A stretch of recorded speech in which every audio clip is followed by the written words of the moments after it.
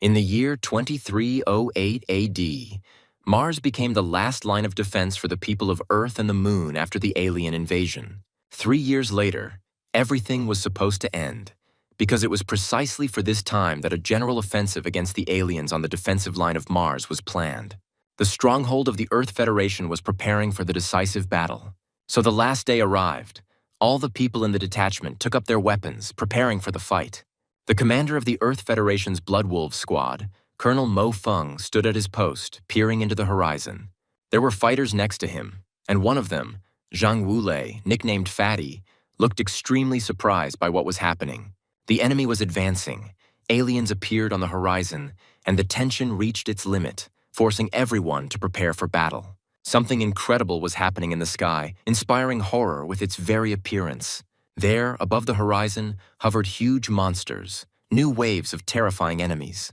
The squad acted in a coordinated manner and did not begin to do anything until they received an order. The sounds of explosions could be heard all around, accompanied by the terrible screams of monsters. Opening their fanged mouths, they pounced on the heroes, wanting to quickly cut them to pieces. Mo Feng gave the order to open fire. The commander's voice sounded decisive and firm, echoing across the battlefield. The fighters took up positions. One of them looked tense, the other concentratedly aimed at the enemy, understanding the full importance of the moment. The shootout continued, each shot bringing them closer to the inevitable. But no one was thinking of retreating. The situation escalated with each passing second. The soldiers realized that this battle could be their last.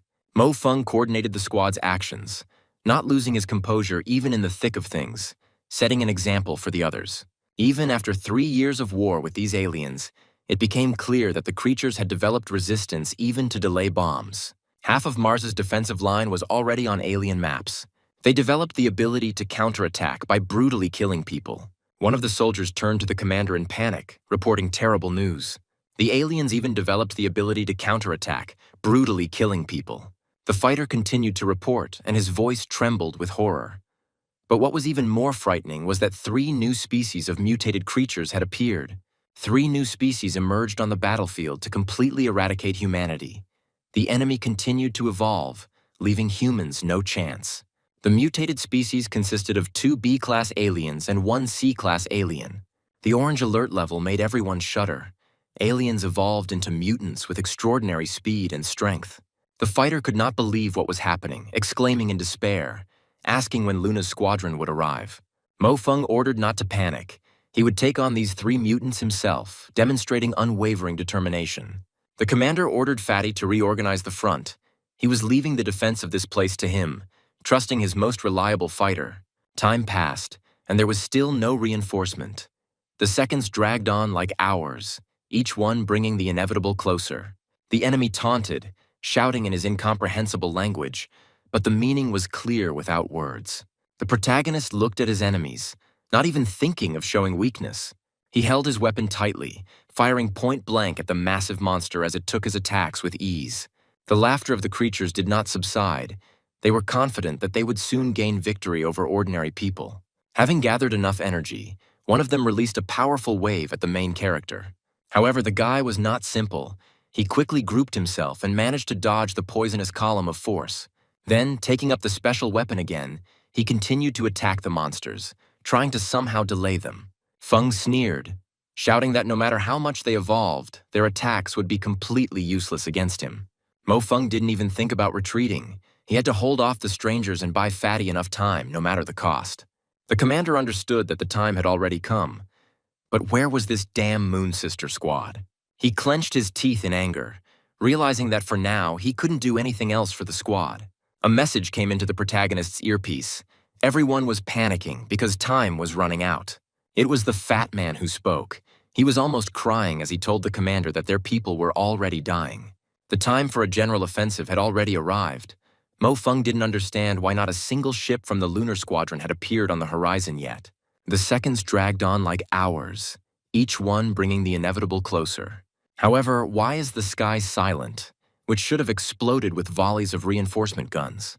The hero contacted the command center, calling them again and again, hoping to hear at least something other than the rustle of static. His fingers trembled as he pressed the call buttons, and his throat was dry from the strain. Could it be that they had been intercepted by alien troops? A terrible thought flashed through my head, causing my heart to clench with icy horror. The local command center of the General Offensive, the Lunar Federation, had to respond, because the fate of all humanity depended on it. The Blood Wolves squad leader called the command center again and again, losing track of time, hope fading with each passing second. The connection was established. The screen cleared for a moment, but all that was heard in response was a heart-rending scream. Mo Feng couldn't believe what was happening. He couldn't accept this thought. It was too monstrous. Realizing the inevitability of the end, I asked for forgiveness from everyone I had been dragging back all these years, from every fighter, from every friend, from my family. His lips whispered words he had never dared to speak out loud, words of repentance and love. Unwilling to accept reality, his screams merged with the wail of sirens and the roar of explosions, creating an eerie symphony of the apocalypse. "Dear Mom and Dad, little sister," he thought, closing his eyes. "Finally, I can be free from this pain, from this endless war. Mom, Dad, little sister," he whispered, ready to come to them, because I felt the light getting closer, becoming brighter, warmer, and more inviting. The main character took out a bomb he had prepared in advance and simply held it in his hands for several minutes. Then he began to activate it, and a bright light poured out of it for several meters, after which a deafening sound was heard, an explosion that Feng caused, taking dozens of more monsters with him. It seemed that Mars itself suffered from this powerful blow, and the explosion began to spread even further. A couple of seconds passed, and the hero felt his soul leaving his body, flying away somewhere to another dimension. He enters and leaves this world forever, completely merging with the unknown infinity. Mo Feng now felt so languid, so calm, that he didn't want to get up, didn't want to open his eyes. However, a sharp, disgusting smell hit his nose, tearing him out of this blissful state, returning him to reality with rough, unceremonious force. A loud laugh rang out nearby, so familiar and so out of place, tearing at the fabric of reality with its life-affirming sound. The fat man joyfully exclaimed that his invincibility proved that they were just playing, that this was not serious, that it was just a stupid joke. Mo Feng stared at the speaker in bewilderment, not believing his eyes, trying to reconcile the image of his friend with the horror he had just experienced. "What's with that look?"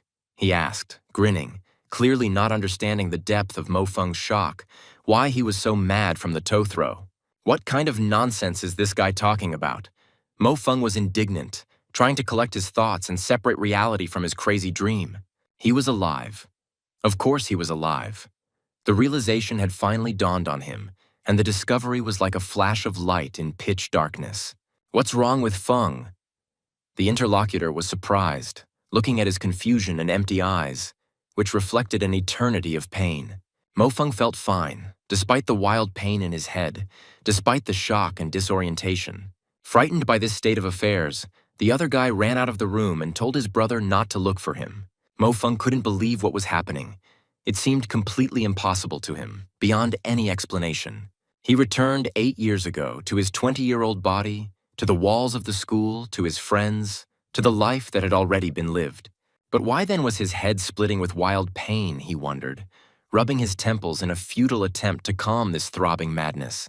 Then he remembered how someone had advised his brother not to drink so much after he had been rejected.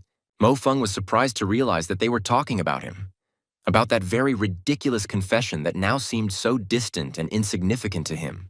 Why did fate bring him back at this very moment? He wondered with both bitterness and hope. Suddenly it dawned on him, his heart pounding wildly with a stunning realization that took his breath away. If he really was transported back 8 years, then his sister and parents should be alive. They didn't die. Mo Feng tried his best to calm down, but his hands were trembling treacherously from incredible excitement, and his fingers refused to obey. He had to call them, hear their native voices, make sure that this was not a dream, that they were really alive and well. Having put too much effort into dialing the number, he suddenly realized that he was not yet used to this young body. "I'm not used to his excessive harshness and uncontrollable force, to the fact that every movement requires painful recalculation." He persuaded himself to calm down, even though something incredible and inexplicable had happened. A voice came through the receiver, so incredibly familiar, so long-awaited, completely impossible in that nightmarish reality. "Sister," he realized, feeling the treacherous tears welling up in his eyes, and a huge lump rising in his throat, preventing him from breathing. It was indeed Xiaoxing's voice. Alive, real, not distorted by the terrible interference from the battlefield. But Xiaoxing, being a member of the Federation Genius Club along with her sister Zi Chen, always spoke directly, without any hints or omissions. His sister, with her characteristic frankness, said that his brother shouldn't be so upset about the refusal, and these words made Mo Feng smile involuntarily. His friend was looking nearby, noticing that his brother was so unhappy after his failure in love, and now his own sister was finishing him off. Mo Feng was incredibly happy to hear his sister's voice. Every word she said, even the most offensive and caustic, sounded like beautiful music to him. He replied that he would definitely return home this weekend, and Xiaoxing was finally glad that her brother understood how important it was to spend more time with his family. She explained that Fatso's appearance alone was ruining his entire reputation, scaring away all the decent girls with his behavior. In this remark, she remained true to her inimitable, straightforward character that Mo Feng loved so much in his sister. Mo Feng, deeply moved by this simple conversation, simply replied that her brother would always love her. The girl was clearly surprised that something needed to be explained, that this didn't sound too pretentious for their usual relationship. But then she froze, realizing that this was probably a real nervous breakdown, right in broad daylight. Little sister Xiaoxing couldn't believe her ears when she heard her brother say such words.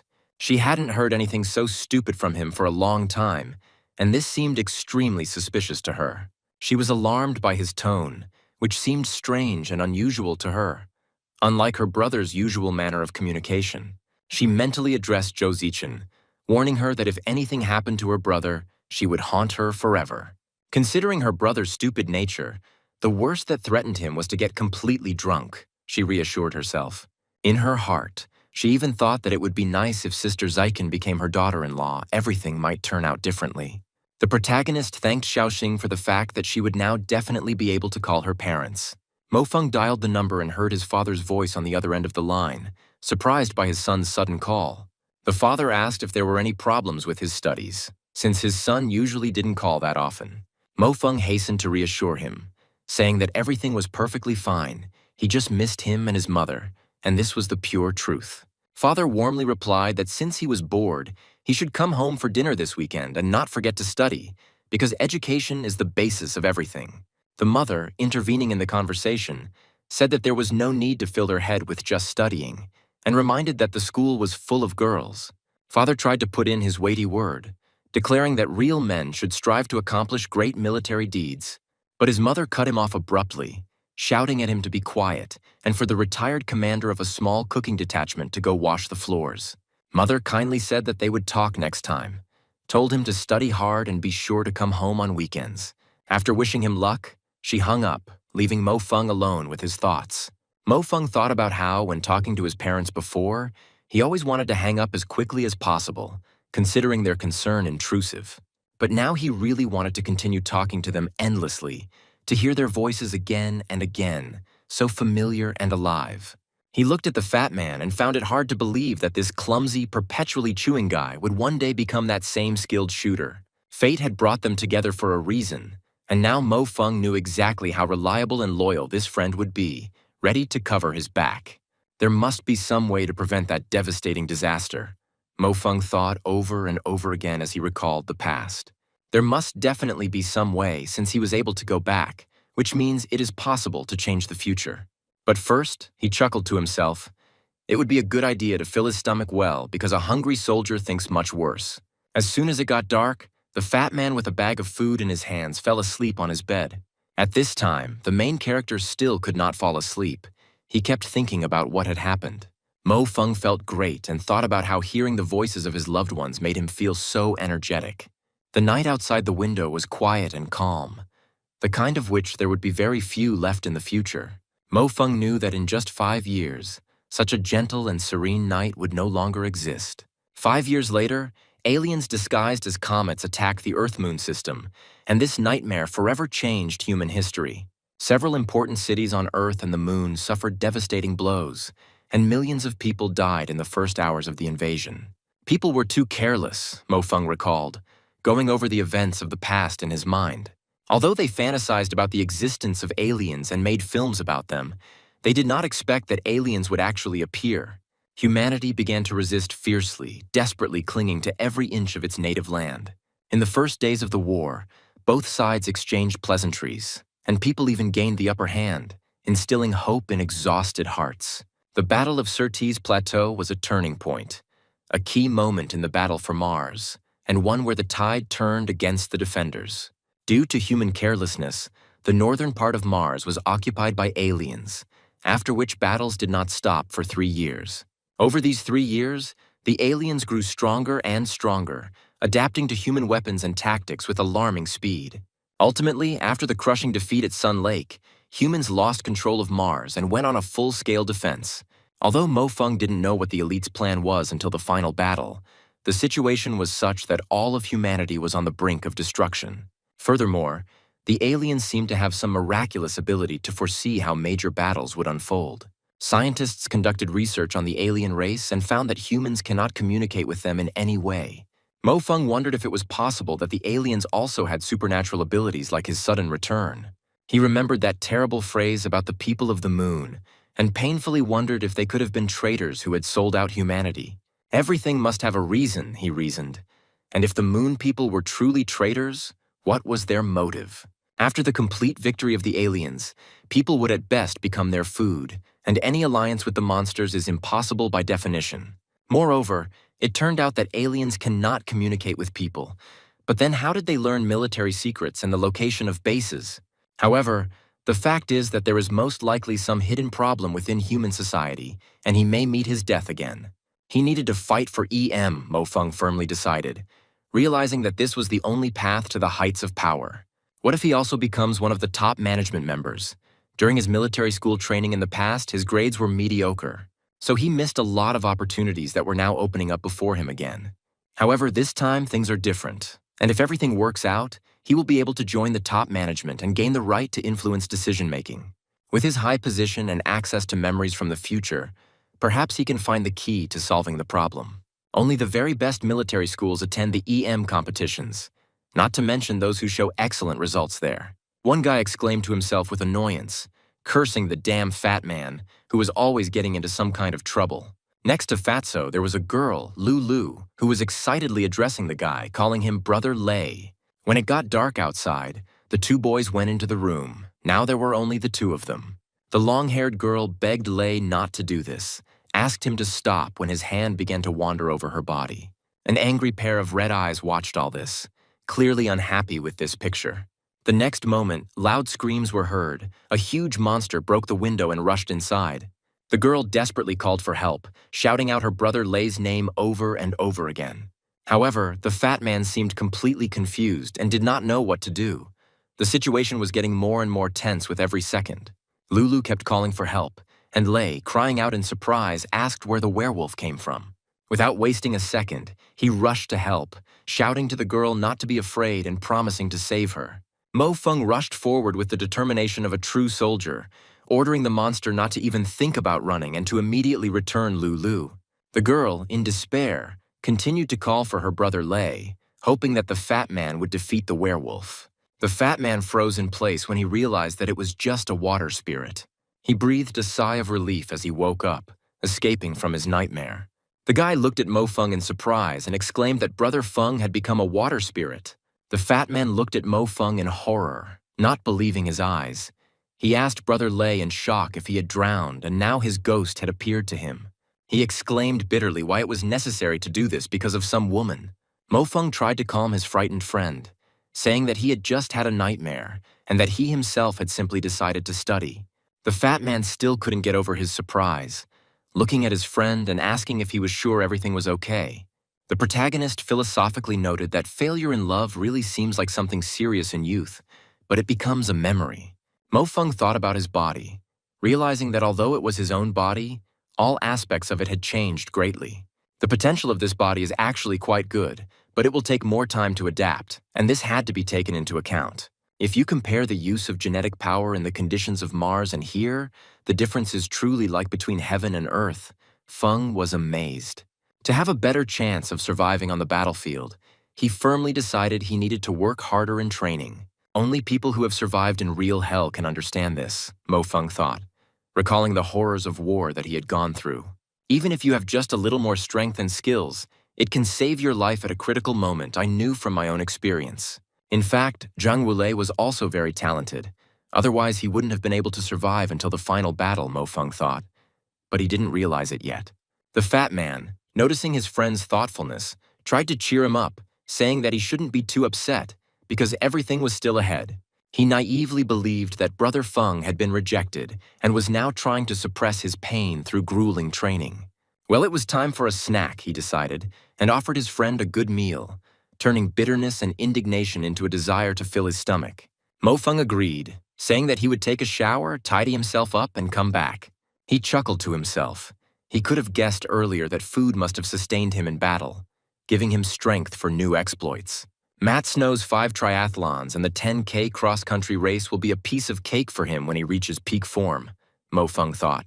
He was now about 40 to 50% recovered, and his body should be better and more resilient than before. It's just that genetic strength requires further training and willpower, and this mysterious feeling appeared in him during the war against the aliens. In this era, genetically modified soldiers and genetic engineering were not taboo, and no one was horrified by it. Initially, in order to colonize Mars and the Moon, scientists began conducting research into tweaking human genes, Feng recalled. Ultimately, these studies made such a huge breakthrough that they not only solved the problems of adaptation to an alien environment, but also significantly expanded the potential of humanity. He was amazed by science. Genetic technologies have truly moved human exploration of the Moon from plans to reality, laying the foundation for the rapid development of colonies. But at the same time, they also created discord between the Earth and the Moon, which in the future led to a tragedy that divided humanity. The Earth Federation had a somewhat conservative attitude towards genetic engineering and was more inclined towards the natural evolution of people. They believed that more time was needed to achieve the goal of fully adapting humans to interstellar travel, without forcing things. Genetic modification has brought benefits such as increased intelligence and adaptability.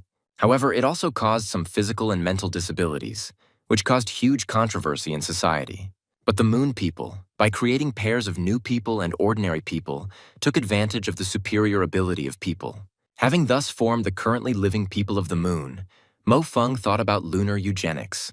In essence, the goals of the Moon and the Earth were the same. Only the processes of achieving them were warm for some and hot for others. The protagonist's physical condition would be much better by the time of the war, he planned. The main thing was to let his body get used to the genetic strength. The muscles also needed to be toned, because for maximum effect they needed to match genetic strength, and this took time. The method for this is quite simple. Train until your pulse is lost, you become exhausted and over-expenditure. This is the easiest way for your body to adapt. Unlike before, he now had a good understanding of his potential, feeling every cell in his body, every muscle fiber. Both the Earth and Lunar Federations placed great emphasis on military academies, so living conditions there often surprised newcomers. The fat man joyfully shouted that it was time to go eat, interrupting his thoughts, and they headed to the dining room. Although Mo Feng remembered that the food at the military academy was quite varied, it was surprising that the fat man never said a word about the menu. For some reason, it seemed to him that the fat man was somehow different today, not like always, and this made him wary. Could it be that Zhang's skills were awakening prematurely, he wondered with excitement, because his intuition in war was amazing. What exactly is different from usual? Mo Feng asked himself with interest, watching his friend closely. The fat man exclaimed in surprise, pointing at Mo Feng's face. He said that this smile of his, damn it, couldn't exactly explain what had changed. Then, a little embarrassed, he continued, saying that he had become more handsome or something.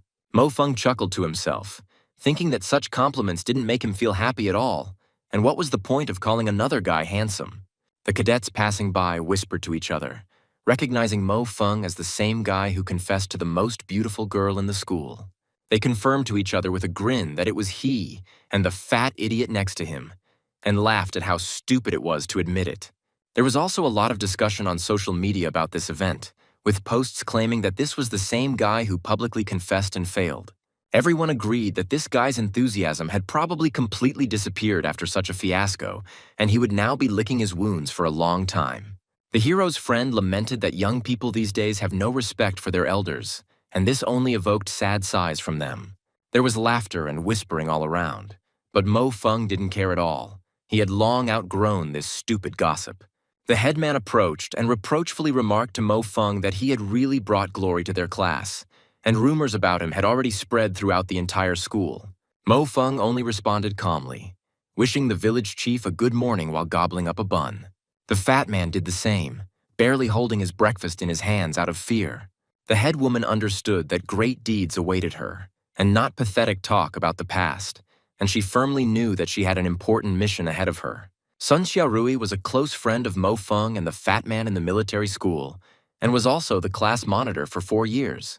After graduation, she quickly rose through the ranks of the military in the war against the aliens and became one of the youngest captains. In the first few years after graduation, Mo Feng and brother Lei were at the very bottom of the army hierarchy. But this did not stop Sun Xiaorui from continuing to communicate with them, and she never forgot her old friends.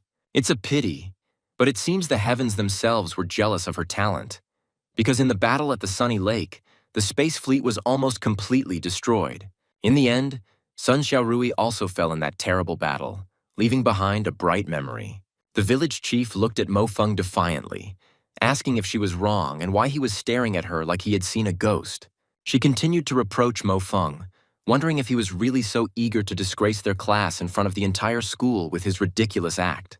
Mo Feng calmly admitted that the village chief was right and he had indeed distinguished himself, but there was not a trace of regret or shame in his voice. The headman asked ironically how well he had thought it all through and whether he was going to treat them to 3 full dinners. The fat man added that Mo Feng would have to wash his socks for a week, and that this was a fair punishment for his behavior. Mo Feng was indignant, asking if they were trying to console him or if they had come to finish him off completely, since he had already suffered enough. The head woman explained that she had initially really wanted to console him, but when she saw his smiling face, she decided that it was unnecessary. The fat man immediately asked for the password to his brother's bank card, promising to take care of it for him if necessary. Mo Feng thought that in the past, at this stage, he had indeed suffered a serious mental trauma, and it had caused a lot of trouble. Now, it seemed absurd to him that he had become depressed because of Zhou Zichen, and he felt fine. The food really did taste very good, Mo Feng noted to himself as he savored every bite. Only those who have been through a war know how pleasant it is to eat in peace and quiet, without expecting an alarm signal every second. Although there were no supply problems at the front, moments when they could eat were rare and a great joy for them.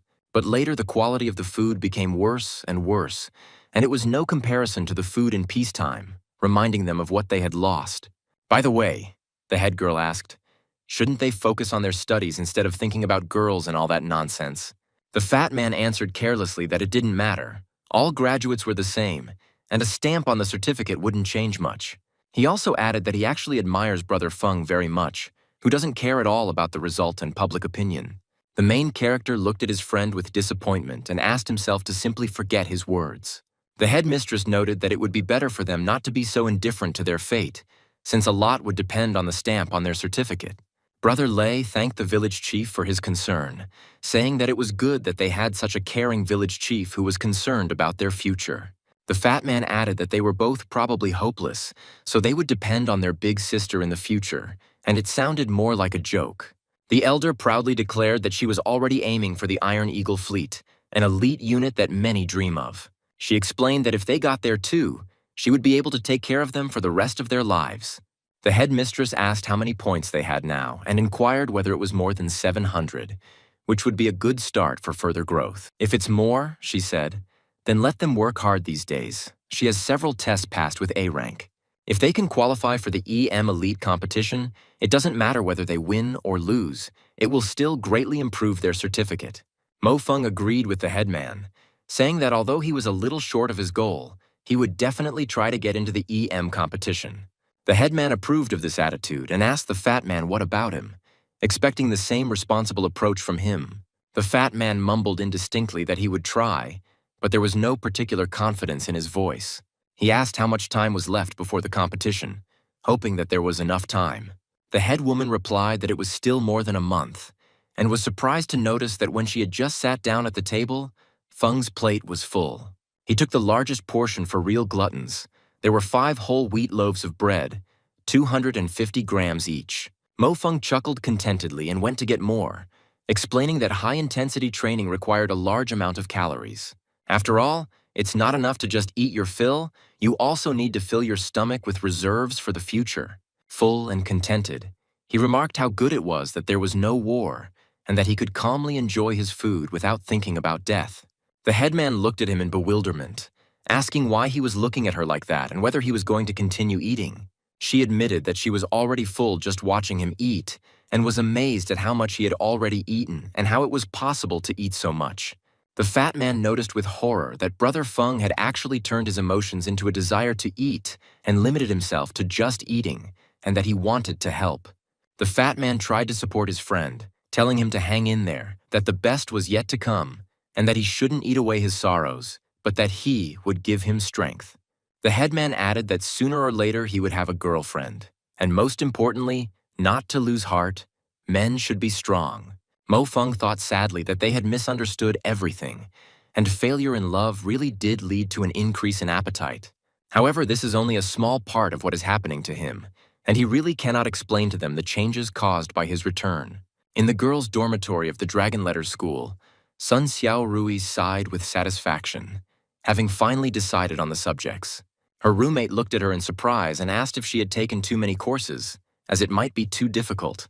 Sun Xiao Rui chuckled in response and explained that she took everything related to the fleet because in the future, she would be able to accept her friend. The neighbor quickly refused such a tempting offer, saying that these courses would be too difficult and incomprehensible for her. She added that she preferred the navigator courses, where she had to think rather than just follow orders. Sun Xiaorui was delighted with this turn of events, noting that her friend's chosen discipline would also be very useful to her in teamwork. She wondered what courses Mo Feng and the Fat Man, those two slackers, had chosen, and decided that she would have to keep a close eye on them. In the boys' dormitory of the Dragon Letter School, Mo Feng stared at his friend in shock, not believing his ears, because he had chosen to serve in the rear. Mo Feng became even more indignant, reminding him that his brother's passion should be as cool as that of his beloved goddess. He stated that he was repeating for the 100th time that they would participate in EM and that this was not up for discussion. The fat man doubted the reality of such plans, saying that Brother Feng must be joking since they were two hopeless losers. Mo Feng replied seriously that he and Fatty still had almost a whole month of time, and they could earn all the necessary points themselves. The fat man stubbornly insisted that he couldn't, and it was like a capricious child who was afraid to even try. Out loud, the hero said that he didn't care at all about the fat man's excuses and would put all of his precious figurines on Taobao. The fat man exclaimed in horror, asking how long his brother had been yearning to get his beloved Lulu. He thought sadly that it seemed that the failures in love had hit Brother Feng hard, because before he had openly despised EM. The guy, looking at his own figurines, whispered that his love, it seemed, would never hear him read a smart book. There was just over a month left until the EM registration deadline, and Mo Feng was absolutely sure that this time would be enough for him. He knew for sure that genetic power is in the body of every person, but not everyone knows how to use it and reveal it correctly. The right way of control and training is the main key to unlocking this amazing potential hidden deep within. Knowing this and having the experience of the future, he will be able to become the strongest man of this era, leaving all his peers far behind. He must reach the peak state of his body before the aliens arrive, and he must surpass even the limits that were available to him. 5 days later, at the sports stadium of the Dragon Letter School, the fat man watched his friend with admiration and at the same time. He noticed that Mo Feng had become quite good at training and now seemed like a completely different person, as if he had been replaced. He felt so sorry for his brother, who he was convinced clearly had severe broken heart syndrome and was now trying to numb the pain. For several days now, all Mo Feng had done was train until he was exhausted, then eat and sleep again, devoting his time only to these activities.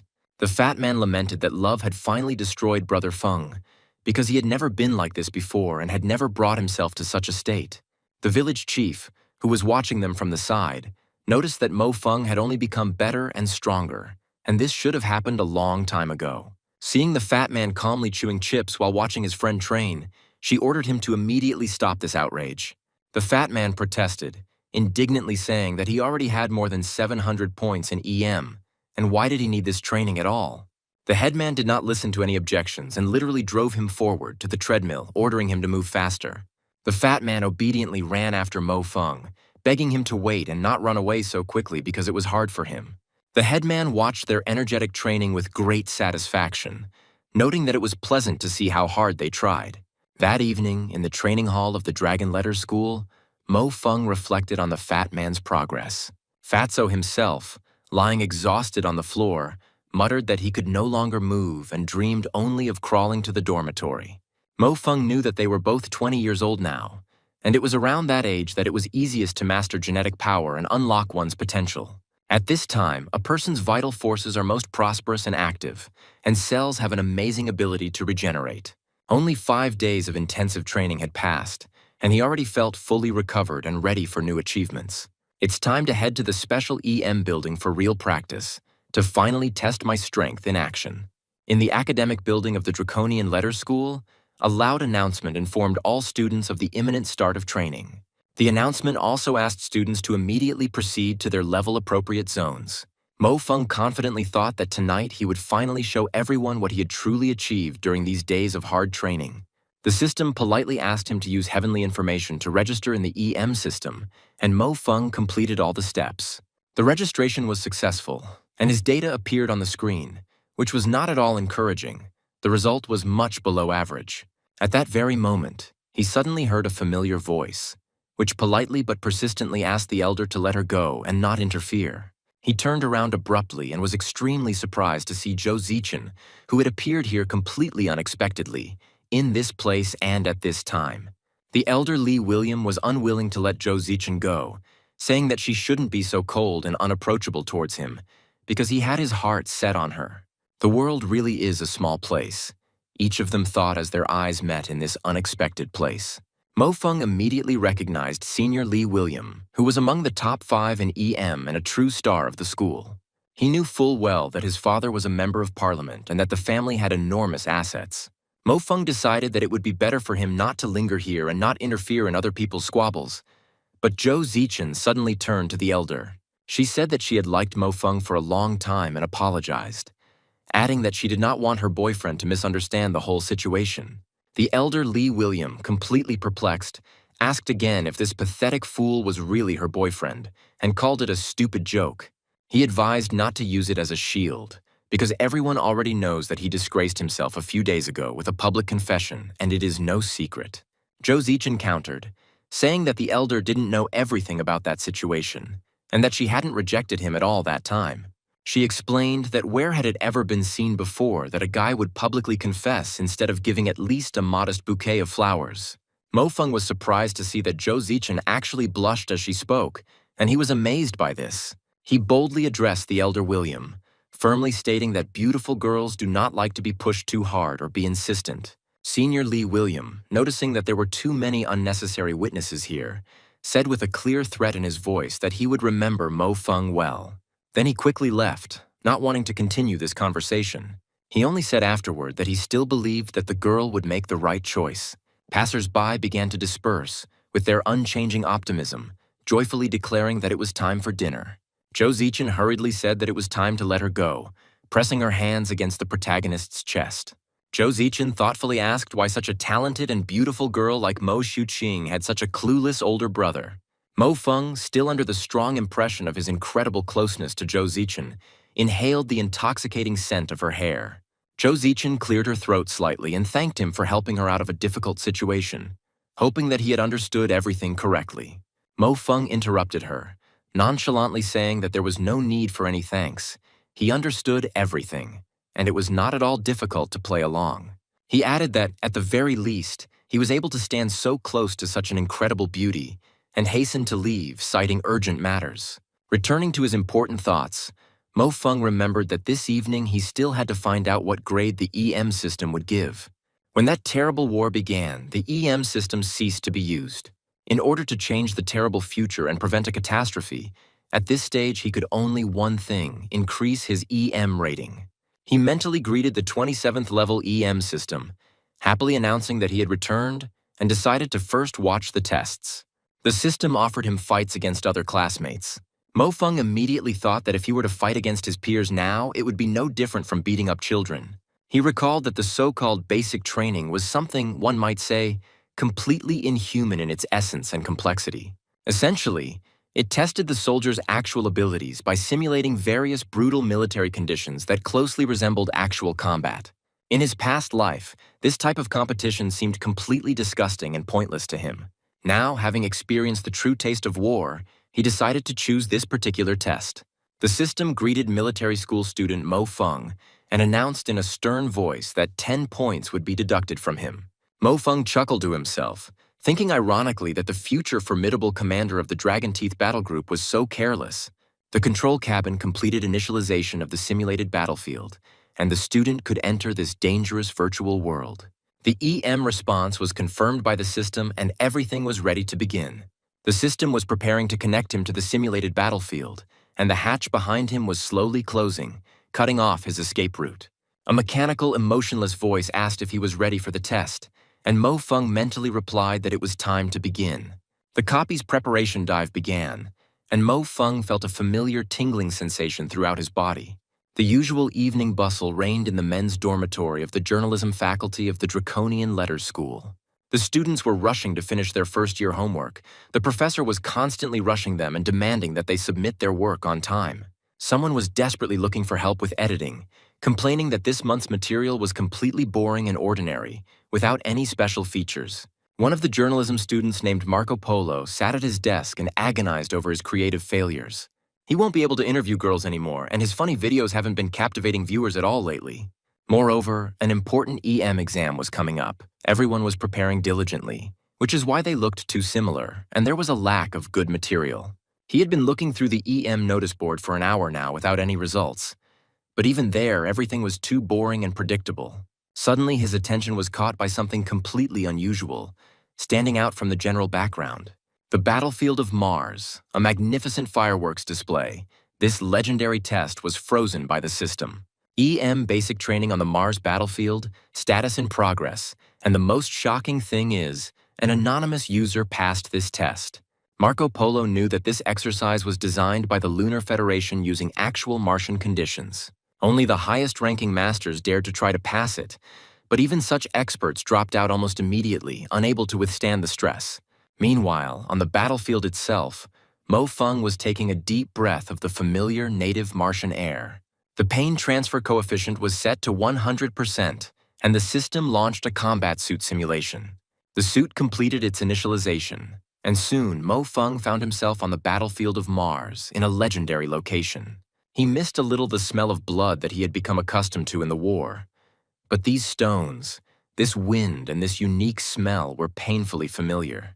This place, full of desolation and brutality, was exactly what he was looking for. The battlefield of Mars with which he was so familiar. Marco Polo continued to watch what was happening on the screen, not believing his eyes. Warning and danger were written everywhere on the map, and any wrong move could cost the virtual character his life. He understood perfectly well that the difficulty of this exercise was directly related to the level of pain he felt. 100% sensation of pain implied 100% difficulty, and Polo was sure that the exercise would end in failure. He thought that the part about this type of failure would also be funny, considering that at the beginning he had an aura of some kind of cool expert about him. It was time to start writing, Marco Polo decided, preparing to document the spectacular fiasco. Mo Feng began his rapid movement along the deadly ravine, and his every move was calculated down to the millimeter. His young body was a little short of what a guy should want in terms of physical parameters, but he still managed to jump into the blind spots of the photon cannons. He moved with the grace of a seasoned predator, using every fold in the terrain as cover. Time flowed inexorably, and Marco Polo watched what was happening with bated breath. He couldn't believe his eyes and could only mumble, realizing that something incredible was happening. The guy reflected on the actions of the main character, thinking to himself who this guy really was. Mo Feng cursed silently, but continued to move forward at incredible speed. 100 meters of this deadly passage could only be described as 100 meters of pure death, where every step could be the last. Covering such a distance at a difficulty level of 70% was already sufficient reason for pride for ordinary cadets. However, what was happening now exceeded all conceivable limits. But what amazed Marco Polo most of all was that, after all his movements, this man still had the strength to methodically destroy the guns. The photo is behind us, thought Marco Polo, watching as the unknown fighter overcomes yet another difficult section. Marco exhaled, not believing his eyes, saying that it was incredible.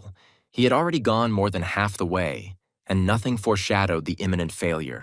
Marco Polo was overcome by the chilling feeling that there, in this virtual hell, it was not just one man fighting, but an entire mighty army. This fighter's movements were so coordinated and powerful. He couldn't shake the thought that there was only one person there. But the way he moved made it seem like a unit was working.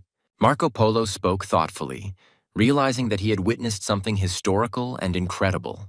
Marco Polo looked at the screen in complete horror, not believing his eyes. "Damn it, what kind of perverted exercise is this?" he exclaimed to himself. What person in their right mind could possibly go through it? Even if elite fighters were eliminated in the first seconds, the system removed obstacles from the unknown fighter's path one by one.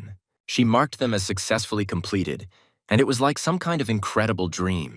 He muttered in amazement that this guy was some kind of real monster, asking where he got such incredible jumping ability and agility, as if he was born and raised on this battlefield. Every movement of the unknown was measured down to the millimeter with surgical precision. It was as if he were reading the very structure of this deadly labyrinth, looking into the future. Another critical moment made Marco Polo shudder and clutch the edge of the table. Too bad. The shot weakened the force of the jump, and now the runner won't reach the saving shelter, he thought with horror. But Mo Feng, as if hearing his thoughts and reading his doubts, found some incredible solution. Impossible from the point of view of ordinary logic. There were still some 10 meters left before the finish line, and Mo Feng knew for sure that he would definitely break through this hellish section. He felt every cell of his young body, every muscle working with perfect synchronicity and efficiency, obeying an iron will. The minutes were inexorably approaching the end of this incredible race with death. At this most difficult stage, it was completely useless to rely only on speed. Mo Feng understood perfectly well as he dodged the explosion. Trying to get through here at human speed alone without proper training and experience would only be to one's own detriment. It took much more than just quick feet and reflexes. It took experience and instinct. Only by relying on instant, almost intuitive judgment and incredible flexibility could this stage be overcome. These were precisely the qualities that he had developed to perfection thanks to 3 long years of war. The long-awaited sign finally lit up on the board, and Marco Polo could not believe his eyes, rubbing them several times. This is definitely not a dream, he asked himself. Oh my God, he really completed the Mars battlefield at a difficulty level of 100%. This was previously considered absolutely impossible, but everything has changed. Who is this mysterious man? Who the hell is he? The student thought feverishly. He tried to make out any details on the screen, but the image was too blurry. That last look, that turn of the head, created a chilling sensation, as if death were staring intently at you. Marco Polo's whole body trembled, realizing that he had just witnessed something completely incredible. Who is he? He wondered again. But then he exclaimed in panic that the broadcast had ended, and he had not immediately noticed it. The recording appeared. Marco Polo breathed a sigh of relief, realizing that he had a real treasure in his hands. It seemed to him as if God himself, although no, not so much God as a real demon of war, walked across this battlefield. Judging by the loud voices, literally every student knew about this incredible event. Just 5 minutes after the test ended, the Earth's largest military schools were inundated with messages from students. They asked each other if they had seen this incredibly cool guy and admired his phenomenal skill. Meanwhile, Mo Feng was analyzing the game he had just completed, noting that he still had many problems in battle.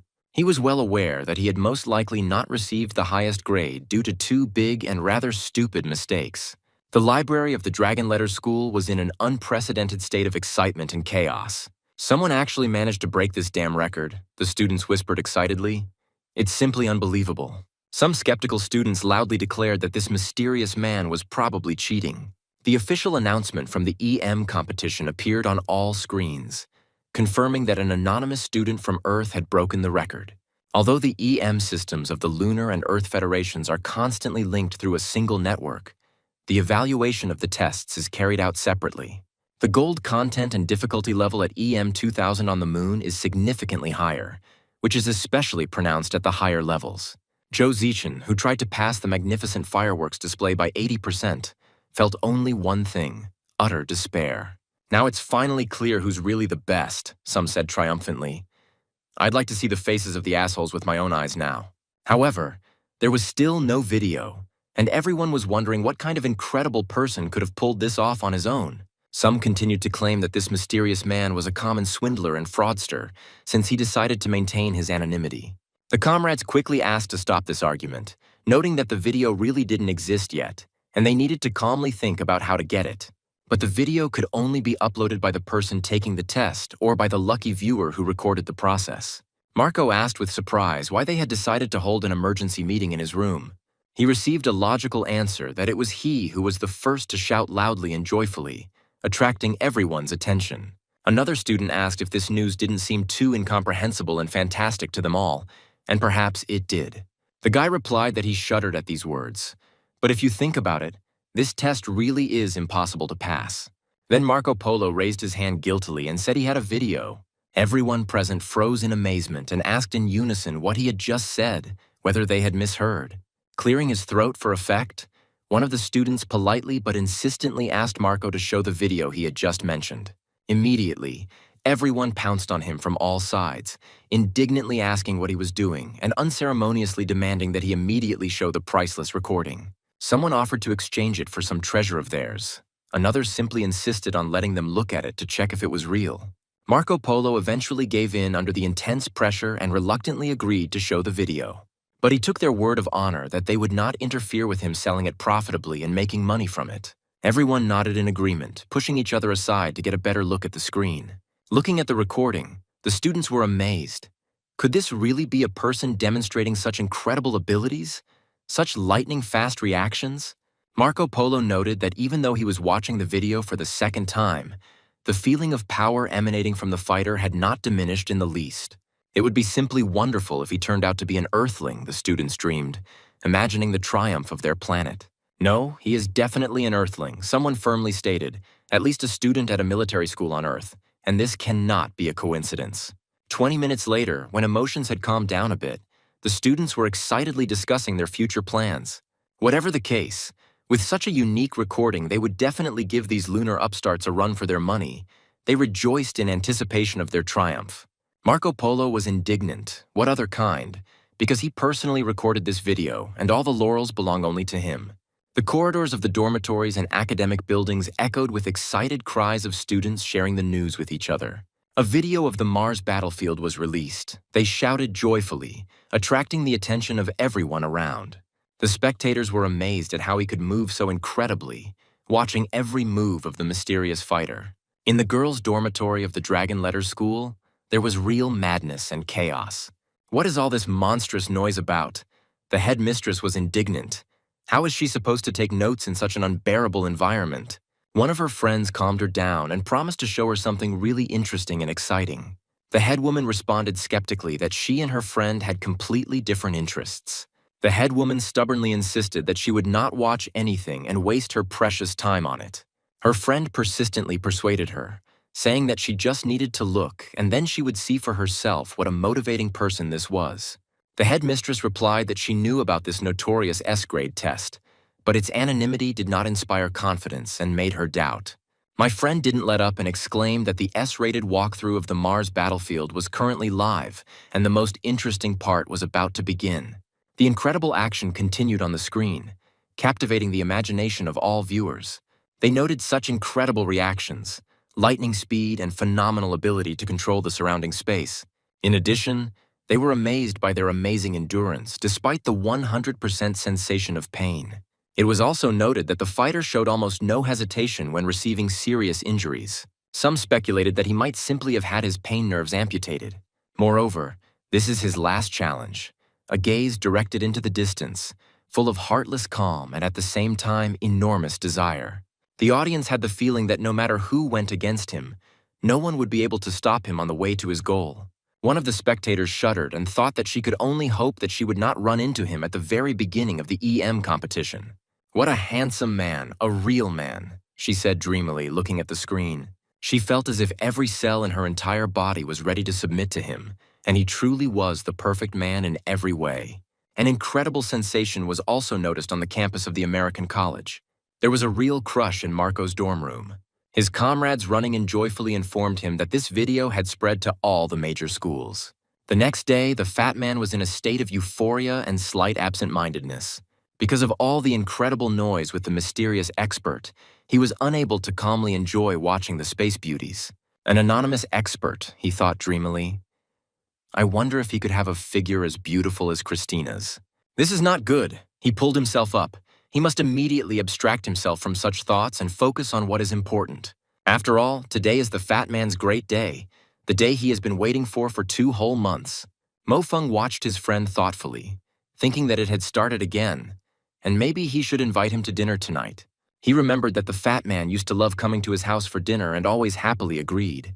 Then Fatty began to follow Mo Feng relentlessly wherever he went, and this continued until he entered the army. Mo Feng asked again if he was busy that evening and wanted to go to a family dinner. The fat man was surprised and answered, "Does he look like a person who has any plans for the evening?" He firmly stated that today was the fat man's big day. He had been waiting for it for 2 whole months and would not miss it for anything. Mo Feng asked understandingly if he was going to meet his goddess again. He advised his friend that he should do as he did and finally confess. Even if he was rejected, at least it would be a useful experience. Mo Feng advised him as he was leaving. He was returning home for dinner. He needed to try to control himself and not drool in front of the goddess. Already near his house, the conversation he had with his friend no longer came into his head. Mo Feng could already smell the familiar aroma as soon as he stepped into the house. He thought how good it smelled. The aroma of stewed fish that he had loved so much since childhood, and his heart filled with warmth. His father greeted him with a smile and said that he had a good eye, and that this girl and his mother in their youth even looked alike in some ways. Mo Feng was surprised. Mom really put on makeup. What was so special that she decided to get pretty today? The father hurried to the kitchen, saying that he would go cook. Otherwise, his wife would be angry that he was lounging around there. Mo Feng looked around in surprise, noticing that they had guests. He turned around and saw a familiar figure. The sister pointed happily towards the living room, attracting her brother's attention. A familiar voice rang out, saying good evening to student Mo Feng, and Mo Feng froze in amazement. Mo Feng wondered why Zhou Zichen came to us, casting a questioning glance at his sister. Mo Xiuqing replied with a sly smile that this was obviously his doing, and he himself should know the reason. Mo Feng thought about the fact that Zhou Zichen had never been to their home in the past, which meant that his actions had already been able to change something. Although Mo Xiuqing and Zhou Zichen were in different years, they were both members of the Dragon Script School's Genius Club.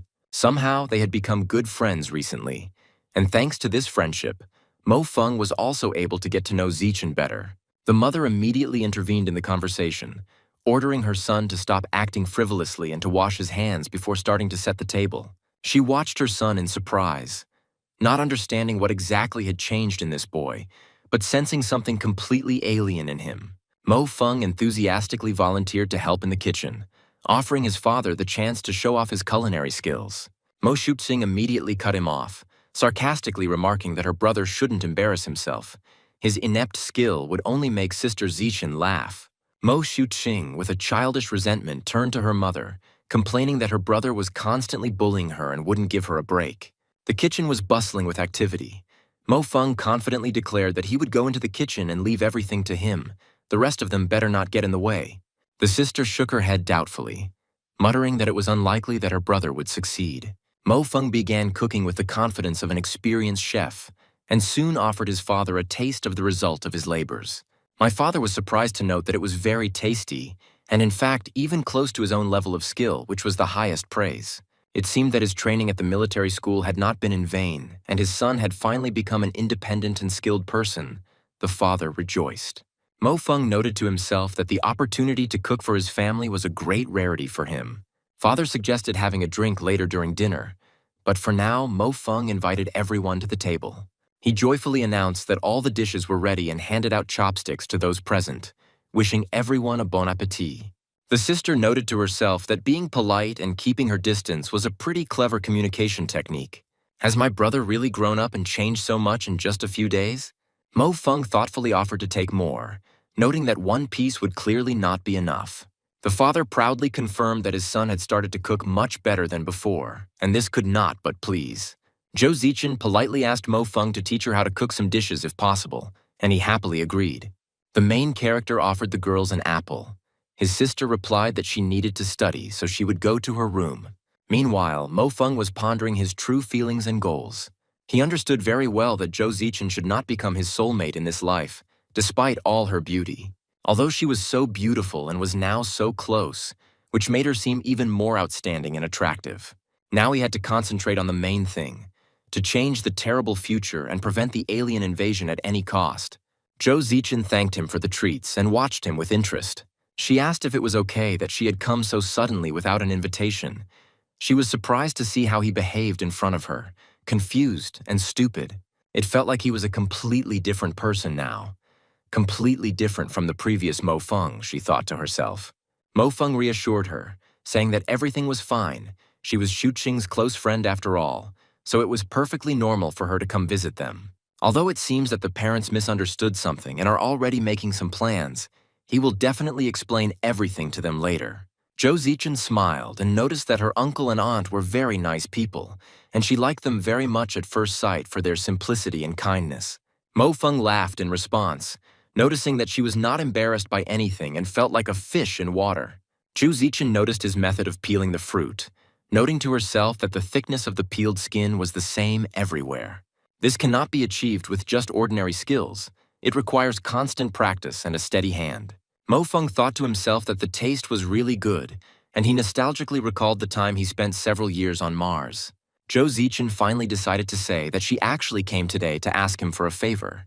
Mo Feng, with a sly smile, suggested that she might want him to take a part-time job as her shield from annoying admirers. Zhou Zichen was a little embarrassed, but she confirmed that she was Xu Xing's friend and they studied together. So, why not? Mo Feng, after some hesitation, then offered to hire him permanently in this capacity. The girl exclaimed in surprise, What? And looked at him in surprise, not believing her ears. Zhou Zichen replied to Mo Feng with a slight smile that she couldn't promise such a thing. But who knew what would happen in the future? She noticed that she had slipped up a bit in her conversation today, and it felt as if she was completely out of step with the rhythm of their conversation. Mo Feng laughed in response, saying that for him it was a trivial matter, and in the future he would only be happy to do something noble and useful. Zhou Zichen happily agreed to these conditions, shaking hands, and suddenly felt like having a little fun. Mo Feng thought about how, after experiencing all the ups and downs in his previous life, he was able to see Zhou Zichen again.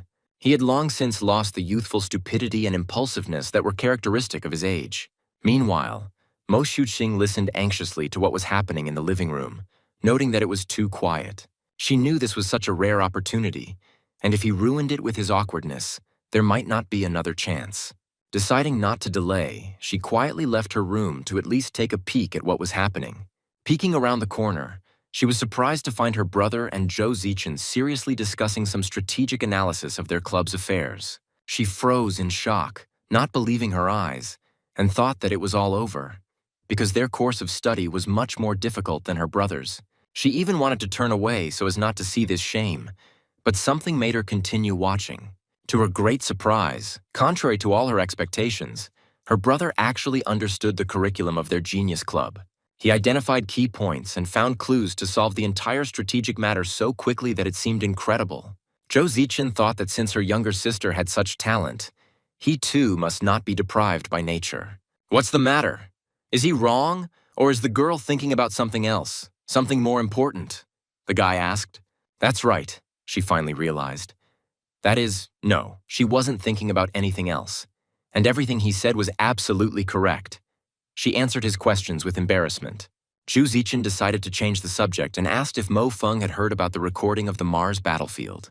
Zhou Zichen noted with admiration that his actions on the Mars battlefield alone could be used as a real textbook. Someone from the journalism department filmed this video and posted it on the forum so he can find it himself and watch it carefully. Zhou Zichen advised him to pay close attention to the reaction, habits, and way of thinking of this mysterious expert. She added that human genes have a dominant heredity, and he too should not be much inferior. Mo Feng asked in surprise, "Didn't she just praise him, and it was so unexpected?" Zhou Zichen responded with a question, and whether it offended or embarrassed him, and if not, then he should take it as a compliment. She said that it was already late and she had to go home, and Mo Feng offered to walk her to the exit. After seeing her guest off, her mother cordially invited her to come again when she had free time, and Zhou Zichen nodded gratefully.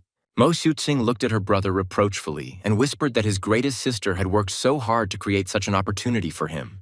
After Zhou Zichen left, His sister asked him if he really didn't understand anything about such things and why he didn't at least walk her home. Mo Feng calmly replied that time on the weekend was very precious, and he still wanted to play a game or two of Senki with his dad, which was much more important. The sister was indignant. What did Senshi have to do with it at all? And reminded him that he didn't look so calm when he got drunk in Tianshun a few days ago. The sister attacked Feng, but she agreed to let him be her boyfriend. This is a huge success. Mo Feng chuckled and replied that what kind of boyfriend would he be? He would just act as a shield from time to time and would never be more than a friend. By the way, he noted, changing the subject, it looks like she's lost weight again. Her ribs will soon be visible, but she is still losing weight and not sparing herself, he said with concern. Mo Suxing angrily demanded that they not change the topic and stop smiling so mischievously because it was irritating her. Does her brother understand his situation? She asked. The coastal tower is the first to meet the moon. Such is common sense and your unique chance. She arranged all this specifically to help him gain her favor and to make her his daughter-in-law in the future. Mo Feng hurried away, saying that he needed to go to class and said goodbye to his parents. His father looked after him thoughtfully, reflecting on the changes that had taken place. Usually he could deal him a crushing defeat blindly. This boy's chess maneuvers suddenly became so astonishing and dreamlike that she lost 3 games in a row. Usually he would freeze as soon as his mother started talking and couldn't utter a word. But now he listened to all her grumbling with a smile. Previously, 2 or 3 spoken words were enough to frighten my brother so that he could not answer anything. But today it was as if he was possessed by the god of war. Now he destroys the source even before the war begins with just a couple of unsalted, insipid phrases, forcing her to shut up first. This sudden change in him was definitely due to love, the parents decided. But weren't these changes too great for a simple feeling? During a lecture on observation at a military school, Professor Cabrillo showed students an image of a badly damaged destroyer. One of the students exclaimed in surprise, recognizing it as the destroyer Iron Eagle, one of the newest models in the Navy. Professor Cabrillo confirmed the student's guess and explained that this was indeed the Iron Eagle, which had taken off on its first flight.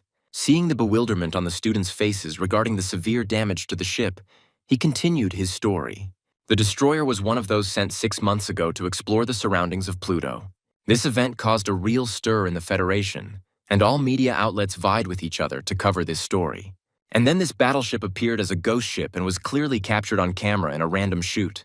The professor announced that this is exactly what they would talk about today and showed new photographs. Mo Feng, who had been listening attentively to the lecture, was suddenly startled by a sudden realization. The traces of this decay seemed painfully familiar to him. They strongly reminded him of something from his terrible past. He frantically thought that they couldn't have appeared through wormholes, let alone a time tunnel. He remembered well that in war, any technology or equipment would also corrode and fail after some time. It looked like they were the ones causing the destruction in the photographs. But he couldn't be sure without seeing the ship with his own eyes. There were still 5 years left before the alien attack. But could it be considered that they had already discovered the existence of humans and were now trying to study them? Professor Cabrillo quipped that the student's expression indicated he had something to say and demanded he share his thoughts. The fat man whispered to his friend in horror that he knew he was a thorn in the professor's side, and even if he was distracted, he could at least pretend.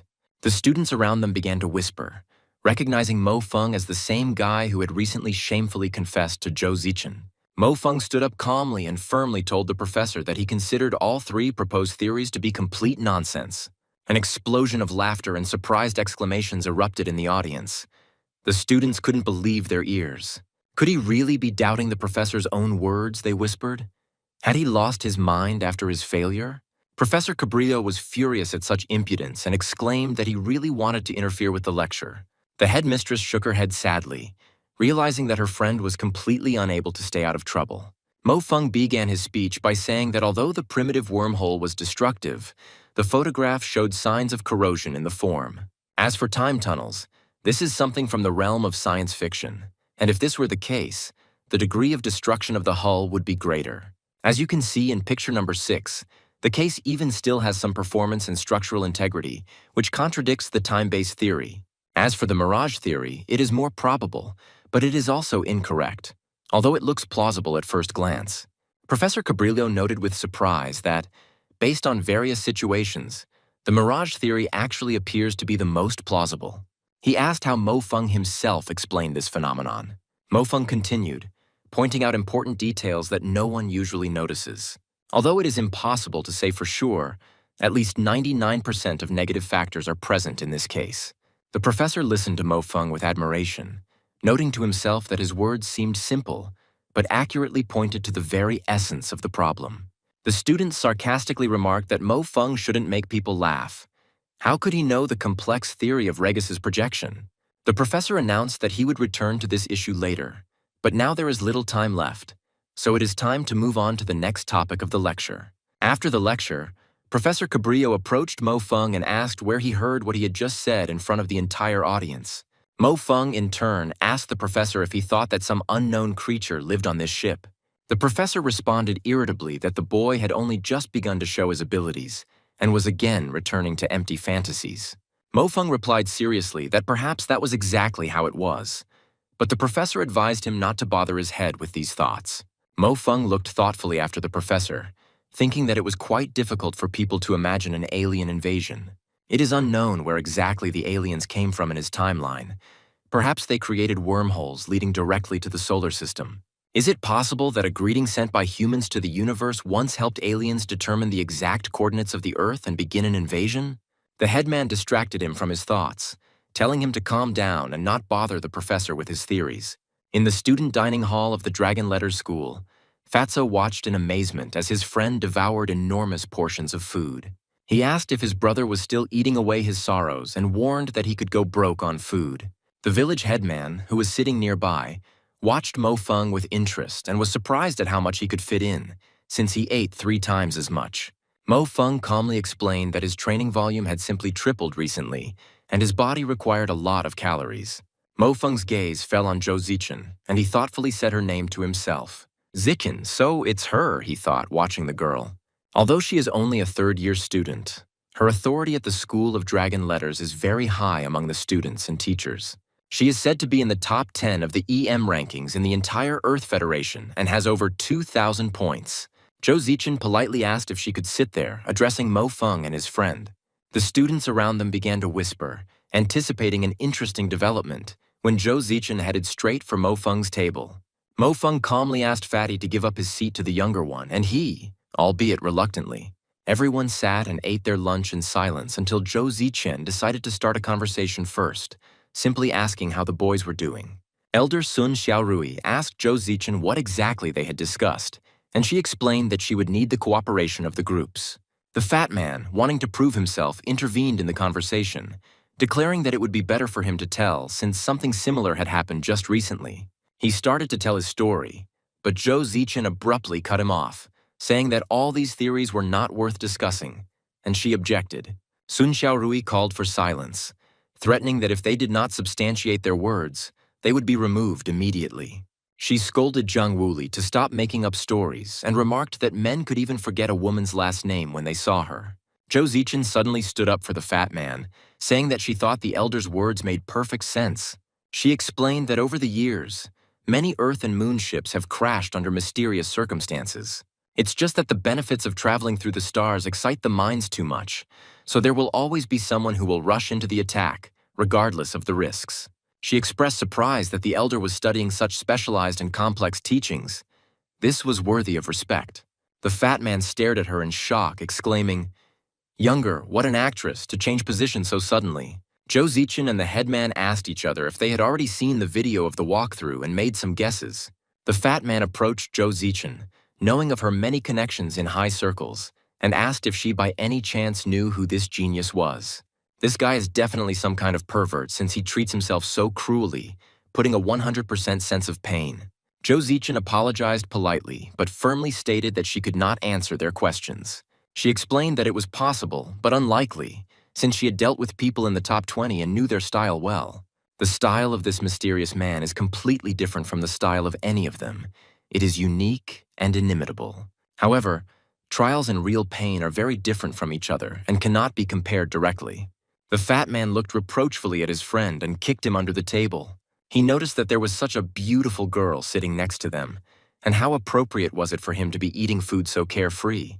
Zhou Zichen made a proposal to Mo Feng, saying that if the elder was not busy during the day, they could train together. she added, suggesting that since this was mutual training, why don't the elder Mo Feng and the fat man go with them together? The hero hesitated and wanted to say that he had things to do during the day and that he needed to earn points in the afternoon. However, his friend did not let him do this, saying that no problem, then they would get together at 2 o'clock, as agreed. The fat man looked at his brother with hope and asked if he would go with him and could surely spare some of his precious time. He didn't understand why he was reluctant to go to training with such a beautiful girl.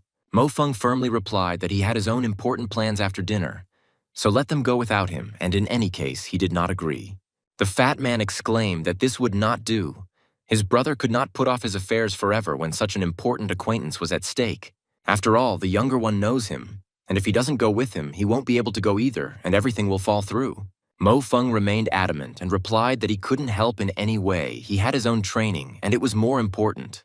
Then the guy resorted to extreme measures, threatening that if he didn't go, he would put his underwear on his head and go out into the corridor like that.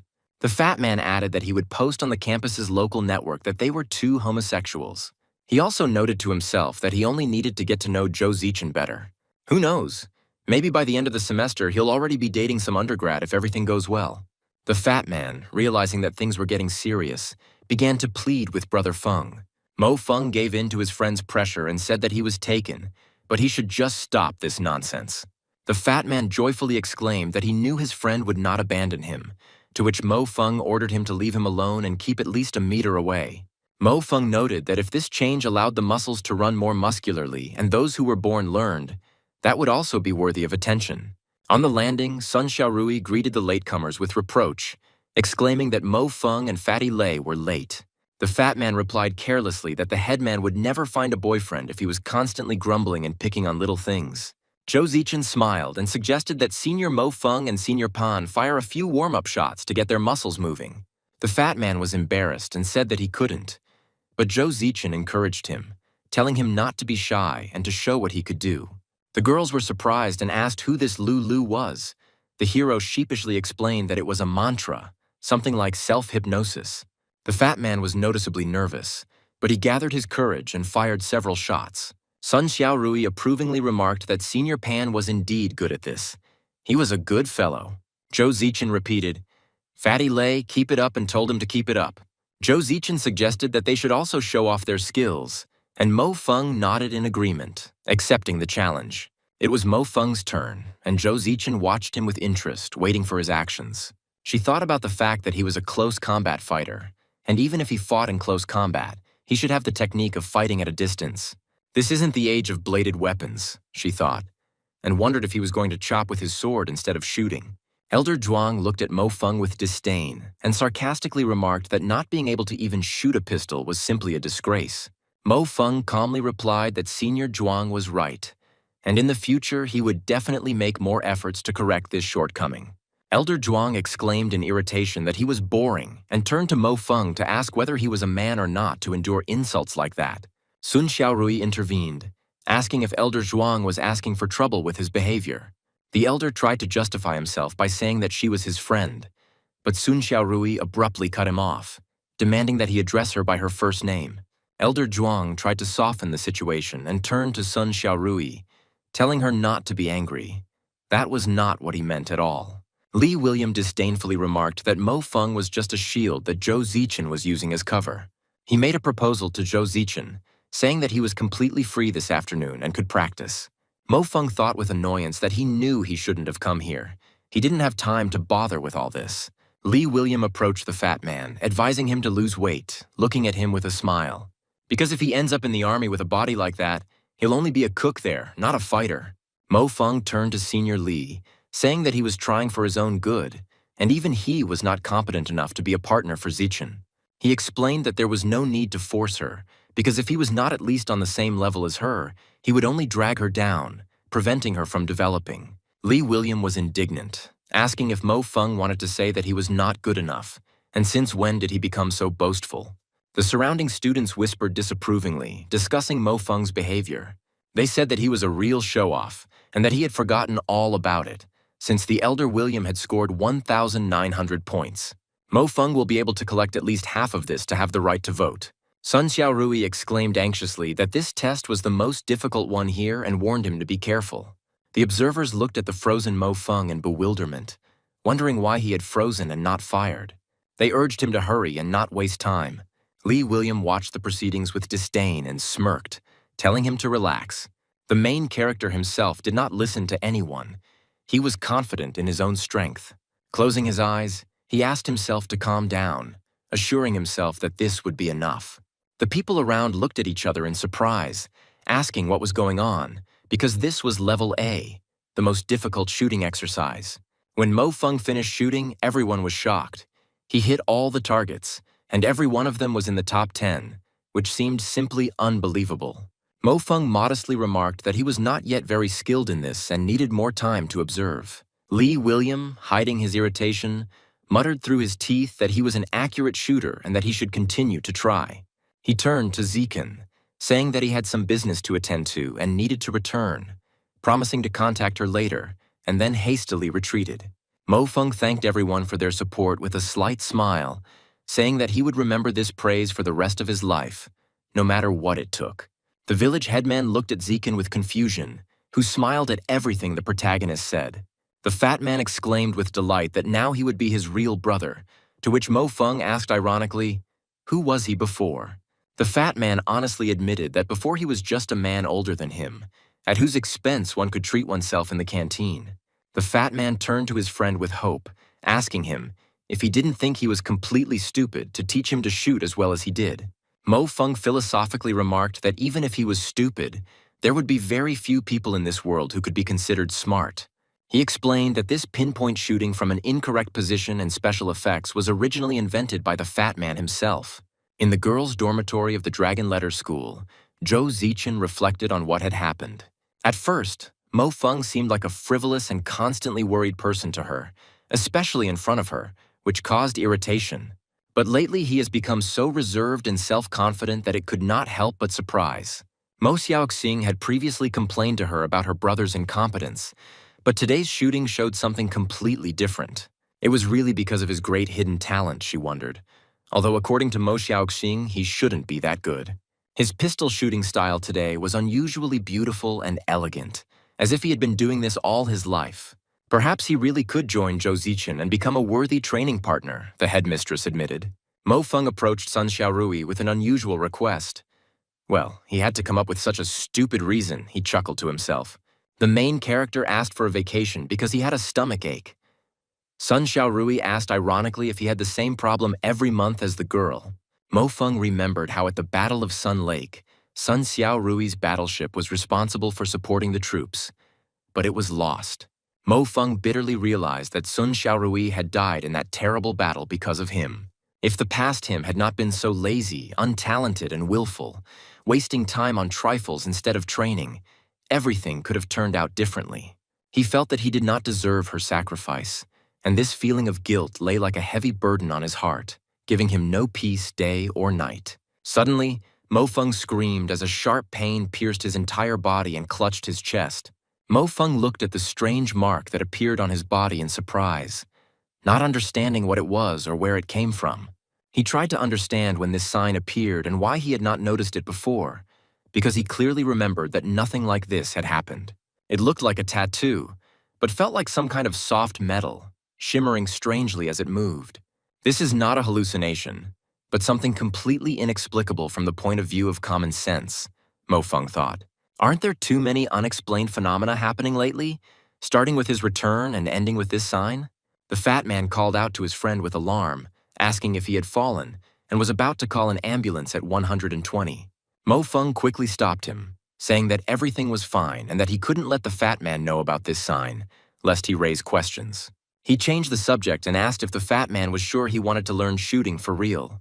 The fat man enthusiastically confirmed that of course he wanted to, and Mo Feng nodded approvingly, agreeing to help. The next day, on the sports ground, the fat man was falling off his feet from fatigue and begged his brother to give him a rest. Mo Feng was adamant and ordered him to continue running, threatening that if he complained, he would add 10 more laps on top. The fat man pleaded in despair, saying that he was already beginning to regret his decision, and it would be better if he continued to watch Space Beauties. Mo Feng encouraged the fat man, shouting at him to push harder, because this was all to stimulate his genetic strength, which was necessary for survival. It would be safer in the future if he became stronger and more resilient now, Mo Feng reasoned. Now, after returning to the past, he must find a way to prevent the impending disaster. 3 hours later, the fat man lay on the ground, barely breathing, and complained that he really couldn't take it anymore. His whole body was in unbearable pain. Mo Feng told Fatty to rest while he ran another 30 laps and then returned to him. These two are pulling the tires again, and this has been going on for several days. Students passing by whispered. Not bad, he's gotten pretty good at it these past few days, Mo Feng encouraged the fat man. Mo Feng enthusiastically promised Wu Lei that if he maintained this motivation, then 10 more laps and they would go eat meat. In the dining hall in the northern district of the Dragon Letter School, the cook asked what exactly the two of them would be eating. Meat, they answered in chorus.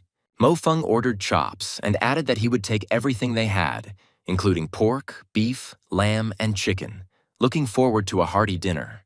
Imagine the disappointment of the other students when they discovered that there was almost no meat left. The fat man watched his friend with satisfaction and thought to himself that Brother Feng seemed to have truly returned to the righteous path. However, he noted to himself that Mo Feng spent almost all of his time training and watching current news. Meanwhile, Mo Feng analyzed the available information and made important conclusions. If we were to generalize everything that is known about aliens and people, we could only make two assumptions, he thought to himself. Firstly, the aliens and the people of the moon are not connected in any way, and this can be proven by the fact that they also suffered huge losses during the war. The alien attacks were chaotic and random, so it is possible that the aliens have some kind of precognitive ability. That is, there is a possibility that there are more advanced aliens whose existence had not yet been discovered by humans at that time. In these circumstances, he must get as close to the leadership as possible so that his words carry weight. In that case, the moon must have had a way to make the service easier, but the Earth did not provide the lunar troops with the necessary information. The Earth will be left without the support of the Lunar Air Force. Its army will be quickly destroyed by superior enemy forces. As for how they would diminish the affairs of the service, it was beyond his imagination. In this case, the moon and its troops will have access to information, and not to information received by the Earth's leadership. The situation is quite complex, and both of these assumptions have their own shortcomings and limitations that need to be taken into account.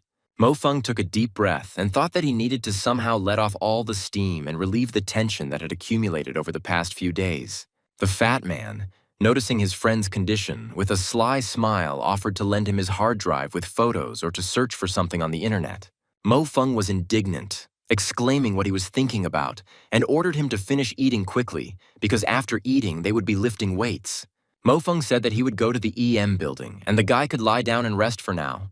The fat man groaned that he really couldn't take it anymore. He already had 458 points, Mo Feng thought as he headed towards the building. But he still needed to work hard to reach his goal. It was a voluntarily lively evening, he noted to himself as he entered the EM building and looked at his smartphone. In the EM battle simulator, a thrilling duel took place on the virtual battlefield in the city of Zhou Zichen. She was up against Andrew from the Pacific Military Academy, who was ranked 9th. The system announced the start of the EM total battle, and the fighters prepared for the fight. The shootout in the city was escalating with renewed vigor, and both participants were acknowledged gun experts. Zhou Zichen was strong in her sniping, and her surprise attacks could catch the enemy off guard at any moment. As for her opponent, Andrew, he was an excellent wielder of 2 pistols at the same time, creating a barrage of fire. As a true fan of North American cowboys, he chose a 9th-generation Eagle Promboy with impressive firepower. Despite its apparent simplicity, the Promboy Eagle had more significant firepower than the Hoban. It was the most popular pistol in North America and could even be called legendary among amateurs. Although Zhou Zichen was ranked higher than Andrew, the matches could not be determined solely by ranking. It was necessary to pay attention to the condition of the people, the situation during the battle, and a number of other situational factors. His pistols had too high a rate of fire, and Zhou Zichen knew that her situation could be extremely unfavorable. She frantically searched for a way out of the situation, realizing that something needed to change. At the critical moment, Zhou Zichen was annoyed to discover that she had run out of ammo and was defenseless against the enemy. However, she saw this as her chance to turn the tide of the fight if she could get closer. Just a little more, and everything could have ended in her defeat, which was to be expected from an opponent ranked 5th. But the enemy managed to get close enough and prepare for a counterattack without losing hope of victory. The girl exclaimed in surprise, asking where he was rushing to in such a hurry, and tried to increase the pressure, not giving him time to come to his senses. The spectators watched the fighter's every move with tension. Everyone actively supported Jo Zichin, shouting her name and urging her not to give up. They were outraged that this Andrew was too cruel and did not give her a minute of respite. Andrew was really very strong. He attacked again and again. The girl did not have time to come to her senses. One such attack did land on the girl. She didn't have time to dodge, but she wasn't in a hurry to give up either. The crowd continued to stand and cheer, supporting Jo Zichin. However, the protagonist was forced to admit that no matter how annoying it was, Jo Zichin was about to lose this fight. Jo Zichin did have some good swordsmanship skills in close combat, but she was facing Andrew, a true master of combat. At first glance, it might seem that he is not a fan of recognizing any particular weapon, but in fact, it is the opposite. With such skilled hands, it is much easier to focus on the weapon's features and take advantage of its advantages. It was obvious that he was unfamiliar with Jo Zichin's sword technique. Most likely, he had studied and analyzed it well before the battle. Recently, the protagonist needed a textbook to teach Wu Lei how to shoot, and he decided to use battle footage as visual aid. In fact, he himself had learned some techniques from Wu Lei, but there were still some differences in their styles, and this had to be taken into account. He wondered, looking at the inscription, how the level designers came up with such a strange name.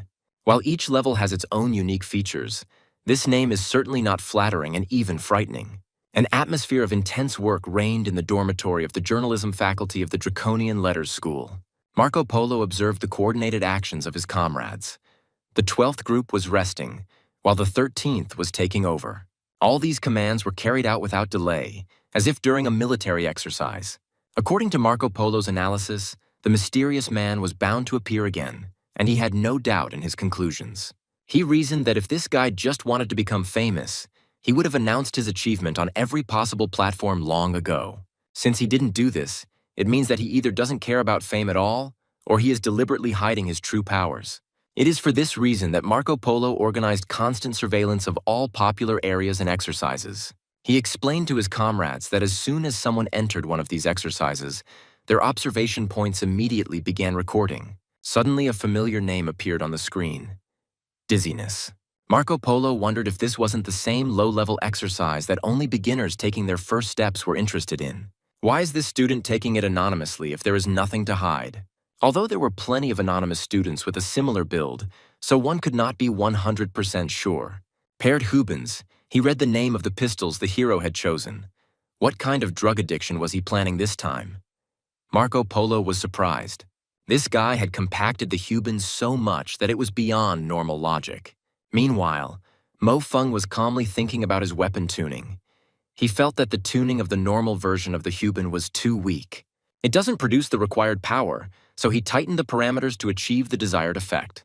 This way, he could deal damage continuously without wasting precious time reloading, he explained to himself.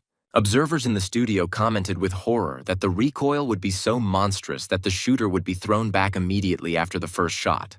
It can't be. His tuning method is not at all ordinary. Marco Polo was surprised, watching what was happening on the screen. Of course, for an expert this is a common thing, but you still need to reach this level of skill and have the appropriate training. Marco Polo made an important request to the teacher Saipan to start a live broadcast to the school. Marco Polo began to fervently convince his teacher that he simply did not trust his professional intuition, but that he was absolutely confident in himself.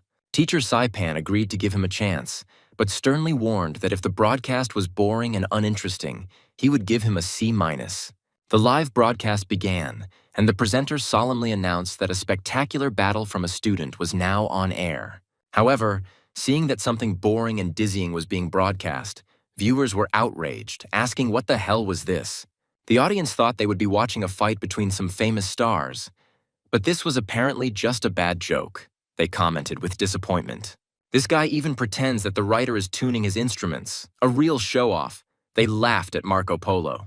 Judging by his tuning method, he was quite experienced, the girls admitted, noticing Mo Feng's confident and polished movements.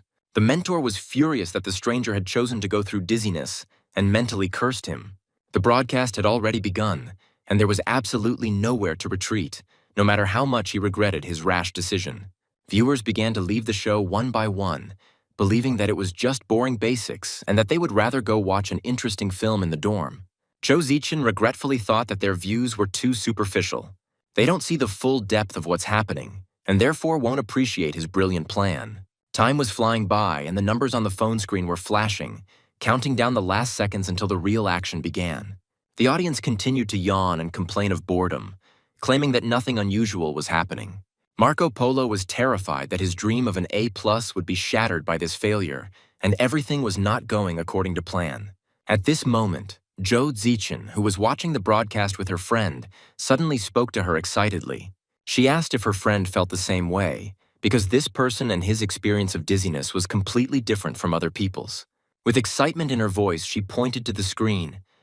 What was happening there was completely different from the usual way this exercise was played. New frames flashed on the screen, and attentive viewers noticed something unusual. Judging by the fighter's movements, he was already a first-class marksman, and this was becoming obvious even to newcomers. Meanwhile, Mo Feng was carefully analyzing the situation at the level. Zhu Zichin noted to herself that at 100% difficulty, there should only be 2 shooters here, and there shouldn't be any camouflage effect. The appearance of camouflaged shooters greatly irritated the hero, but he understood that he could not waste time on them now. Everyone understood that they needed to focus on the main goal of the passage. Time was running out, and the audience gradually began to show interest in what was happening. Some were already rejoicing, noting the fighter's rather accurate and confident shooting. But the enemy was no slouch either. His laser beams also hit the target right on target. However, for those who were expecting a truly spectacular spectacle, it still wasn't impressive enough. No matter how much they checked the system settings, it became obvious that this was definitely not ordinary dizziness, but something else. Although the level's name matched the standard one, even experienced observers noted that the difficulty of what was happening seemed terrifying. It wasn't just about accurate shooting and high precision. This fighter managed to maintain a frightening hit rate despite having to constantly adjust to speed. Suddenly, a new obstacle appeared on the screen. The hostage was a figure that could not be attacked under any circumstances. Zhou Zichin, watching the scene unfold, admitted to herself that she might have been able to react properly, but her pace would have slowed down. This situation was a real headache, since even stopping for a rest led to a dead end. Someone from the audience noticed that this guy was quite lively and had high shooting accuracy. Another viewer noticed that Sun Xiaorui and Zhou Zichin were also watching the proceedings with particular interest. A dash of 6 or 7 meters should have given him the opportunity to rest and catch his breath. But this man had no intention of stopping. The next wave of enemies is already approaching, and he's not even out of breath.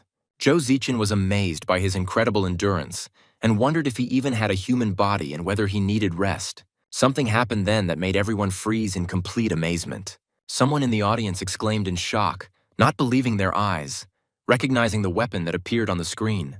The guy left it for the very end so as not to use it immediately in vain. He decided to run away at a distance so as not to shoot his powerful weapon at point-blank range. The girls, who were watching the main character the whole time, could not understand what kind of shooting technique this was. It was an 8-barrel, high-explosive fragmentation large-caliber machine gun, the Patu Raptor. It possessed the highest firepower in the entire Earth Federation. Only elite special forces units use such weapons. Something so incredible unfolded on the screen that the audience was completely speechless. One of them exclaimed in complete amazement that this was definitely not just simple dizziness, but some kind of hellish meat grinder created for torture.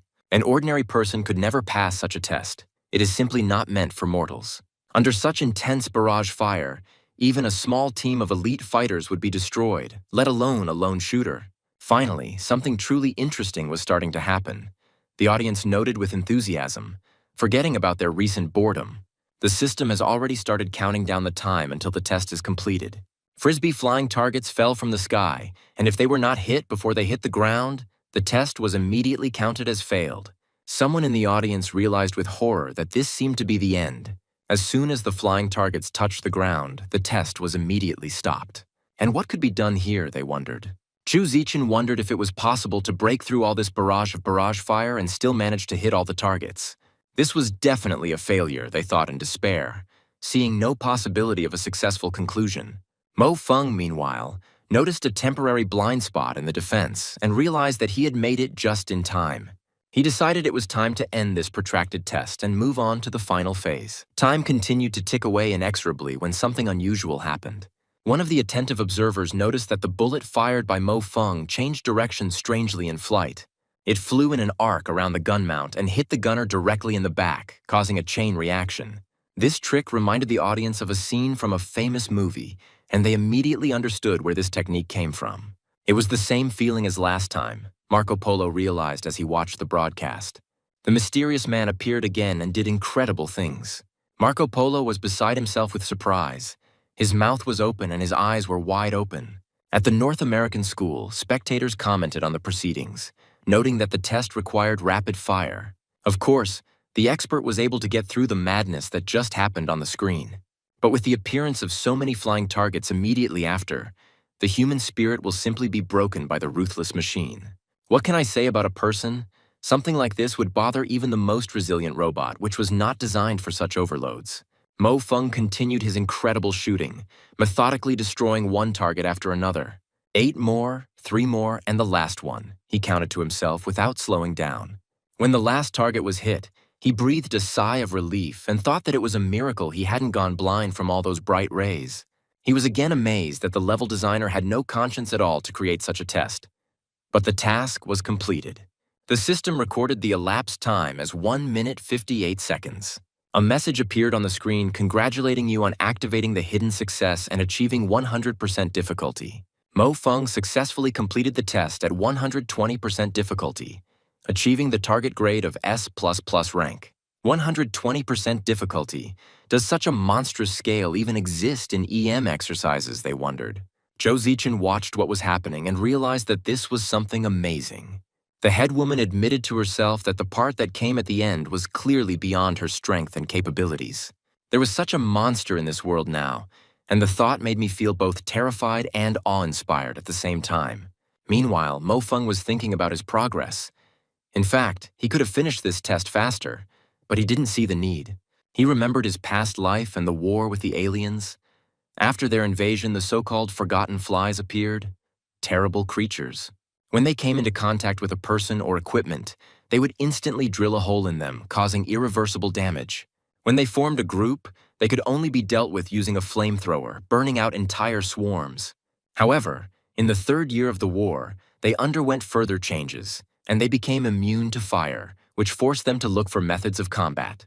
Mo Feng shook his head, driving away the dark memories. He decided that it was enough to look back to the past, because he was going to stop the war.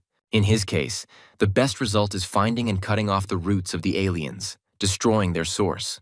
Even if the war starts again, people won't be able to cope if the enemy is as strong as last time.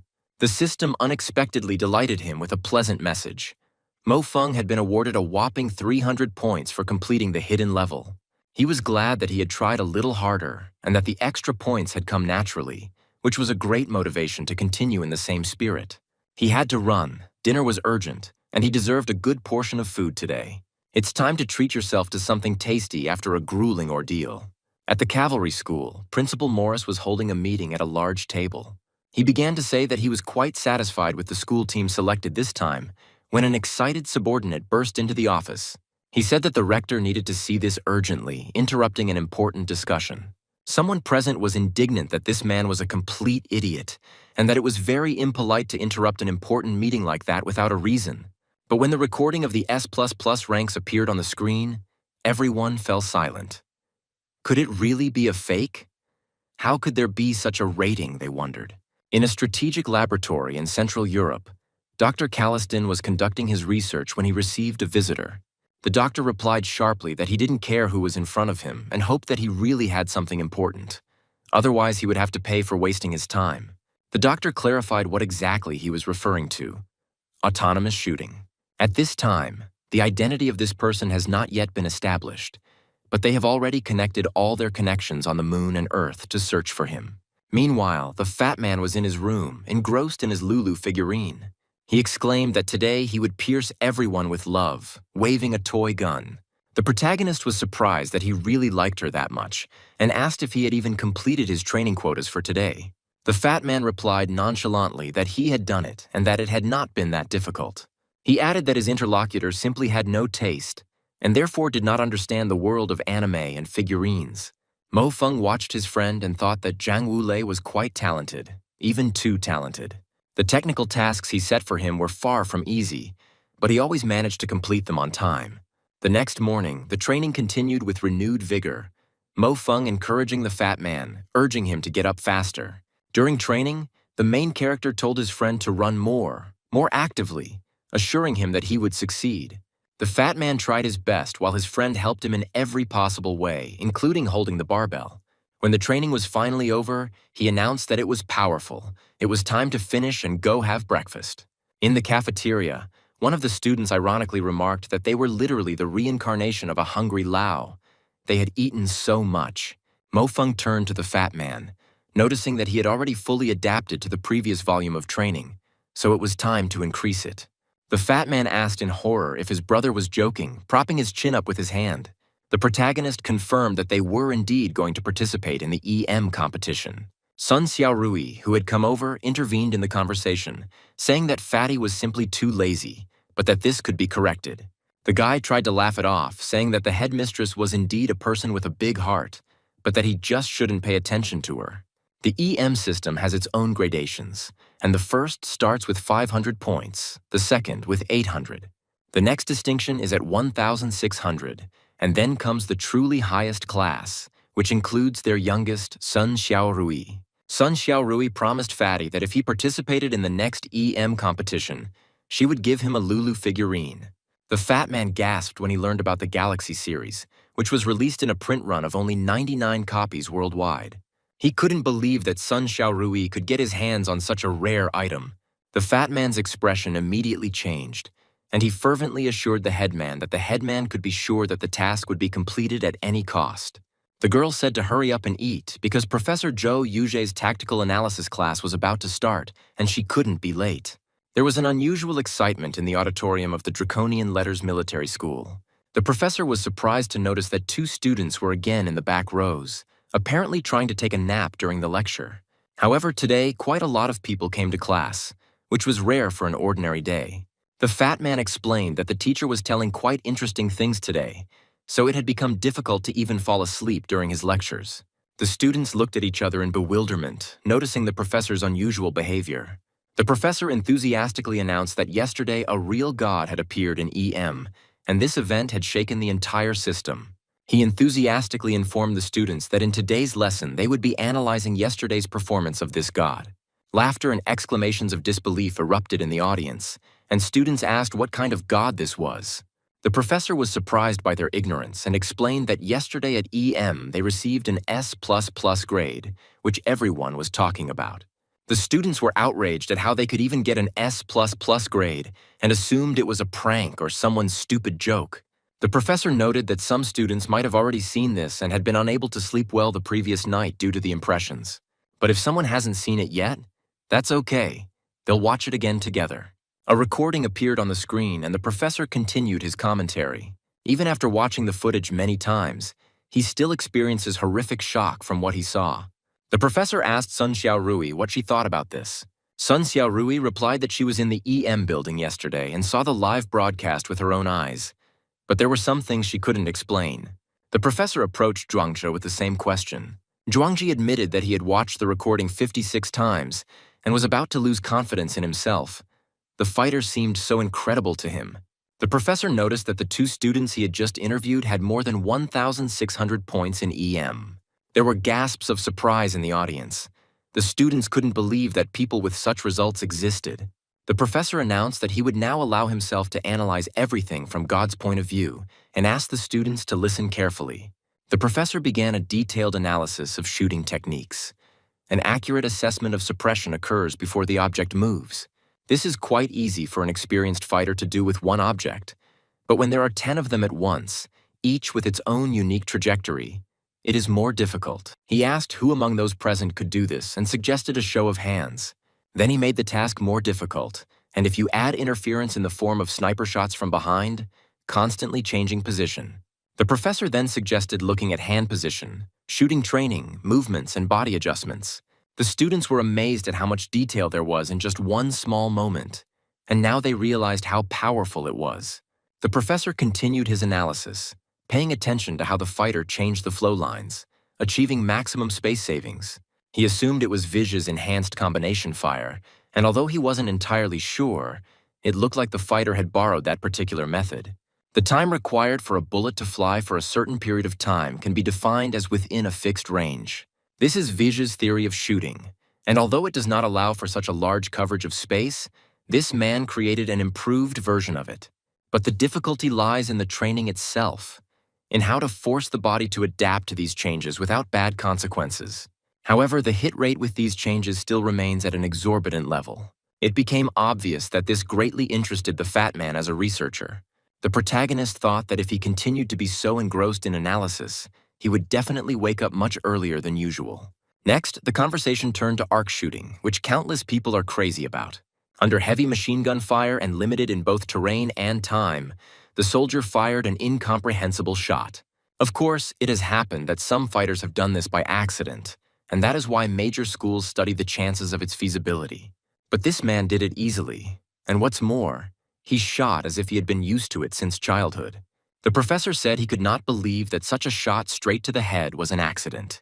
And also, regarding his use of blind shooting, he dared to say that no more than 10 people were able to achieve such a level.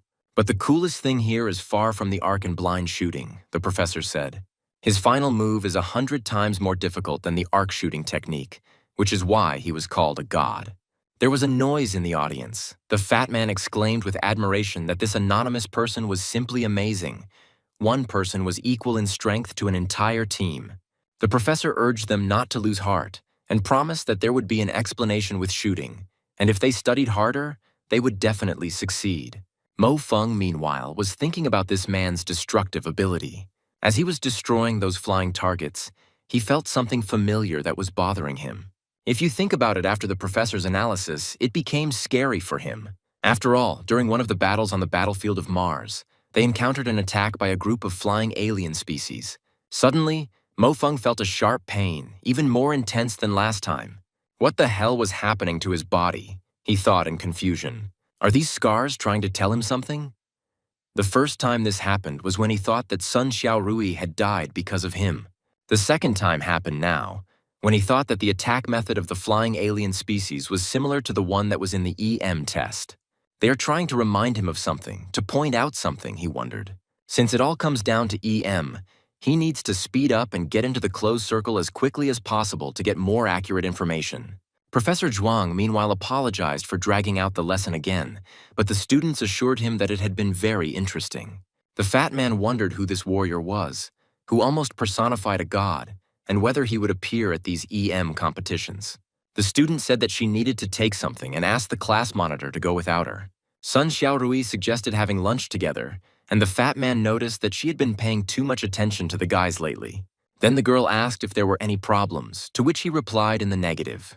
She then asked Mo Feng if he thought that mysterious man's shooting technique was similar to his own. Mo Feng jokingly stated that he was actually the mysterious man from the rumors and would give them a chance if they tried to please him. Sun Xiaorui noted that Mo Feng had been doing quite well recently, clearly working hard, but she was afraid that he was becoming an easy target. Mo Feng assured that the commander's order would definitely be carried out, and admitted that, to be honest, he was usually not serious. The headman answered ironically that she would then wait until her friend became serious. Mo Feng remembered that in the future, Zhang Wulei was indeed at this level, although only if we take shooting techniques into account. Meanwhile, in the cafeteria, they were discussing the news. The Far North School had already begun conducting targeted simulation battles. It turns out that they silently acknowledged that one of the schools would have a lethal weapon and therefore decided to step up their preparations for the competition. The mysterious man was the talk of the town in the dining hall, and Mo Feng realized that they too should put more effort into the competition. He went into the library and immersed himself in studying literature on the topic of space and time. Mo Feng reflected on how much humanity had developed, how it had completely transformed the planet and begun to develop Mars. It is necessary to mention the key figure, Doctor of Sciences Saran da Vinci, who put forward the theory of curvature of flight. Over the past 2 centuries, their line has produced many talented individuals, all of whom have been leaders in the politics, economics, and military of the moon. It is thanks to them that the moon, despite its meager resources, was able to overtake the Earth in development. In the relationship between the moon and the Earth, she occupied a dominant position. By the way, the great scientist devoted the last 20 years of his life to the study of space and time. Mo Feng delved into the theory. It was impossible to create an environment suitable for this with the existing technology. But space had already given a hint. Everything inside disintegrates and regenerates, so when you get there, the body will be destroyed, but the spirit will continue to exist. Only with the presence of a particularly strong, extremely large spirit is it possible to move in an instant. During this period, stability of movement capabilities becomes practically meaningless. Although all this seemed reasonable, Mo Feng understood that there were still unresolved issues. For example, he had not contacted the black hole. Could the power of a nuclear explosion have created the possibility for him to return to his current self? At that time, he was very shocked by his failure in love, so everything here is logical. What has disappeared cannot appear again. Let's say he died in that time and space, so he was not resurrected. Of course, this is just a scientist's hypothesis, his proposed judgment about time, and he himself has never encountered anything like it. In the library, Zhou Zichen approached him and asked if he was also interested in this topic. Mo Feng replied that he was just skimming through. Zhou Zichen noted that his excessive modesty could be mistaken for arrogance, since he had been reading this book for over an hour. Mo Feng asked if she believed in the possibility of returning to the past. Zhou Zichen replied that she preferred to look to the future instead of thinking about the past. By the way, she added, she heard from Sun Xiaorui's sister that he was also going to participate in the EM competition. She invited him to practice this weekend and asked if he would like to join. Mo Feng wondered if he should still be acting as a cover, and what was the purpose of this invitation all of a sudden. Zhou Zichen explained that this was a request to her own, and not long ago she had caused him trouble, so she wanted to make amends. He had really been itching to get going lately, and Zhou Zichen was considered #1 in the Dragon Script School. Mo Feng continued his exploration that night, but he found nothing else the entire night. It seemed to him more and more that the defeat from the aliens was connected with the betrayal of people. At the end of the week, the Fat Man was delighted to receive a limited edition figurine that the headman had bought.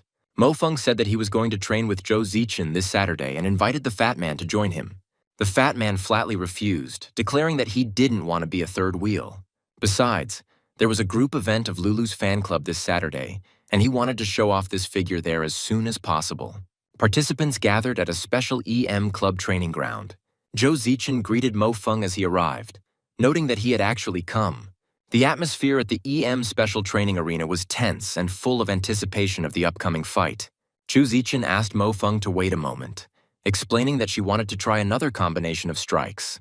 Mo Feng easily agreed, not seeing any problem with it. Zhou Zichen was surprised to see that she didn't think he would come here so early, to which Mo Feng replied that it was a given. After all, it was necessary to prepare for sparring with her.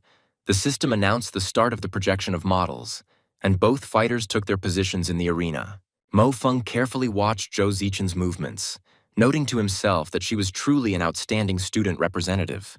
Zhou Zichen's genetic power had already reached a fairly good level, and her control was excellent. In her movements, she always left herself room for maneuver, and each of her movements was connected to the previous one, creating a chain of attacks and defenses.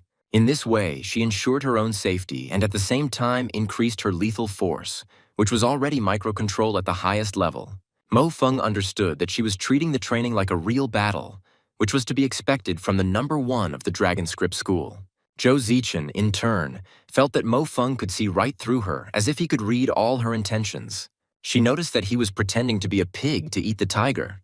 In other words, he deliberately behaved stupidly in order to confuse the enemy and achieve victory.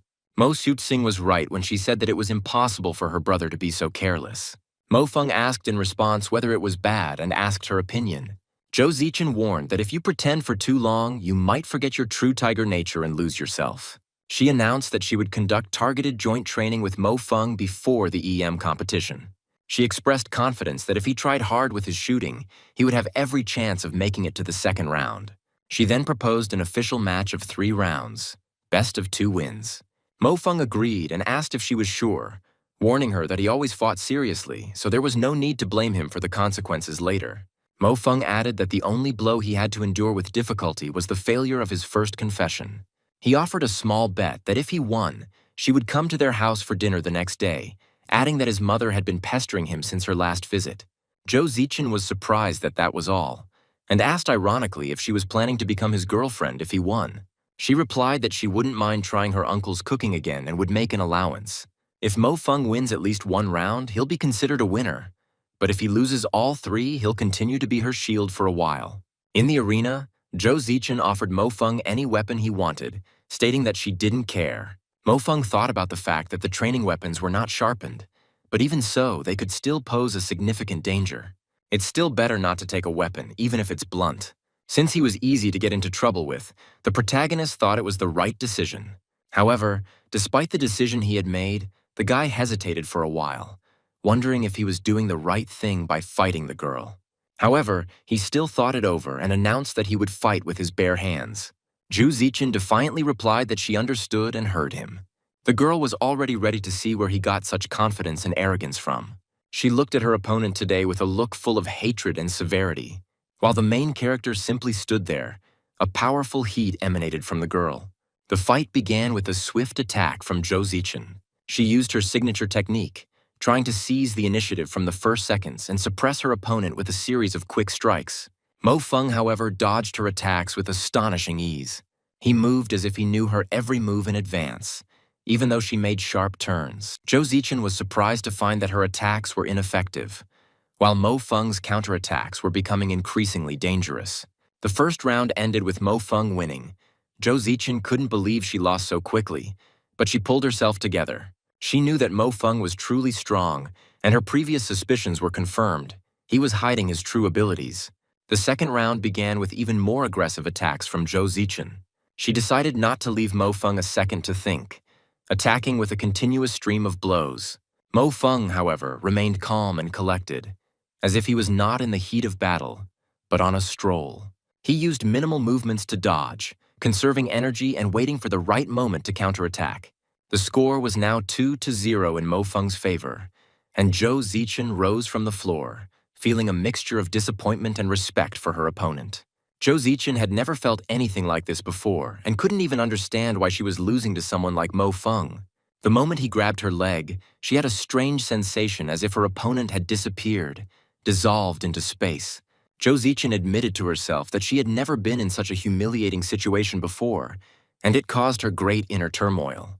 But she couldn't help but admit the obvious fact that Mo Feng was currently better than her in actual combat, and it was hard to dispute that. She replied that Elder Mo Feng had hidden his true abilities well all this time, pretending to be a simpleton. And now she had lost. Mo Feng noticed that the fight was not over yet, and since they had agreed on 3 rounds, no matter what the outcome, it needed to be finished. Zhou Zichen agreed to continue, but on one condition. This time she would use a weapon to even the odds. The atmosphere on the court instantly changed. Zhou Zichen brought her state of mind back into order in one short moment, taking control of her emotions. Mo Feng noted to himself that being able to consciously bring himself to such a calm state was truly a rarity. This was to be expected from Zhou Zichen, who was rightfully considered the best fighter in the school. Zhou Zichen asked her opponent for advice and to continue the fight, putting all her determination into these words. She was ready for a new round, armed and dangerous. The fight resumed with renewed vigor. Zhou Zichen completely blocked the direction of movement, giving Mo Feng no opportunity. However, until she could get into it, all her efforts remained in vain. Mo Feng dodged her attacks with astonishing ease, and the girl realized with annoyance that she still didn't have enough speed to reach him. She noticed the moment he landed after another jump and decided that this was her chance to deliver the decisive blow. This forward movement turned out to be fatal for her. She thought about it carefully. The onlookers whispered that the goddess had indeed trained her ultimate move, but Mo Feng was ready for it. The hero used 100 cuts on the acrylic coil, completely disorienting the opponent. Time was running out and the fight was coming to an end. Mo Feng, seeing Zhou Zichen's attempts to use her signature move, advised her not to practice this technique anymore. He explained that it would lead to nothing but death on a real battlefield, and that in a real fight, such pretentious techniques only get in the way. This advice sounded like a death sentence, especially when the protagonist knocked the weapon out of his rival's hands. This sentence instantly insulted her and her beloved technique, and she tried to strike again. Zhou Zichen felt that there was a deep truth in his words, based on the experience of real battles. The match ended with a score of 3-0 in favor of Mo Feng. He felt a little awkward that he might have gone a little overboard in the end, and he mentally apologized to the girl. Zhou Zichen was completely confused. She saw that the guy was feeling awkward. She had mastered the ultimate skill with such difficulty, and he had so easily and effortlessly repelled her signature move without even breaking a sweat. Although Zhou Zichen's hand-to-hand combat skills were not among the top 10 in the school, her overall rating was around 2,000 points. She couldn't understand how it all happened, why she lost with such a crushing score. Meanwhile, Mo Feng was scolding himself for having made a mistake again, and why he had fought the girl so harshly, even if there had been some sense in it. He admitted that this was an old bad habit of his, developed during the war years, and after all the years he had lived, he now lacked common sense. Zhou Zichen tried to find an excuse for her defeat, suggesting that Mo Feng was just lucky, or that she herself was out of shape. But she immediately rejected these thoughts, realizing that it sounded unconvincing. Mo Feng jokingly asked if she had gotten in his way on purpose, but Zhou Zichen firmly rejected this and demanded that they not change the topic. She insisted that she was in good shape today and gave it her all. Mo Feng calmly explained his position to her. He said that it was worth considering how grueling this technique actually was. As soon as she uses it, her attentiveness drops, and if she is being guarded by snipers at that moment, she will become mortally tired. Zhou Zichen thought about his words, but then suddenly changed the subject and asked what she should wear for dinner tomorrow. Mo Feng was slightly puzzled by this turn, but Zhou Zichen explained that this time everything would be more formal. Mo Feng thought about how she was so close now, pressing so tightly against him, and wondered if he was really just a shield for her. Sunday came, and Mo Feng's sister suggested that everyone have a snack, explaining that the main dishes would be ready later. Mo Xiuqing, returning home, was indignant that she was not being served properly, although she was also a member of the family. She stared at her brother and asked what kind of intoxicating potion he had given his sister to drink, so that she would agree to come visit them. She was also indignant at why he called this fat parasite who had already eaten all the rice that was in the house.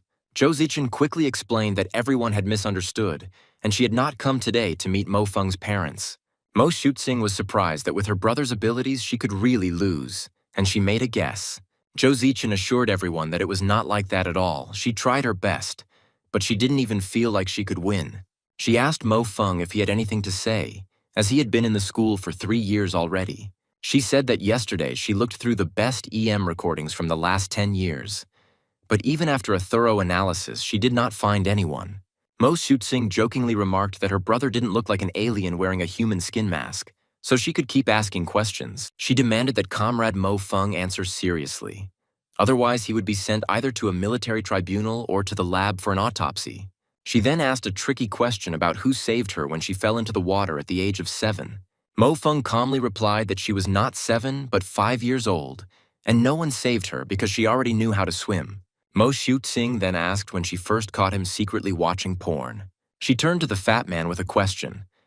She and her brother wear one pair of pants between them, and hadn't he noticed anything strange? The fat man simply replied that after his failure in love, his brother began to train hard, and that this was normal. Mo Feng interrupted this pointless conversation, noting that they had not gathered today to criticize him. Zhou Zichen intervened, saying that she had thought about what Mo Feng said yesterday and found some meaning in it. She acknowledged that hundreds of acrylic coil incisions are indeed full of problems and vulnerabilities. Mo Feng began to explain that in fact, as soon as this technique begins, it is already riddled with holes and vulnerabilities. Mo Xiuqing interrupted him, noticing that her brother was forgetting the main thing.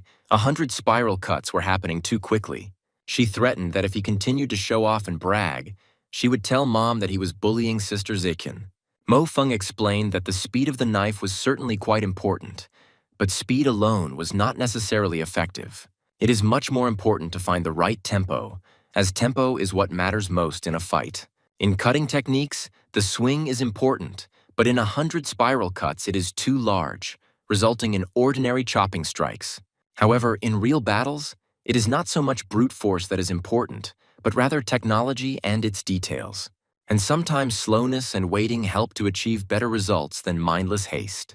Zhou Zichen looked at his demonstration with confusion, trying to understand what was happening with his speed.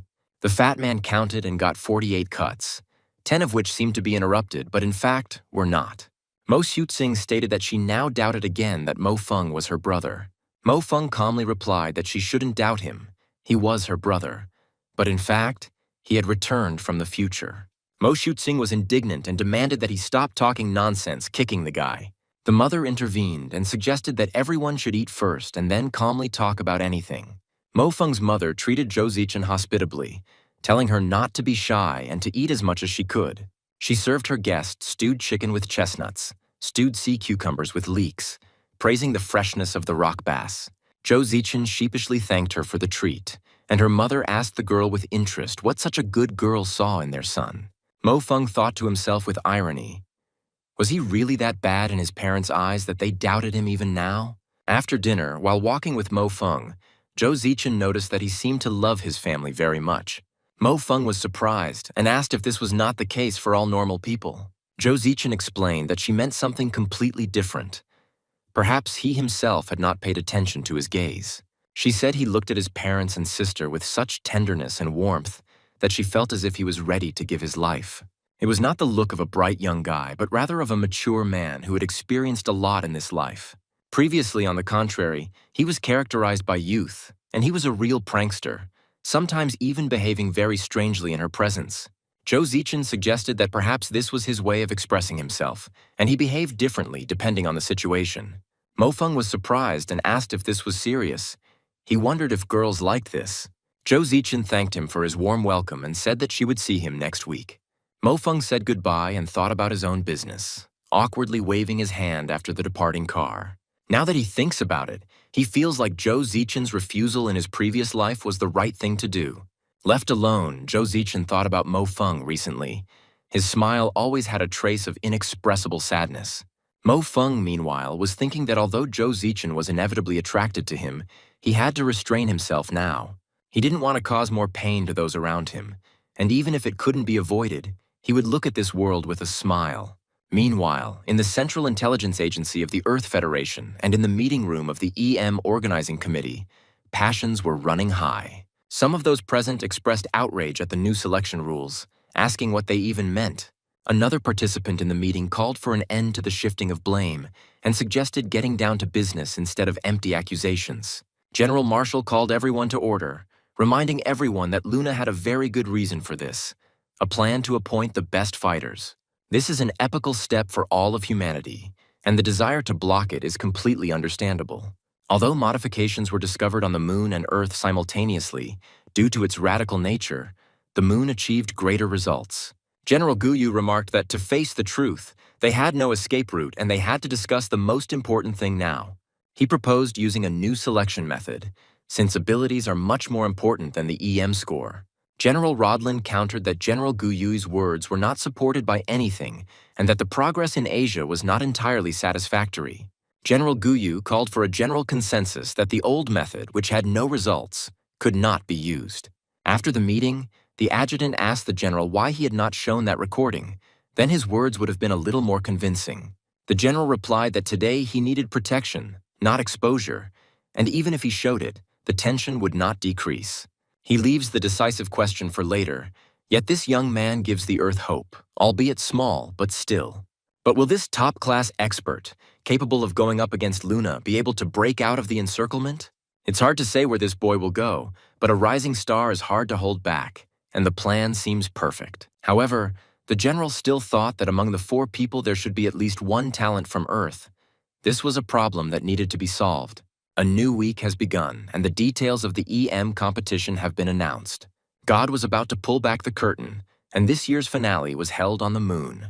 128 of the best fighters from the 2 federations were to gather in the capital of the Moon, Casablanca, to fight for their honor. Today, the number of places in the EM competition was officially announced. The Earth Federation, 58, and the Lunar Federation, 70 places. In the Earth Federation, there are more than 10,000 students in total who have achieved a score of 800 EM points. If the quota of candidates is not filled after this, the second stage of selection will begin, the qualifying competition. Fighters with an EM above 1,600 points or who received an A rating in the trials will participate there. 1,600 EM points or an A grade, the students were surprised. Previously, Mo Feng didn't see the point of this new selection. But now he understood that the selection didn't just guarantee basic combat effectiveness. There are fighters who are extremely strong in one particular discipline, and the new selection allows us to identify them.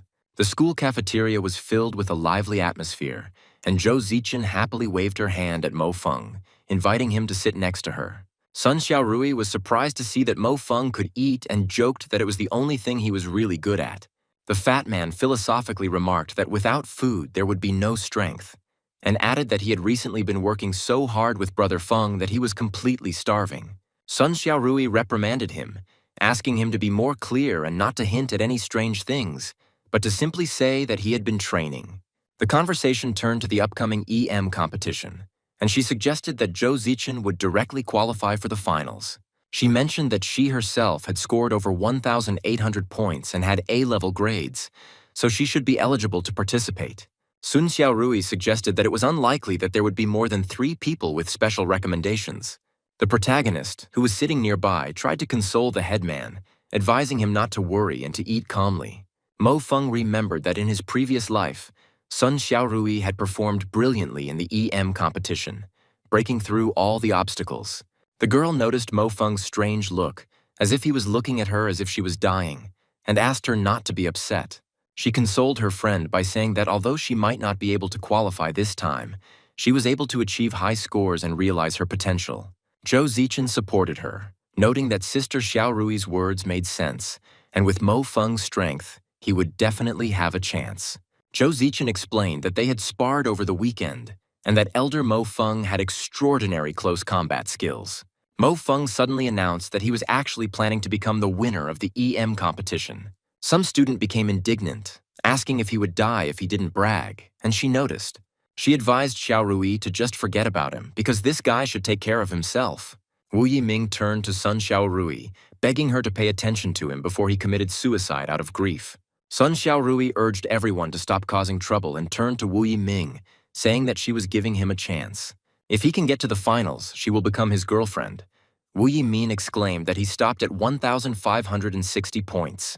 He admitted that he didn't deserve Sun Xiaorui, but he couldn't accept that Mo Feng was much worse than him.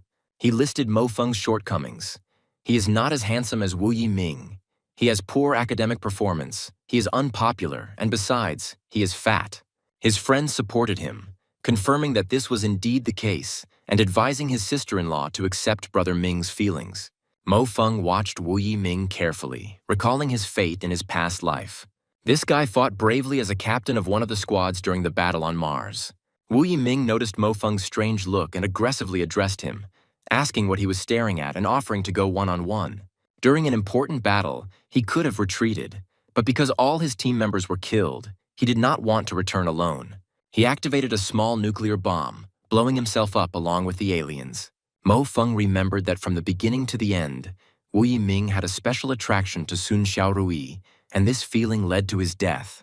He promised to fight with one hand, and if Mo Feng lost, he would never approach Xiaorui again. Wu Yiming thought that the guy's gaze was strange from the very beginning. It did not reflect anger or cowardice, but rather looked more like sympathy. Zhou Zichen intervened in the conversation, saying that Wu Yiming had misunderstood something. She said that the elder Mo Feng was her boyfriend. Wu Yiming's friends guessed that Mo Feng had used some low-class tricks to charm Zhou Zichen.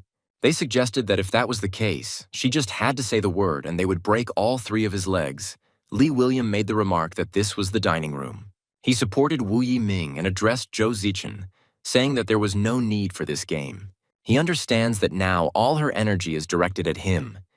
He suggested waiting until the end of the final and then have a good talk about the future. Wu Yiming could not resist and made a sarcastic remark, asking Li William who he was, Chairman Li, General Li, or Ship Commander Li. Zhou Zichen firmly told Elder Li that she had no obligation to explain the relationship between her and Mo Feng to him. Mo Feng added to his brother mentor Li that he hoped that in the future he would not hang around women. After all, he is a military man, and he should have at least a little fortitude. Mo Feng thought to himself that this Li William had fled alone during a major battle, leaving his people behind, but had never been court-martialed. Fortunately, he never succeeded with Zhou Zichen, otherwise Mo Feng would have simply lost his temper. Li William was indignant that he was the one circling around women, and reminded them that at least he had earned the right to participate in the qualifying competitions. He set a condition. If Mo Feng could achieve the same, Then so be it. He would not bother Zhou Zichen anymore. Li William continued to mock him, saying that Mo Feng could only hide behind women's backs, and called him a cowardly woman. Mo Feng calmly stated that he would indeed not participate in the qualifying stage. Li William chuckled, saying that when he was strong enough to participate there, the pigs would learn to fly. Mo Feng objected that he didn't know about the pig, but he had plans to participate in the finals. These words caused shock among those present. Sun Xiaorui exclaimed that Mo Feng should think about what he was saying. This was no longer a joke. Li William asked dismissively if he had curled his lip. One of the students, in disbelief, exclaimed that this was impossible and stared in bewilderment at the notice of advancement to the finals. Did Mo Feng really qualify for the EM finals, but how? Li William wondered. Mo Feng calmly glanced around at the assembled group and asked with a touch of irony if they had seen enough. The fat man, supporting his friend, added that the guys, really, why are they standing there? There's nothing left to look at, and suggested that everyone disperse. Sun Xiaorui reproached Mo Feng, asking why he hid the fact that he had immediately qualified for the finals and did not tell them anything. Mo Feng justified himself by saying that he had just received the notification. Zhou Zichen congratulated the elder, noting that they would fight together. She thought that Mo Feng was clearly not at the top of the EM, even though she had experienced his strength in close combat that day. The fat man, having cleared his throat, admitted to the headman that he too had earned the right to participate in the qualifying competitions. Sun Xiaorui was surprised that a fat hikikomori who watches anime all day and always gets low grades made it to the preliminaries. A loud announcement was made in the dining hall for Zhou Zichen, Mo Feng, Li William, Zhuang Jie, Sun Xiaorui, and Zhang Wuli to report to the rector's office. There was also good news. Students Zhou Zichen and Mo Feng directly qualified for the finals, while the rest are participating in the qualifiers. Someone watching the group of friends exclaimed that everything turned out as he thought. A solemn atmosphere reigned in the rector's office, and Rector Wang Zhenyang looked around at the assembled students with satisfaction. He noted to himself that he thought there were only 2 promising talents in the school, but who would have thought that such a surprise awaited him? The most important thing is that 2 students from their school immediately advanced directly to the finals. One could only dream of such a thing. He addressed Zhou Zichen and Mo Feng, calling them the pride of the school, and expressed his hope that they would not act hastily. The rector urged them to strive to achieve the best results not only for themselves and the school, but for all Earthlings as a whole. During his training, Mo Feng regarded Wang Zhenyang as an incompetent bureaucrat who constantly smoothed over rough edges step by step. The rector, in turn, looked at Mo Feng with bewilderment, wondering what was wrong with this boy's aura. He immediately pulled himself together, deciding that he had already started to go crazy because he had been sitting in his office for too long. The rector then addressed the other students, saying that although they had made it to the qualifying competition, they should not take it lightly. This time, all the major schools will come out of their holes in droves, and we need to take the next competitions very seriously. After leaving the office, a lively discussion began among the students. Mo Xiuqing turned to her brother with delight, saying that she finally began to feel like he was her own. Mo Feng was indignant, asking if that was how one should talk to one's brother, and why she even thought that he might not be her biological brother. Mo Xiuqing retorted that there was no doubt about it given his abilities. Mo Feng turned to the fat man, urging him not to be cowardly either and to make sure to pass the qualifying competition. The fat man doubted it, saying that it was impossible and that getting into the qualifiers was his limit.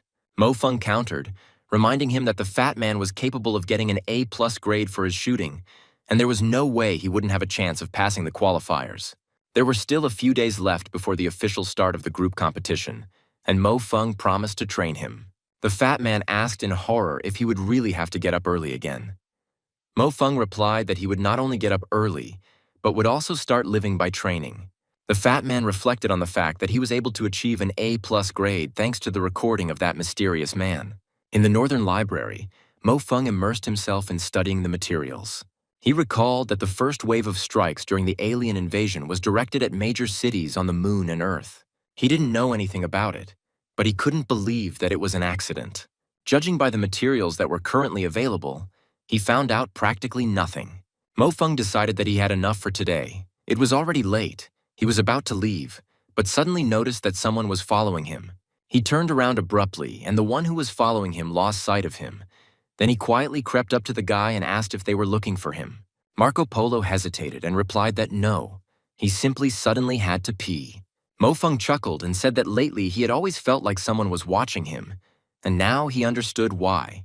He asked if his pursuer was from the dragon letters. Marco Polo tried to negotiate, offering to do without a fight. Mo Feng warned him that he had a bad character and demanded that he speak frankly. Marco Polo asked excitedly if he was the same anonymous person. Mo Feng asked again who the anonymous person was and wondered if it was a joke. Marco Polo, clearing his throat, explained that he meant the super strong man who received the S++ rating, and that was him. He added that it was obvious that it was Mo Feng, since no one previously unknown suddenly went straight to the finals. However, it cannot be said that many have achieved result S over the past 6 months. Mo Feng countered, saying that he had nothing to do with it. He did have an S rank, but he got it by fighting in close combat. Marco Polo did not believe it and insisted that his guess could not be wrong. There have been many big changes in the school recently, and he made a big splash with his recognition of Zhou Zichen. Mo Feng noted with interest that Marco Polo's story was quite interesting. Marco Polo smiled contentedly and added that he really had a very strong premonition. But this is compensated by his high IQ. He betrayed several people, among whom was Mo Feng. Mo Feng thought about how he could pinpoint the essence of the matter with only a large amount of scattered information. There are so many people who can reach him, he asked Marco Polo what his name was. Marco Polo proudly introduced himself as a genius from the journalism department and a man destined to become famous throughout the Federation. He was already anticipating receiving a confession from an anonymous source, which could be more ethical for a journalist. During the research of the alien race, an organization appeared for a time, the major of which was named Marco. He was rumored to have possessed a supernatural premonition and at one point publicly declared that he knew the origin of the aliens. Mo Feng addressed Marco Polo by name, admitting that he was indeed intelligent and his intuitive perception was also very accurate. However, later he shuddered, put his hand to his chest and groaned that it hurt again. Marco Polo, frightened, began to stutter and beg not to do anything bad to him, swearing that he could keep everything a secret. Mo Feng noted with a grim smile that Marco was a journalism student and should know that only the dead kept secrets. He suggested taking a look around, noticing that the situation here was not bad, and offered to choose a place where to bury him. Mo Feng thought about the fact that he didn't know why or how, but the god still gave him a little guidance and he wasn't fighting alone. He asked Marco if he had any unfinished business. The guy asked if he was ever exposed. Could he tell everyone that he was the one who found out about it first? The hero said he was glad to meet him, noting that Marco's skills were truly incredible. He admitted that he thought he was hiding well, but Marco had exposed him so easily. Marco asked in surprise if he would kill him after all. Mo Feng grinned and replied, "Did he really think he was that stupid?" Marco Polo breathed a sigh of relief and noted that he had said from the very beginning that they were classmates. So why had Mo Feng intimidated him? Marco said he was looking at a man who wanted to get things done, and that the EM competitions this time were important for both federations. He guessed that Mo Feng was probably hoping to achieve lightning success and asked for permission to follow him. Although it would be a bit difficult to take first place, he promised that he would be very helpful. Since childhood, he has always had a premonition of strange things and his ability to gather information and analyze the battle situation.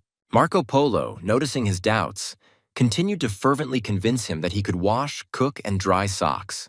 Mo Feng thought that he had been thinking about how to convince him to help, but it had just happened so wonderfully. He agreed and said that now they had a secret that only the two of them knew. Marco Polo happily assured that he need not worry. Now he was all his. If he said east, he would never go west. Marco said goodbye, saying that it was already late and he was looking forward to the first instructions. Mo Feng wished him to be careful on the road. After seeing Marco off, Mo Feng thought about how fate itself seemed to be sending him strangers, and he didn't know whether it was good or bad. Returning to the dorm, the protagonist discovered that his neighbor had put his pants on again, so he angrily cursed at him. Meanwhile, in the girls' dormitory, Zhou Zichen was surrounded by her friends. One of them demanded that Zhou Zichen confess, because everyone already knew that this guy was so strong. Zhou Zichen calmly replied that she really didn't know about his talent until today, and simply asked him to cover for her. Her friends said that whether it was true or not, since she said she didn't need such a senior, they would take him for themselves. One of the students remembered that Mo Feng and Zhang Wulei were also studying in their group. Another confirmed that before this, it was two idiots who only dragged the group down. Sun Xiaorui said thoughtfully that she never thought Mo Feng and Zhang Wulei were completely hopeless. They just didn't put in the effort. Meanwhile, Mo Feng examined the strange scars on his body. The texture of the skin in this place was completely different. It was unlike anything else. After Marco joined, he became even more confident that the genetically modified soldiers really did have special genes. He knew that his predecessors had done much better research in this area, but ultimately it was because of the instability of the predictions. Since Marco may be invited to events in the future, his assistance may well become one of the strongholds. Mo Feng decided to take him with him to the moon to see what would happen. He thought about the upcoming finale. Even after his revival, he couldn't say with certainty that he would be able to win the final. The situation in EM was so tense this year. In war, one individual is too insignificant. That is the reality. Mo Feng was afraid that in his previous life, even in the late stages of the war on Mars, he was unable to face these three. But now he finally has the opportunity to test how good these three really are. Suddenly, Mo Feng felt a strong coldness piercing his entire body. He did not understand what was happening, but suddenly he caught a familiar smell. It was the smell of Mars. Could it all have been a dream and he himself was still on Mars? He wondered in panic. His whole body was real, and this is the exact place where he detonated the nuclear bomb. There was even a crater from the explosion left. Why was he still alive, he wondered. Pain pierced his body, and he cried out in surprise. What the hell is going on? Is this really some kind of entertainment for a god who first gave him hope and then took it all away? No, 3 strange scars remained on his body, he noticed, examining himself. A hallucination, a crossing of space, or some kind of special state, he thought feverishly. What on earth is going on here? Mo Feng thought in despair as he looked at the approaching aliens clearing the battlefield. The figure of one of the opponents rose before the protagonist's eyes, causing the guy to shudder. He woke up abruptly in his dorm room, breathing heavily and drenched in cold sweat. The fat man, seeing his condition, asked if everything was okay and noticed that his clothes were still not dry after washing. Mo Feng replied that it was okay. He would wear something else. Mo Feng thought that what the aliens had just done looked too realistic. He turned to Fatso with a firm request. He needs him in the final, so he absolutely must pass the qualifying rounds. The fat man nodded in agreement and replied that he would do everything as soon as his friend said so. The fat man looked at Mo Feng pleadingly, promising to return the clothes and asking him to be gentler. He complained that Brother Feng was being too cruel today and was probably doing it on purpose to torment him. Mo Feng remained adamant and refused to forgive him, reminding him that the fat man had already worn his things. The fat man offered to wash his socks for a whole week as compensation, but Mo Feng refused again.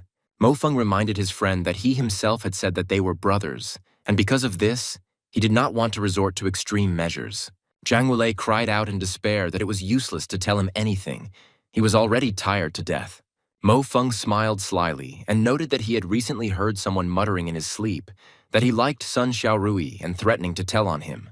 The fat man instantly transformed and begged his brother not to do this, assuring him that it was a piece of cake for him to endure any training. Mo Feng thought about how every time he talked to Wu Lei on Mars, Wu Lei always intentionally or unintentionally asked about Xiaorui's affairs. Feng firmly stated that before the start of the selection process, the fat man must undergo his comprehensive training and must reach the finals. He asked if he wanted to embarrass himself in front of the headman and warned that if he shied away, he would ask her to discipline him. The fat man laughed nervously and asked if he was really talking in his sleep. Mo Feng replied that it didn't matter anymore since the fat man had already confessed. A week later, the EM qualifying competition began. The organizers announced the start and asked participants to quickly take their places. The qualifying matches were not broadcast to outsiders, so those waiting could only wait in the lobby for the results. Zhu Zichen noticed that she hadn't seen Mo Feng for a whole week, and although she thought that he would start to act more actively, this did not happen. Meanwhile, Mo Feng was thinking about how that strange dream hadn't appeared again this week, and it was becoming more and more convenient to use this body. He understood that he could not yet devote much time to communicating with his family and had to concentrate on the future.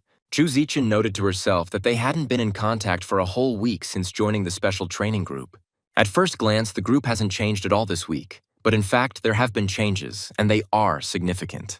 Only these changes were not in appearance, but in character, as if they were reborn after getting into battle.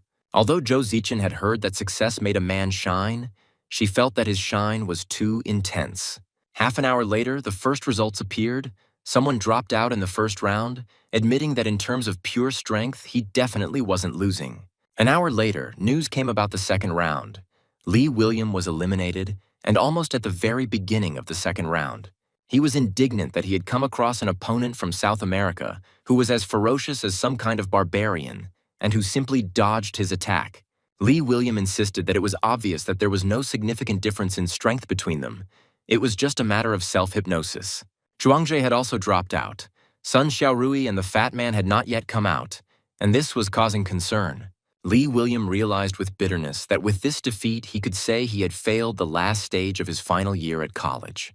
The start of the third round of the qualifying round was announced, and the protagonist and his companion awaited the next steps. Meanwhile, the Fat Man fought in the virtual arena, his fighting style, borrowed from anime, looking relatively pathetic. Although he had originally planned to lose on purpose, Brother Feng had threatened him with the headman, so it didn't matter what kind of devilry would come out in the end. The virtual battlefield for the qualifying round has completed loading, and the third round has been declared to have begun. Fatso's opponent turned out to be Chris Thompson, a renowned expert from the Alpha Military School in North America. He was ranked top 59 in EM and was also a close combat expert. Chris Thompson was surprised that a man with just over 800 points was able to reach the third round and would be fighting against him. He certainly couldn't have gotten here by luck alone, Chris thought. He looks pathetic because of his fat, but apparently he has a special individual ability. You need to be careful with him. Chris decided not to let him get close, but was amazed at the speed of his hands. He was surprised by the accuracy of this damn Fat Man's shooting, which was really very rare. The Fat Man understood that if the situation had not been so convenient for him, the enemy really could have finished him off right away. He was lucky that Chris wasn't moving fast enough. He threw knives, trying to reach his opponent, but Chris dodged and shouted where he was throwing them. In such terrain, complex burst fire techniques cannot be used. Every move Chris made gave Vulai a good opportunity to attack. He also understood perfectly well that if this continued, he would be crushed. Wooly gradually approached the wall to try to catch his opponent off guard. Then, noticing that the way was clear, the guy decided to start attacking with renewed vigor. A distance of just over 10 meters was not the best situation for the shooter, but the Fat Man hoped he could finish him off. Chris felt that victory was near and understood that there was no turning back. He could not fight in close combat with such an opponent. He used a feint to make the Fat Man shoot and thought he was caught. The Fat Man suddenly appeared next to him. Chris screamed in horror, realizing that he had lost. Woolley thought with annoyance how he wished he could be as light and agile as this jumping and leaping guy. He frantically searched for where he had disappeared to, realizing that there was nowhere left to retreat. He reached the very edge of the competition zone. At last, he discovered the enemy's hiding place and exclaimed triumphantly that he did not think he could hide from him behind the wall. The guy was sure that now he would get it from that bastard Chris, who was laughing at him so much. However, the next moment something unexpected happened, when the guy had already raised his hand over his opponent. The hero threw a powerful stream of force at his opponent. Chris did not expect this at all. Chris couldn't understand how this could have happened, how he could have hesitated at the crucial moment. He lost. His soul was torn apart. The guy still didn't believe what was happening. The system announced the winner of the third round of qualifiers, Zhang Wu Lei from the Dragon Script School. The Fat Man finally emerged from the arena and was greeted with cheers. Wooly modestly remarked that he was simply lucky and that he passed, and scratched the back of his head in confusion. Mofeng congratulated his friend with delight, saying that he knew the Fat Man could handle it. He added ironically that the sun always rises in the east. But here, one might say, the impossible happened. The sun actually rose from the west. Pigs must definitely learn to fly if even Fatty Zhang made it to the finals. Zhou Zichen suggested taking a short break today and celebrating this event together. The Fat Man continued to be modest, saying that he really hadn't done anything special. He had just been lucky. The rector proudly announced that for the first time in the history of their school, they had 4 finalists. Marco Polo greeted everyone enthusiastically, calling himself their loyal fan. He separately congratulated Senior Sun and Senior Zhang, wishing them good results in the competition, and offered to drink the glass. The Fat Man was touched by the fact that he was being called that for the first time, and felt incredibly happy. Mofeng turned to Marco, noting that although the greeting was good, let's pay attention to what they didn't know yet. Marco replied with a sly smile that the boss need not worry, As soon as he takes on a task, he immediately rushes into the biggest one. This time, in addition to its traditional significance, the EM competition has another special significance. Zhou Zichen was surprised and asked if he was sure it wasn't just gossip. Otherwise, why hadn't she heard anything about it? The main character explained that everyone here is his own, so he will speak directly. Although classmate Zichen has quite good information channels, there are things that are restricted at the government level.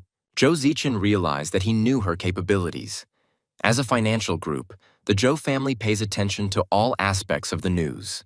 Mo Feng chuckled thoughtfully. Although in his past life the news hadn't given any specifics as to why, he asked Marco to get to the main point. Marco continued that this time both they and Luna are quite energetic. The federations are doing everything possible.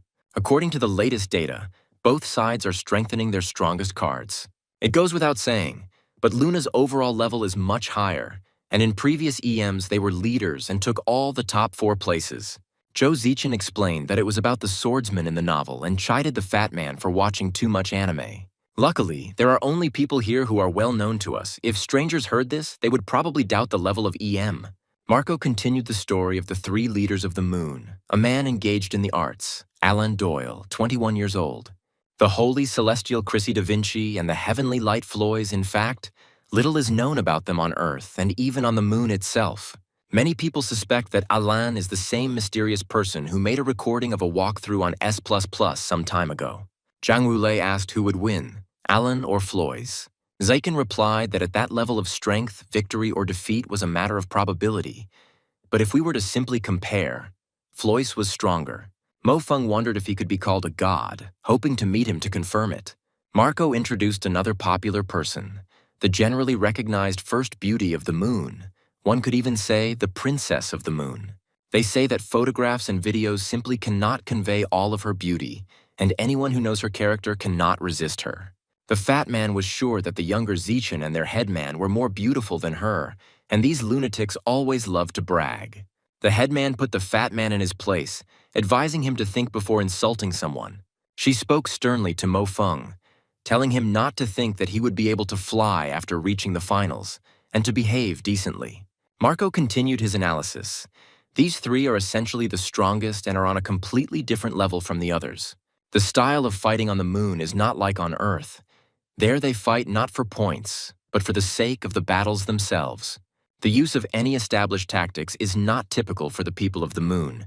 They make their choice in the battle itself. Sun Xiaorui asked anxiously if Marco meant to say that they had no chance at all against them. Marco bitterly admitted that although these words were unpleasant to hear, that was the reality, and she thought that their top EMs understood this anyway. They had extensive combat experience, and their fighting style was very different from the academic one. Sun Xiaorui bitterly admitted that although these words were unpleasant to hear, this was the reality.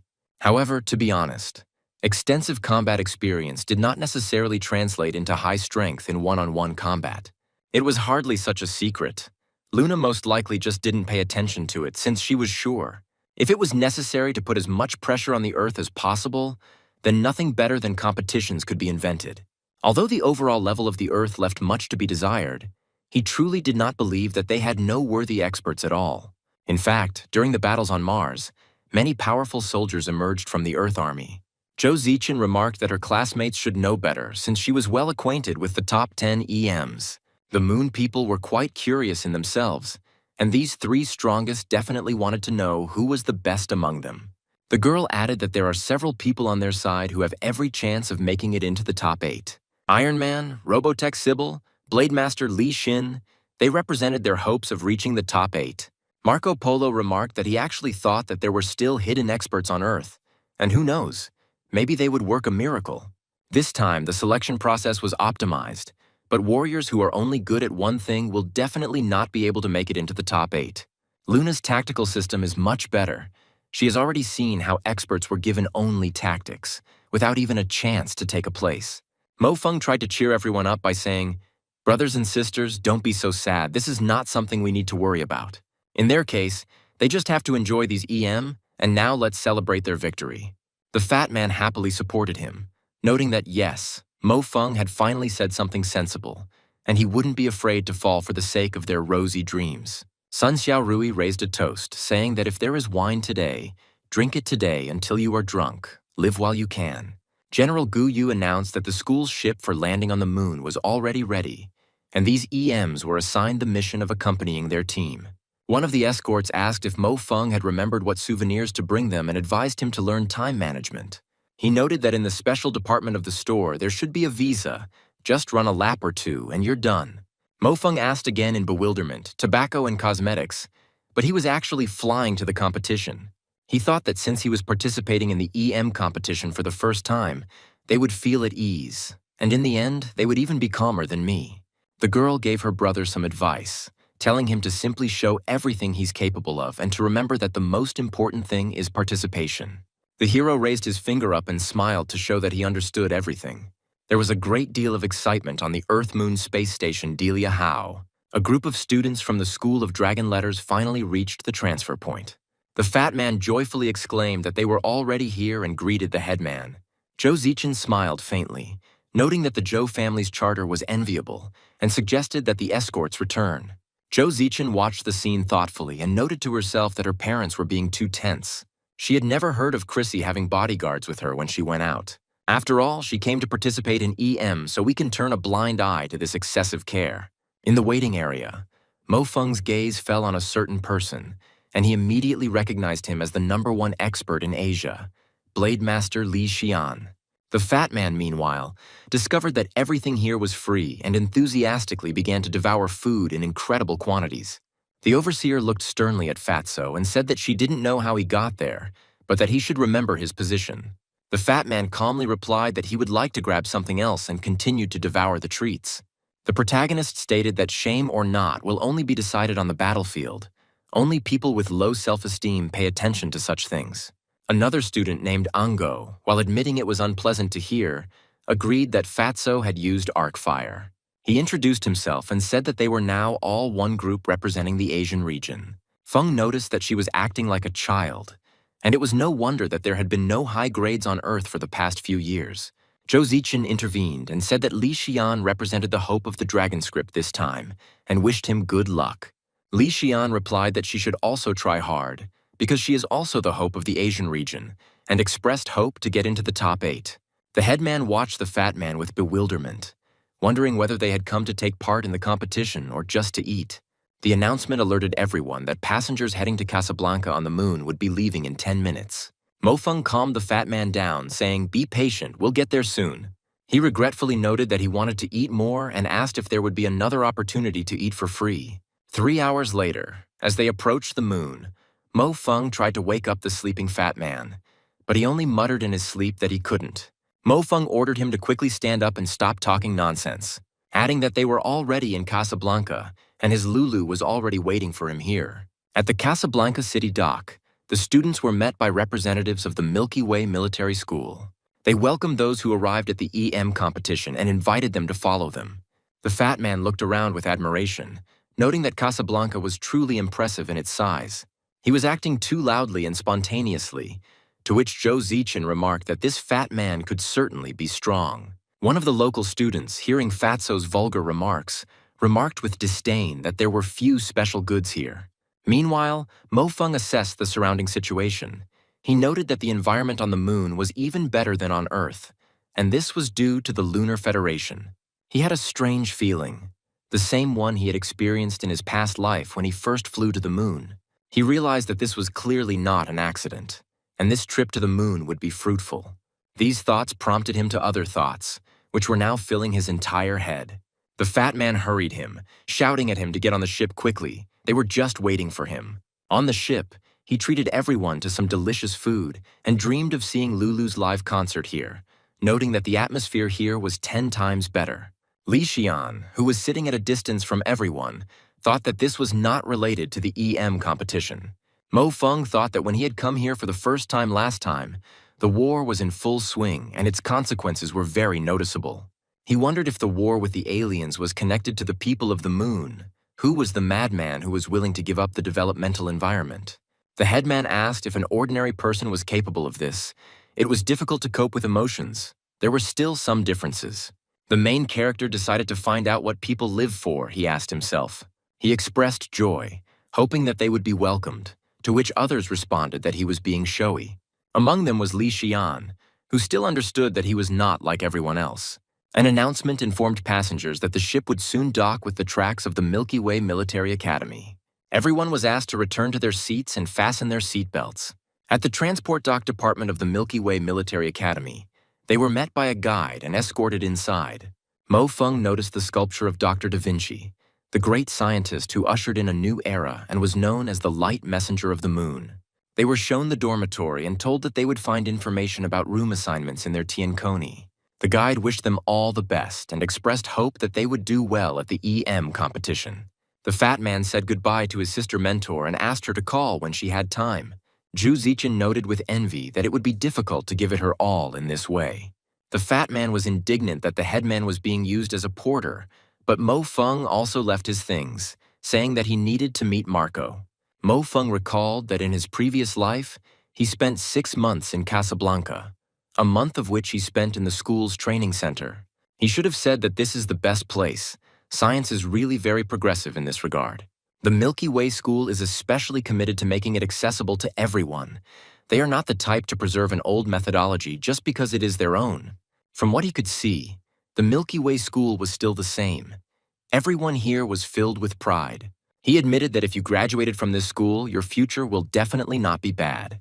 Of course, there are always special cases, but looking back a few years after graduation, in other schools, only 5% of graduates are capable of becoming a major force in various industries, and among them there are 2 or 3 masters.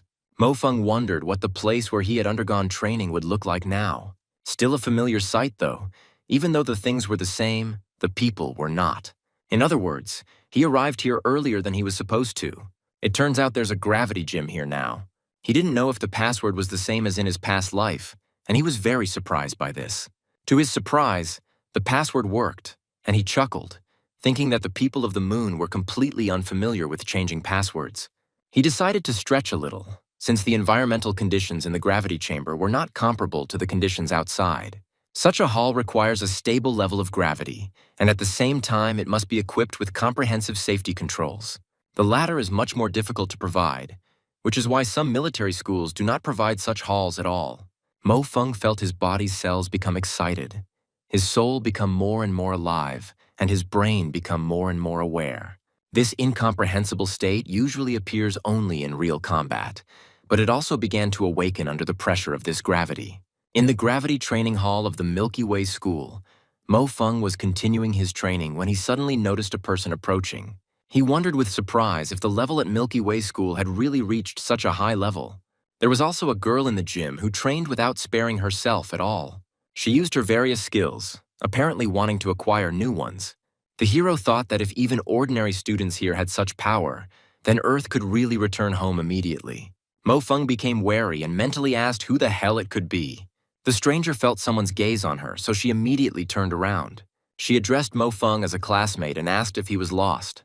He noted with surprise that it was an Earthling and wondered how he had ended up here. Mo Feng apologized for interrupting someone's training and clarified that this was a training hall. The stranger explained that this was a special training ground, closed to ordinary students. Mo Feng hurriedly said that he would leave right away then. The stranger pointed out that the exit was actually behind him, and that there was a locker room there. Mo Feng cleared his throat in embarrassment and noticed that the doors were completely indistinguishable here. The girl reported that the open gym was located in the day area and that the campus local network had navigation. Mo Feng thanked him and, slightly embarrassed, said that his interlocutor had a great body but immediately recovered. He explained that he was referring to the attack he had just carried out, which was simply superb. After the stranger left, Mo Feng thought about how he had indeed become a little arrogant after returning from the Mars battlefield. But in reality, apart from his combat experience, his horizons are very limited. 2 days later, the conference room was bustling with activity as students gathered together, waiting for the drawing of lots to begin. Someone noted that there was no point in looking for them here. They were probably standing in the last row. The headman was surprised that she didn't even know that so many people had arrived with them, and why, despite all this crowd, it was so quiet here. Sun Xiaorui noticed that Fatty had been using Tiancong constantly since arriving on the moon, and asked what was wrong with Marco.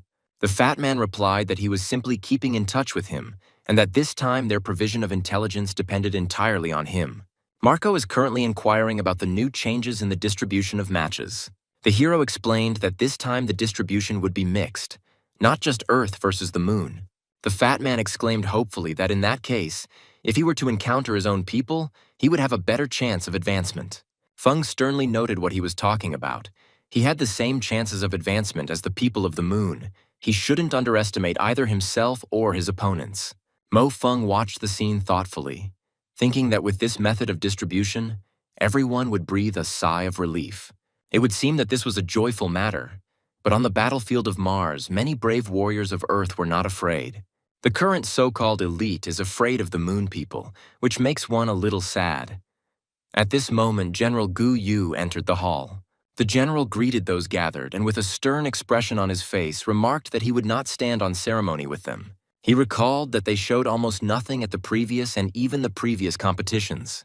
The general said he had heard some people complaining about the way the matches were being distributed, and as their leader, he was ashamed of them.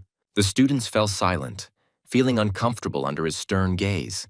He repeated again and again that the students were simply talentless because they lost last time. One of them quietly remarked that he simply wanted to take a higher place and asked if it was necessary to be so strict. Others called for silence, acknowledging that their power may not be as good and is inferior to the current Moon people. A tense silence fell over the hall, and the students listened silently to the general's instructions, realizing that serious trials lay ahead. The girls also listened attentively to the general's speech with fear. Although in essence he didn't say anything new, only that we need to train harder in order not to fail. He continued to shout at everyone, pointing out the students' shortcomings, but he still wouldn't calm down. After the conference, the students lined up on the training ground, and the boys noticed that General Gu Yu's words were very effective. Everyone who was able to fly here arrived with dreams and therefore did not intend to simply lose. Hundreds of media outlets from Earth and the Moon have now gathered at the Milky Way School. So the journalists, crawling into every crack, also provoked worries. The students were worried that they would not want to become material for their scribbles.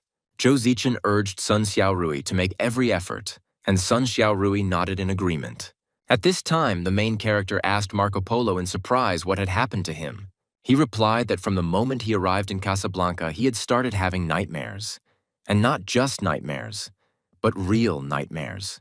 It was quite strange, because before this she always slept well. Mo Feng offered to tell. Maybe he could help with something. He replied that he didn't know what kind of terrible dream it was. He was simply enveloped in a boundless blanket of darkness. He didn't see anything, but he was afraid that someone would grab him, usually waking up in fear. Mo Feng thought that these dreams seemed to be quite a problem. He didn't think they could be too optimistic, and he was getting reliable information. This time, the Moon's powers will be the highest in all the years. Before this, the people of the Moon simply kept in the shadows. Mo Feng explained that apparently this time EM is not just a competition. It seems there is some kind of peculiarity with quotas. Marco countered that the boss should be worrying about the upcoming knockout matches, and what difference did it make to them what other goals they had there. Mo Feng noticed that the current Marco seemed to be more concerned with the honor in front of him than gossip. His sudden statement could not please him at all. He thought that materials on combat aspects are usually very limited. Marco Polo agreed to help, saying that if there was some plan, he thought he could find out something. All these days, Mo Feng had been pondering whether there was any connection between the alien invasion and the internal affairs of humanity. He always viewed the Moon as a single entity, but in reality the Moon was controlled by a few powerful families.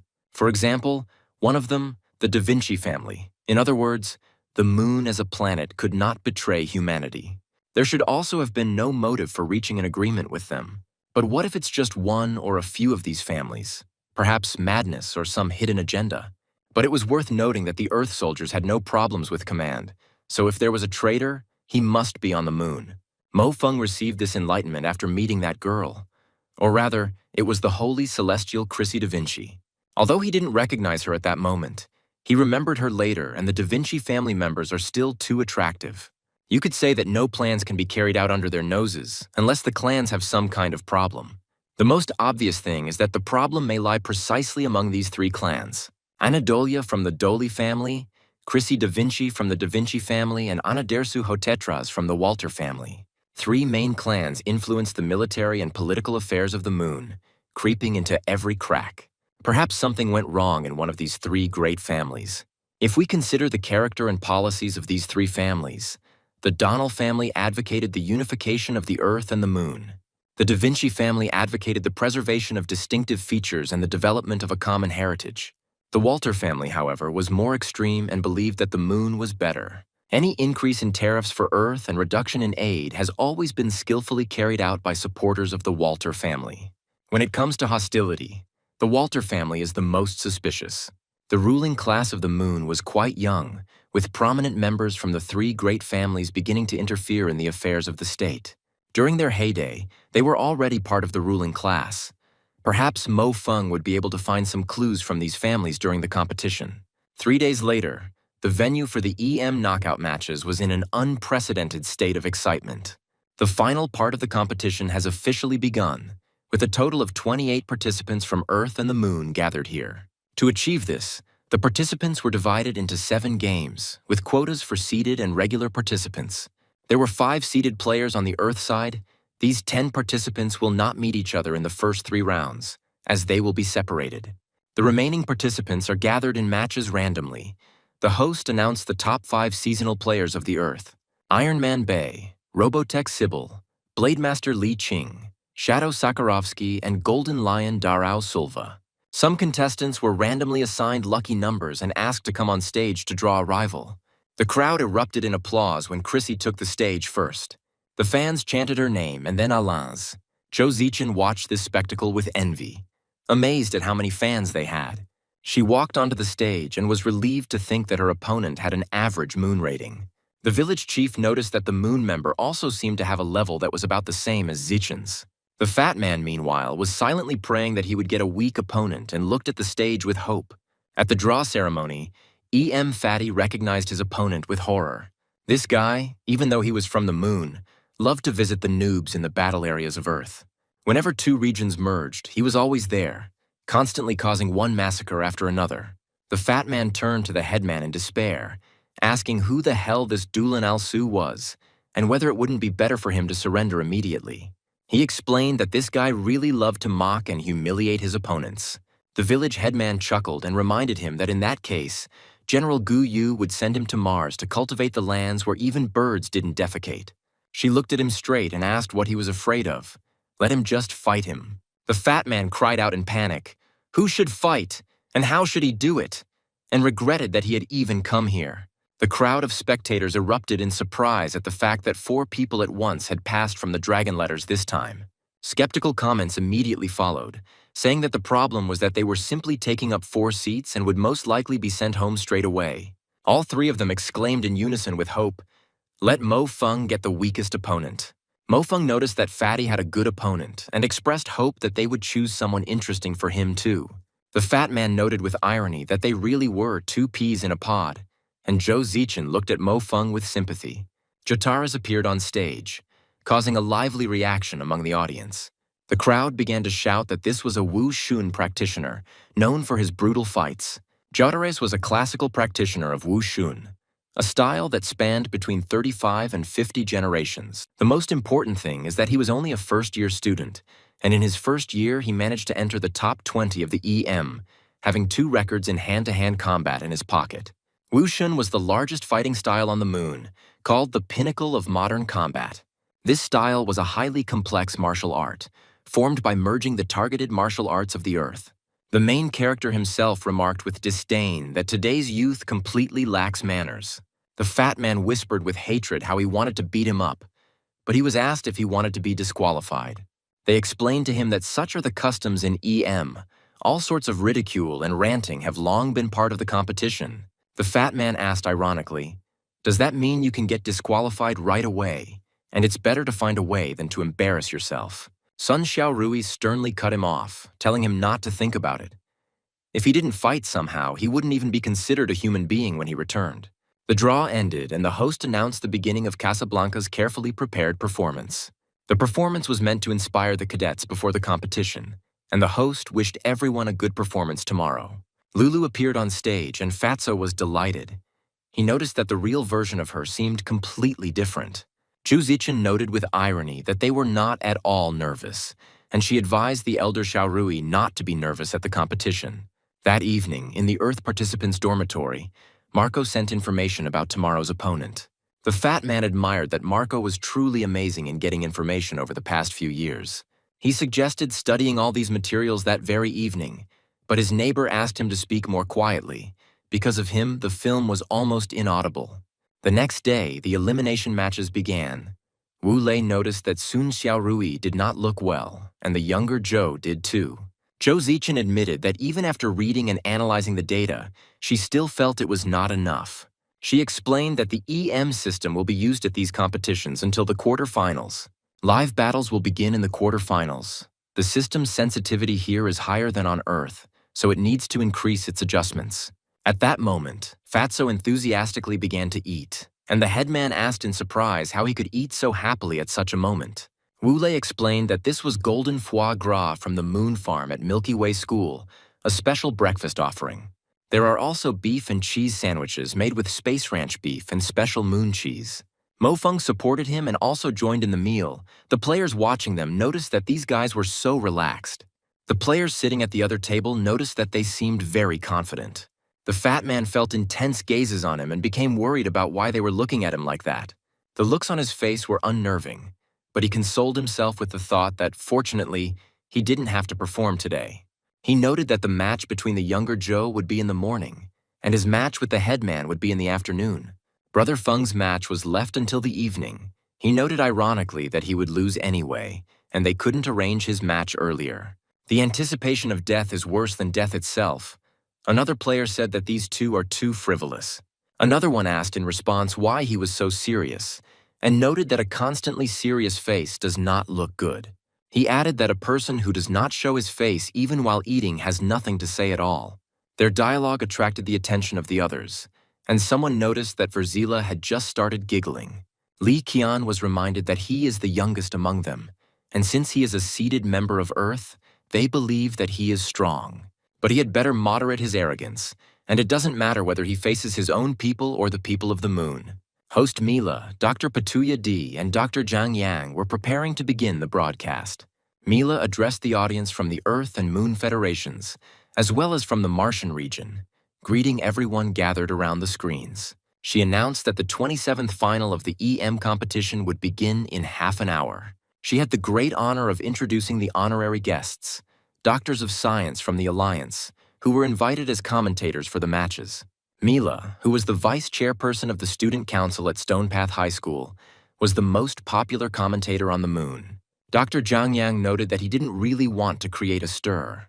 However, last time, the earthly participants were unable to even make it into the top 4. Then the quarterfinals and semifinals became Patui's personal show, and he himself sat as if on a bed of nails. This time, the earthly participants promised to make every effort to reach the semifinals and even the final. Dr. Patuya D expressed confidence that the participants this time are much stronger than last time. Dr. Zhang Yang added that they met again and he really missed this competition. Mila announced that the opening match would feature Kiko Inan from Memphis Earth School. Also, their favorite idol, nicknamed the Performer, is Alan Doyle from Milky Way School. The observers pointed out that this handsome man was on his own field and expressed the hope that their participant would not become shy because of this. Zikin thought that Alan Doyle, known as the Milky Way Student Council president, had endless charm and strength. The protagonist noticed that Alan Doyle was superior to his opponent by a whole 91%. And if you take into account that this rating was created by people from both Earth and the Moon, then the level of popularity of this guy was simply amazing. The fat man turned to the headman and said that they really did use 6,000 grapes to squeeze the juice, amazed at the extravagance of the guys from the moon. One of the spectators skeptically remarked that he didn't even know what was going on with the participants from Dragon Letters. The main character, lowering his head, said that there was nothing to see there. At that point, the opening match ended, with Alan Doyle winning in just over 2 minutes. Dr. Zhang Yang exclaimed with admiration that this was not just a victory, but a complete defeat. The participant noted that if this continues, then in just 30 minutes the competition day will be over. Zhang Yang was still very inspired and predicted victory this year. Patuya D tried to cool the ardor, reminding him that this was only the first fight and that he shouldn't get cocky ahead of time. Dr. Zhang Yang calmly replied that they would wait and see then. Mila announced the start of the 6th match, introducing the Earth Federation's seeded competitor Li Qiang. Everyone around was shouting and greeting the first seeded participant in the battle. He indignantly addressed those present, noting that they were only watching the match attentively, but were behaving inappropriately. Wu Lei reminded them that they are already perceived ambiguously, and if they behave like this, they will begin to irritate others even more. This is not just a modern game. These people will become the foundation of the earth in the future, the ruling class. Li Qian watched Lei and Mo Feng with disdain, noting that everyone was seriously preparing and worrying, but all they did was eat. He indignantly asked if they were even aware that they were at a competition and not at a resort. The boy remarked that if it weren't for Zikin's reputation, he was afraid that they would have been isolated even earlier. He also noticed that the fat man's heart was actually very big, but the stress manifested itself differently in each person. Meanwhile, the fat man calmly carried out Mo Feng's request, who asked him to bring 2 glasses of grape juice. Mo Feng noticed that there was no point in trying to convince them with words now. In order to prove everything to them, they could only show their strength. The presenter meanwhile noted that Li Qiang has a high chance of winning. His preliminary rating is 89%. Meanwhile, a thrilling spectacle was unfolding in the arena. Host Mila exclaimed with delight that this is the powerful supporting force of the seeded participants. Mila noted with irony that it seemed that Dr. Zhang Yang was right and that a turning point had come. Dr. Patuya asked whose side Mila was on, and added that even if they won this fight, the turning point would not come. However, he expressed bewilderment at the behavior of the representative of the Milky Way school, an expert in the top 18 EM. He wondered if this fighter was so brainless and arrogant that he would give up his advantage and decide to fight Li Qiang. The headmistress angrily asked if those two were really watching the matches attentively, and noted that they were already perceived in a mixed way. She told them that this was not just a competition. These people would become the foundation of the earth in the future, the ruling class. However, the main character calmly replied that the headman was taking this too seriously. The fat man said that he was watching the match while he was eating, and he also thought that something was wrong. At this time, the girl reproachfully turned to her brother mentor from Earth and noted that he was too cruel. The enemy only chuckled in response and told her not to talk nonsense, adding that if she still dared to smile, he would now make her cry. He looked at his rival expectantly, already anticipating an attack from her. The broadcast continued, recording everything that was happening in the arena and in the audience. The fight was fierce. Both opponents had almost equal strength, so each delivered blows of equal force. Li Qiang stopped in his tracks, taking a waiting stance and holding his weapon out in front of him for further attacks. Meanwhile, the cheers of the fans were heard in the arena, and the headman exclaimed with hope that it looked like this time they would have their first victory. However, Feng was more doubtful, noting that a fighter with a top 18 EM simply could not lose like that. The doctor shared a bad feeling that would not go away. He noticed that this Ino was putting himself at a disadvantage throughout the entire match, which is not at all like a top-level player. Suddenly, the girl, Qian's rival, said that he was caught, smirking to herself. However, the guy couldn't believe it. He was going to fight until the very end. But her opponent also believed in her own strength. She deftly dodged powerful attacks and struck back herself. Then, having accumulated enough strength for the decisive blow, she barely audibly whispered goodbye to her opponent. A deafening explosion was heard on the battlefield, which was of impressive size and inspired fear in the spectators. The doctor realized with horror that what they feared most had happened. The people of the moon had done everything possible. The observers noticed that Li Qiang had lost, and it was difficult to react correctly at that moment. It turned out that the enemy had deliberately feigned weakness, making Li Qian believe that victory was imminent and thereby lowering his guard. This incident clearly demonstrated that the power of the moon people was never limited to brute force. After Li Qiang's match ended, there was a huge uproar in the arena and among the commentators. In the commentary booth, Dr. Patuya D noted with irony that he had won after all, and he was really embarrassed in front of old man Zhang. Dr. Zhang Yang admitted that this guy is not easy, and to achieve such a victory is an art, although this approach is unacceptable. He reminded them that Asia is their weakest region, but they took it upon themselves to give them space and urged his colleague not to rejoice prematurely. Dr. Patuya D continued to insist, proposing a bet, and turned to Dr. Zhang with irony, noting that it was not worth changing the subject. He offered a condition. If at least one of the Earth participants reached the quarterfinals, he would change his name to Girl D. Mila noted with concern that they had separated and expressed hope that no accidents would occur during the broadcast. Jiang understood that Petulia was deliberately angering the Earth participants to create more bloodshed, and when there is a clear advantage, it is not at all pleasant. Other players said that since Chiang took the place of a seated participant, he should have done what seated participants do. He trained diligently for countless days and nights, all for this day. But in the end, he not only lost, but also became a negative example for others. Someone shouted at the guy again to control his emotions and stop embarrassing himself here. Li Qiang's opponents took the opportunity to mock him, calling him Mr. Shame of Asia and reminding him that he had been talking nonsense. The guy tried to silence the main character while he was expressing his opinion about the fight. The guy noticed that he always felt like something was wrong here, and it turned out that these two were ruining the atmosphere here. He pointed out that while everyone is carefully preparing, all they do is constantly rubbing, and you only have to look at this. The fat man responded by accusing her of running away from responsibility like a woman. If he had been even a little sensible, he would not have lost. Chiang retorted that although he had lost, these two losers were even more hopeless. Someone in the audience noted with irony that these lamers from the Asian region are really funny in their own way. Zikin tried to calm the raging passions, reminding them that they were all representatives of the Earth and must stick together. She noted with concern that the situation had gotten out of control and that if it continued, big problems could arise. The village chief understood that Li Qiang was trying to calm everyone down in the current situation, but no one expected Mo Feng to respond so harshly. Incomprehensible shouts were heard in the hall. Someone was shouting strange phrases in broken language, trying to attract attention to what was happening. The spectators looked at each other in bewilderment, not understanding what was happening and why this fight was causing such confusion. The headman pulled the protagonist to follow her, saying that he could finish reading later. However, he still stayed and noted to himself that Marco and his family still remained one of the most likely traitors.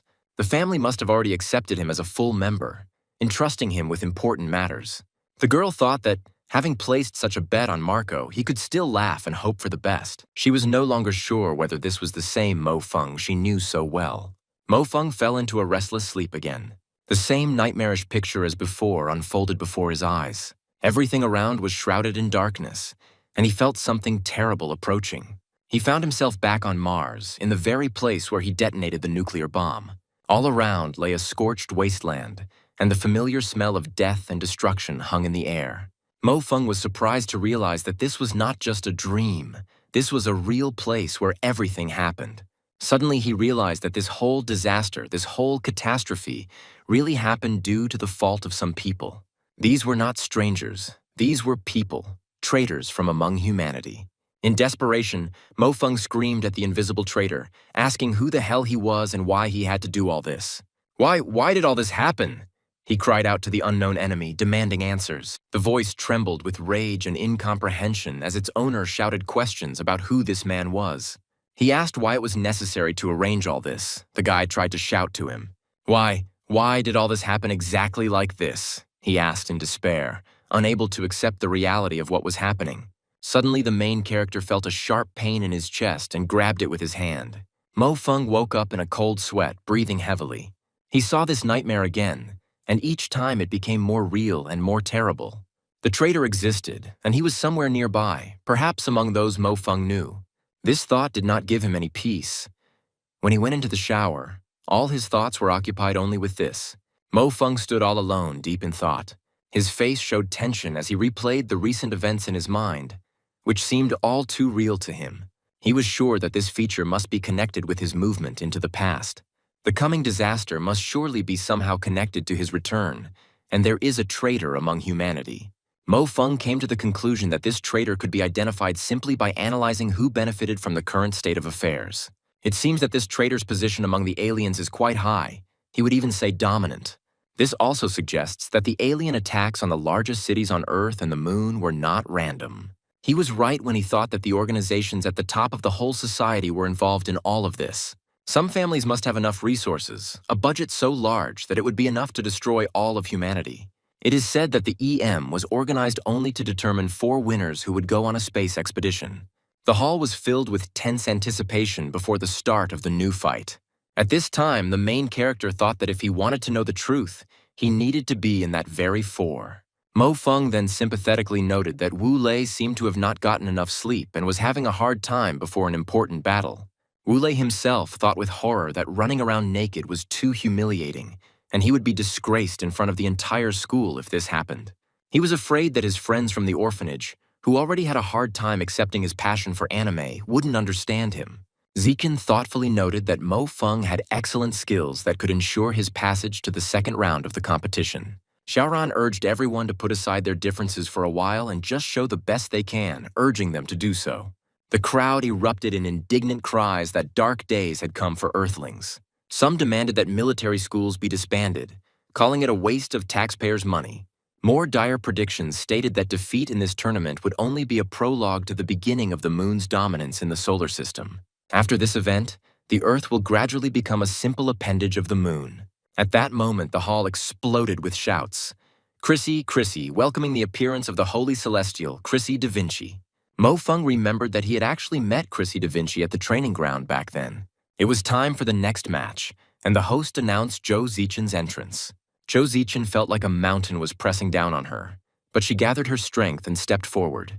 The protagonist encouraged her, saying that this was her chance to prove herself. She promised everyone to simply watch her win her fight and vowed to let her power be recognized by all of humanity. The arena was filled with tense anticipation, as Zhou Zichen was already rushing towards the arena. Zhou Zichen's opponent beckoned her with a dismissive hand. She mockingly invited me to come closer, calling me her sister from Earth. Her self-assured tone and relaxed posture betrayed complete confidence in her victory.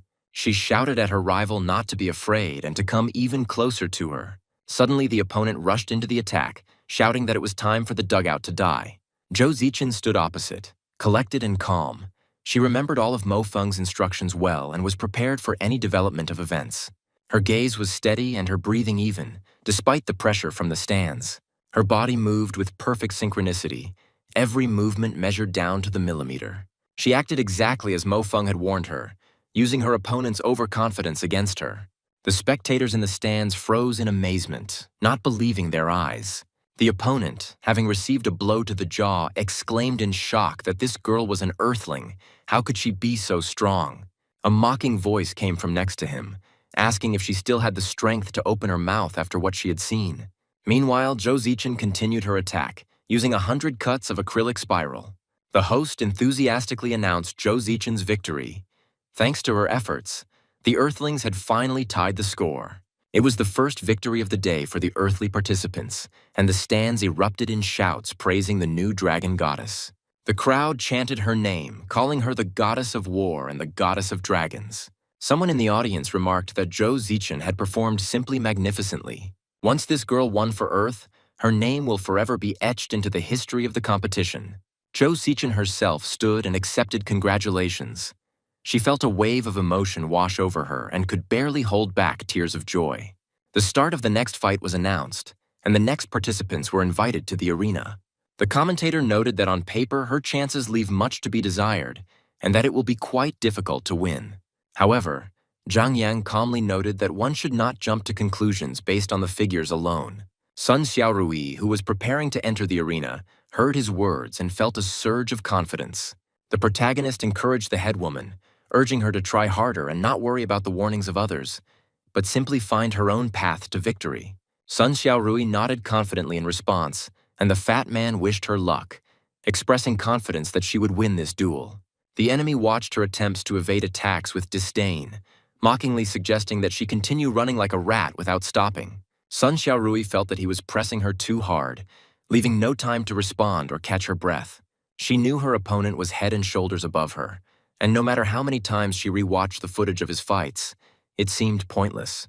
His technique was overwhelming her, creating a feeling of complete helplessness. Suddenly, the enemy drove her into a trap, grinning contentedly that he had finally driven her where he had planned. He used a zigzag pattern of fire, causing the projectiles to ricochet off the walls of the arena. Sun Xiaorui watched in horror as the projectile's impact power only increased with each ricochet. She tried to take cover, but the wall of her shelter could not withstand a direct hit. The spectators watched the events with regret, realizing that another defeat awaited them. The difference in strength was too great. The guys noticed that this moonfighter deserved to be in the top 10 and refused to look at humiliation. Mo Feng noticed that this man's shooting skills were affected by the infusion, causing him to frequently lower the barrel of his gun. If you watch him, you can confidently say that his mental aim can be very sharp. Xiao Rui knew that this vulnerable window prevented him from using his mask all the time. It is this window between skill uses that can create her chance to win. The problem was that due to her first instincts to react to a shot, she would dodge. But if she misses his weak shot, he can change position and use his skill again. The onlookers watched the unfolding events with fear. Sun Xiaorui frantically thought about what to do when the enemy announced that he had almost destroyed the shelter, and the next shot would destroy her. In desperation, she noticed that he had lowered his weapon, preparing for another attack. At that moment, time seemed to stand still. She remembered Mo Feng's words and realized that this was her only chance. The enemy, confident of his victory, announced that the time had come for her defeat. But just as he was about to deliver the decisive blow, Sun Xiaorui moved with lightning speed, appearing right in front of him. His face and the faces of the spectators reflected complete amazement when they saw this. Everyone understood that something incredible had happened. She used his own tactics against him, forcing him to lower his weapon at the most inopportune moment. Silence fell over the arena as the system confirmed the death of the Luna representative. There was incredible excitement in the arena and in the audience after Sun Xiaorui's victory. Sun Xiaorui's comrades joyfully shouted that the village chief was too good. Someone in the audience excitedly announced that another hidden dragon had appeared at this competition. Meanwhile, commentators and analysts carefully analyzed the past fight. They noted that the problem was the posture Sun Xiaorui used to hide from the gunshot. To counterattack from this position, she would have to leave herself completely exposed, literally allowing her opponent to shoot at her.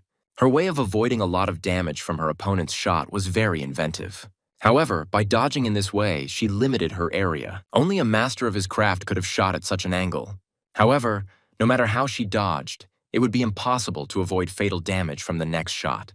Analysts have concluded that there is only one way to understand the reason for her victory in this fight. She waited for the moment when her opponent used his skill to counterattack. Apparently, this girl had excellent observation skills and noticed a pattern. After his shots, the barrel of his gun goes down. One commentator noted that it seemed like the opponent also had some capable people on his side. Another countered by asking whether he thought it was only Sun Xiaorui's doing. The village headman looked at the main character and noted to herself that this guy, Mo Feng, was truly amazing. Mo Feng, who was watching what was happening, attracted the attention of the fat man, who addressed him with admiration, calling him big brother and even boss. Mo Feng looked at the fat man carefully and asked if he knew that he was the best marksman in history. The fat man was taken aback by such a statement. He thought that the hero was trying to hypnotize him. Mo Feng continued, explaining that in fact, his strength far exceeded even the most insane notions of strength. All he has to do is awaken his hidden power and destroy the enemy. Meanwhile, the boys from the orphanage gathered around the fat man, shouting that they believed in his victory and asking him to bring them tasty food. The headmistress of the orphanage, who was watching them, lamented that she had asked these boys 5 times to cheer up the fat boy, but they still did not listen to her. Wu Lei hoped that the headmistress would not allow the boys to watch his fight so as not to distract him. The headmistress addressed Fatso, saying that there was no need to downplay his achievements, and that they were very proud that he could stand on stage. She noticed that he had already become an idol for his little friends from the orphanage. Boys and girls, saying goodbye to Brother Zhang, shouted that he was the best. The fat man returned to his comrades, who were already getting ready to go look for him, since his duel was supposed to be next. Qinyan noted with irony that he had already thought that the cowardly chicken had wet its pants. Xiaorui thought with annoyance as to why this man spoke up right before the duel. She asked Mo Feng what he told him before he ran off to get ready. Mo Feng calmly replied that he had told him that for his victory, he would receive a reward of 100,000 yuan from the military council. The girls were perplexed by this statement. They thought it was really abnormal. Another one asked ironically if this was a joke, and whether a reward of 100,000 yuan was worth the humiliation he would have to endure if he lost. Meanwhile, in the fat man's head, already preparing to enter the arena, numbers echoed. 1,000, 10,000, 100,000 yuan. Dr. Zhang and his colleagues continued their verbal sparring. Petulia added that there is no longer any point in conspiracies. The situation for the moon is developing much better than expected. Dr. Zhang thought with annoyance that it was useless to explain everything to them. They wouldn't understand anything anyway. He noted that although the first quarter of the place is not occupied by them, this is not the end. because it is not far to the full poster at the top. There was also some debate among the spectators, with someone suggesting they watch the match before lunch, hoping they would make it before lunch. Others discussed how their school had 2 war goddesses, and that was a real miracle. But looking at the Fat Man, they and his rival doubted how this guy got here. The Fat Man himself appeared in the arena, ready for his fight. The girls looked with surprise at the weapon that the Fat Man had chosen. It was a heavy sniper rifle from Razor. The guy from the team noticed that the Fat Man seemed even more confused by the weight of his heavy rifle. Li Qingyang noted that on a narrow path, the brave wins, and the longer the battle goes on, the more difficult it will be for him to fight for his life. The headman immediately pounced on him, saying how dare he speak like that. As soon as the Fat Man returns, they will get what they deserve. Meanwhile, Wu Lei's opponent looked at him with disdain and mockingly remarked that this was all the Earthling could do. He advised the Fat Man not to be nervous. It was clear from his expression that he was indeed tense. The opponent added that he couldn't hit him anyway and suggested that he simply freeze in place and await his death from above. He confidently declared that the Fat Man would suffer a defeat today in any case, and the only question was how crushing it would be. The Fat Man stood still and said that he was absolutely relaxed. One of the observers wondered if his eyes were deceiving him, because the Fat Man was about to suffocate. Another spectator asked in bewilderment how this guy got there and suggested that he give up immediately to avoid embarrassment. At this moment, the Fat Man remembered the 100,000 yuan that Mo Feng had promised. He mentally encouraged himself, reminding himself that if he was so nervous, the 100,000 yuan would simply slip away. This money will be enough to provide the shelter where the children live for a whole year. For the sake of all the boys in the orphanage, for the sake of 100,000 yuan, he has to win. With these thoughts in mind, he took aim and fired, shouting that this was the result of his special training. The shot was perfect, hitting the target with incredible accuracy. The spectators froze in amazement, not believing their eyes. The Fat Man's opponent now stood in complete shock. The tense fight continued in the arena, while the commentators introduced the audience to the most famous shooter of the moon. They explained that in the conditions of modern warfare, the physical performance of shooters must be at the highest level. When a person reaches this level, he gains an absolute advantage on the battlefield. To achieve this, all 5 senses must be developed to their maximum. When a fighter achieves this, he develops a 6th sense that can help him predict danger. Meanwhile, the Fat Man continued to amaze the audience with his incredible dodges.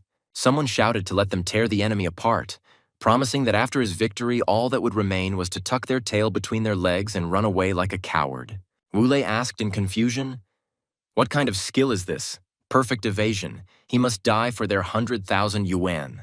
The opponent was surprised to note that a shooter who could not remain cool would never be able to become a good sniper. However, he was forced to admit that the Fat Man was still a little better than he expected.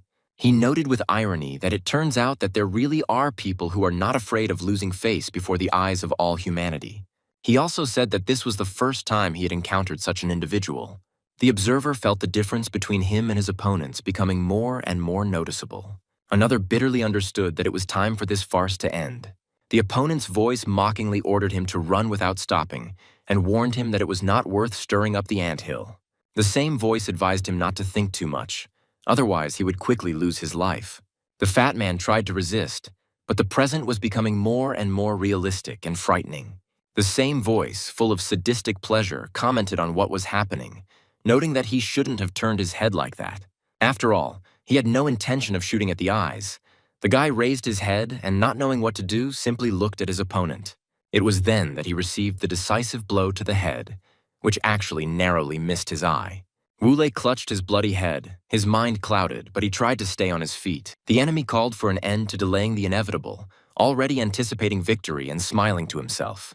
He looked at the Fat Man and was no longer just grinning, but laughing in his face. The guy exclaimed in despair, "What kind of crap is this, and is this really what he wanted to achieve?" Suddenly, he heard familiar voices supporting him. The guys were shouting at him to cheer up. It was not time to give up yet. However, their opponent interrupted them, and he warned that in subsequent fights this would happen to every insignificant Earthling. The enemy exclaimed triumphantly that it was time to return to his wretched orphanage. The Fat Man, hearing these words, changed his face. He firmly declared that he would never allow him to insult the orphanage. With these words, he pounced on the offender, calling him a moon freak with crooked teeth, and continued the fight with redoubled energy. The children screamed indignantly, not understanding what kind of nonsense this lunar representative was talking about. They urged him to get up quickly and show the offender where the crayfish hibernate. Even though the EM matches were held virtually, the injury felt very real. Wu Lei was indeed in severe pain, but he found the strength to stand up. The fat man's opponent mockingly asked if he had finally given up and was ready to accept his death. The guy pointed his weapon at this infuriating opponent. Even with such an injury, he was ready to fight on. The opponent knew his capabilities, but underestimated the fat man, so he relaxed a little. He continued to shoot at Wu Lei, not noticing that it was not causing him any damage.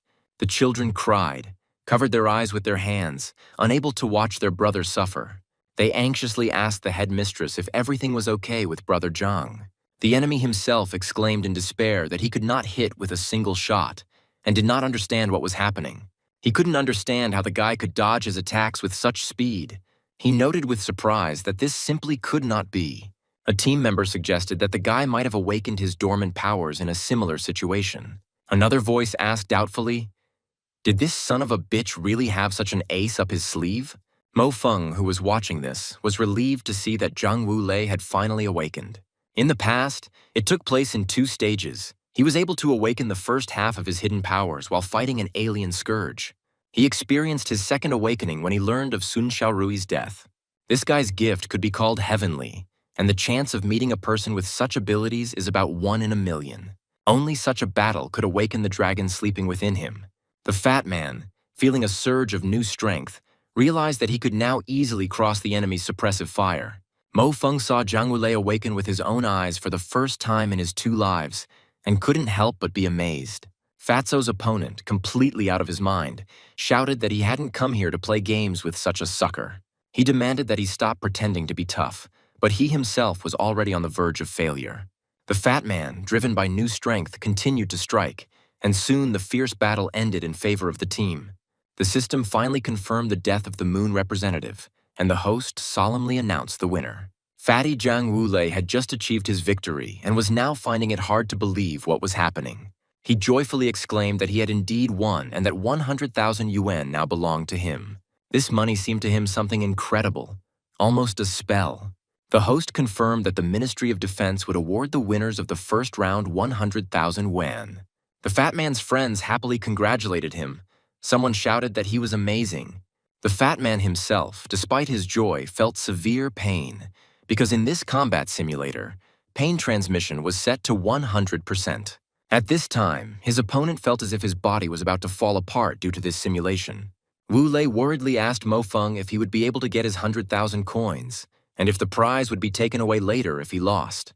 Mo Feng smiled and said that he should catch his breath first. The fat man noted that there was no need to be so serious and reminded them that they were just joking then. Canyan pointed to his unbuttoned buttons and urged him not to forget his name, since he was, after all, a representative of Earth. Mo Feng calmly pointed out that his fight hadn't happened yet, and he wasn't a pretty girl, so no one would want to watch him run around naked. The crowd erupted in cheers, urging him to put on a great finish and fuck his opponents to death. The audience admired the students from Dragon Letters, noting that they were truly amazing. Someone philosophically remarked that whatever the final result, the spirit of Earthlings must be reborn again. Qinyan stood up in front of everyone and expressed his desire to go out into the arena now and show what he was capable of. The observer meanwhile looked at this guy and did not understand what the hell he was doing. Jotra's mentor admonished him, saying that everything was now in his hands, and he must return everything 100-fold. Jotares confidently replied that he would show his opponent how a real man should fight. The girl next to him advised him not to underestimate his opponent, and Jotares assured him that he had carefully studied the information about his opponent. The crowd chanted the name of the next competitor, Jotares. Commentators introduced him as one of the youngest masters of the moon, possessing an unparalleled amount of fighting skills. However, the main character did not seem to listen to all these words. He was smiling in the face of his opponent in the arena. Zekin knew that this man had been programming himself for victory ever since he entered the Milky Way Military Academy. It was noted that defeating this enemy would be extremely difficult, and even the combatants would need to have well-developed shooting techniques. The presenter announced that both participants were ready to fight on the virtual field. The system chose a random battlefield, a mountain peak, which caused confusion among viewers. Someone indignantly exclaimed why this particular arena was chosen, since Mo Feng had no place to hide at all. Jotares tried to say something to his opponent, started to deliver his speech, but stopped at that moment. Dr. Zhang remarked ironically that this was probably their team's secret weapon, and asked if Mo Feng thought he had already become a champion. Mila noted that there was no need to laugh like that. Perhaps he had simply forgotten or did not have any knowledge of long-range combat techniques. Dr. Zhang confirmed that Mo Feng had already been studying Dragon Script for 3 years, and there was no mistake about it.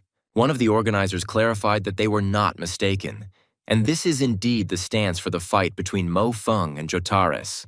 Mo Xiuqing was watching the scene with concern when someone she knew asked if her brother would really be okay. Mo Xiuqing, not wanting to listen to such talk, hurriedly stated that she still had homework to do. However, she exclaimed indignantly, how could he say such a thing about her brother, and reminded him that he was considered the strongest on the moon. Finally, the time came for Brother Feng's fight. The spectators eagerly awaited the start of the fight, noting his calm and confidence. Meanwhile, the comrades discussed the upcoming battle, noting that Mo Feng's opponent truly possessed amazing skills. The protagonist asked ironically what else could be expected in such a situation. The opponent admitted that he had never seen anyone who treated the practitioner of Lunar Wuzong so disdainfully. Jotares confidently declared that today he would teach this Mo or whoever he was a lesson and would definitely shake the soul out of him. He used the first attack, and a beam of minor energy, a test shot, flew past Mo Feng. This was immediately followed by another fall. The opponent decided not to hesitate and confuse the guy. The protagonist easily performed a defensive maneuver, causing Jotares' foot to crash into the barrier. He had no choice but to land back on the ground. The force was impressive. Even the dry, rocky ground cracked. The protagonist closely watched the opponent's actions, anticipating another series of attacks. He turned out to be right. Jotares was not going to think for long. He wanted to wear out the hero.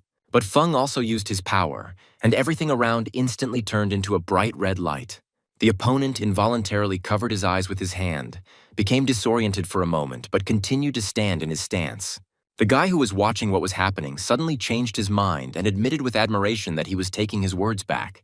Her brother is great, and he thinks he has already reached raid boss level. Feng, confident in his superiority, mockingly remarked that they had played enough, and dinner would soon begin. They needed to put an end to this. If Mo Feng wanted to anger him, then let him accept his congratulations because he achieved it. Now all that was left for him to do was die. With these words, Jotares rushed into the attack, using all the power of Wuzong. A deathly silence fell over the arena as the system announced the winner. The spectators, who just a minute ago were confident of Jotares' victory, could not believe their eyes.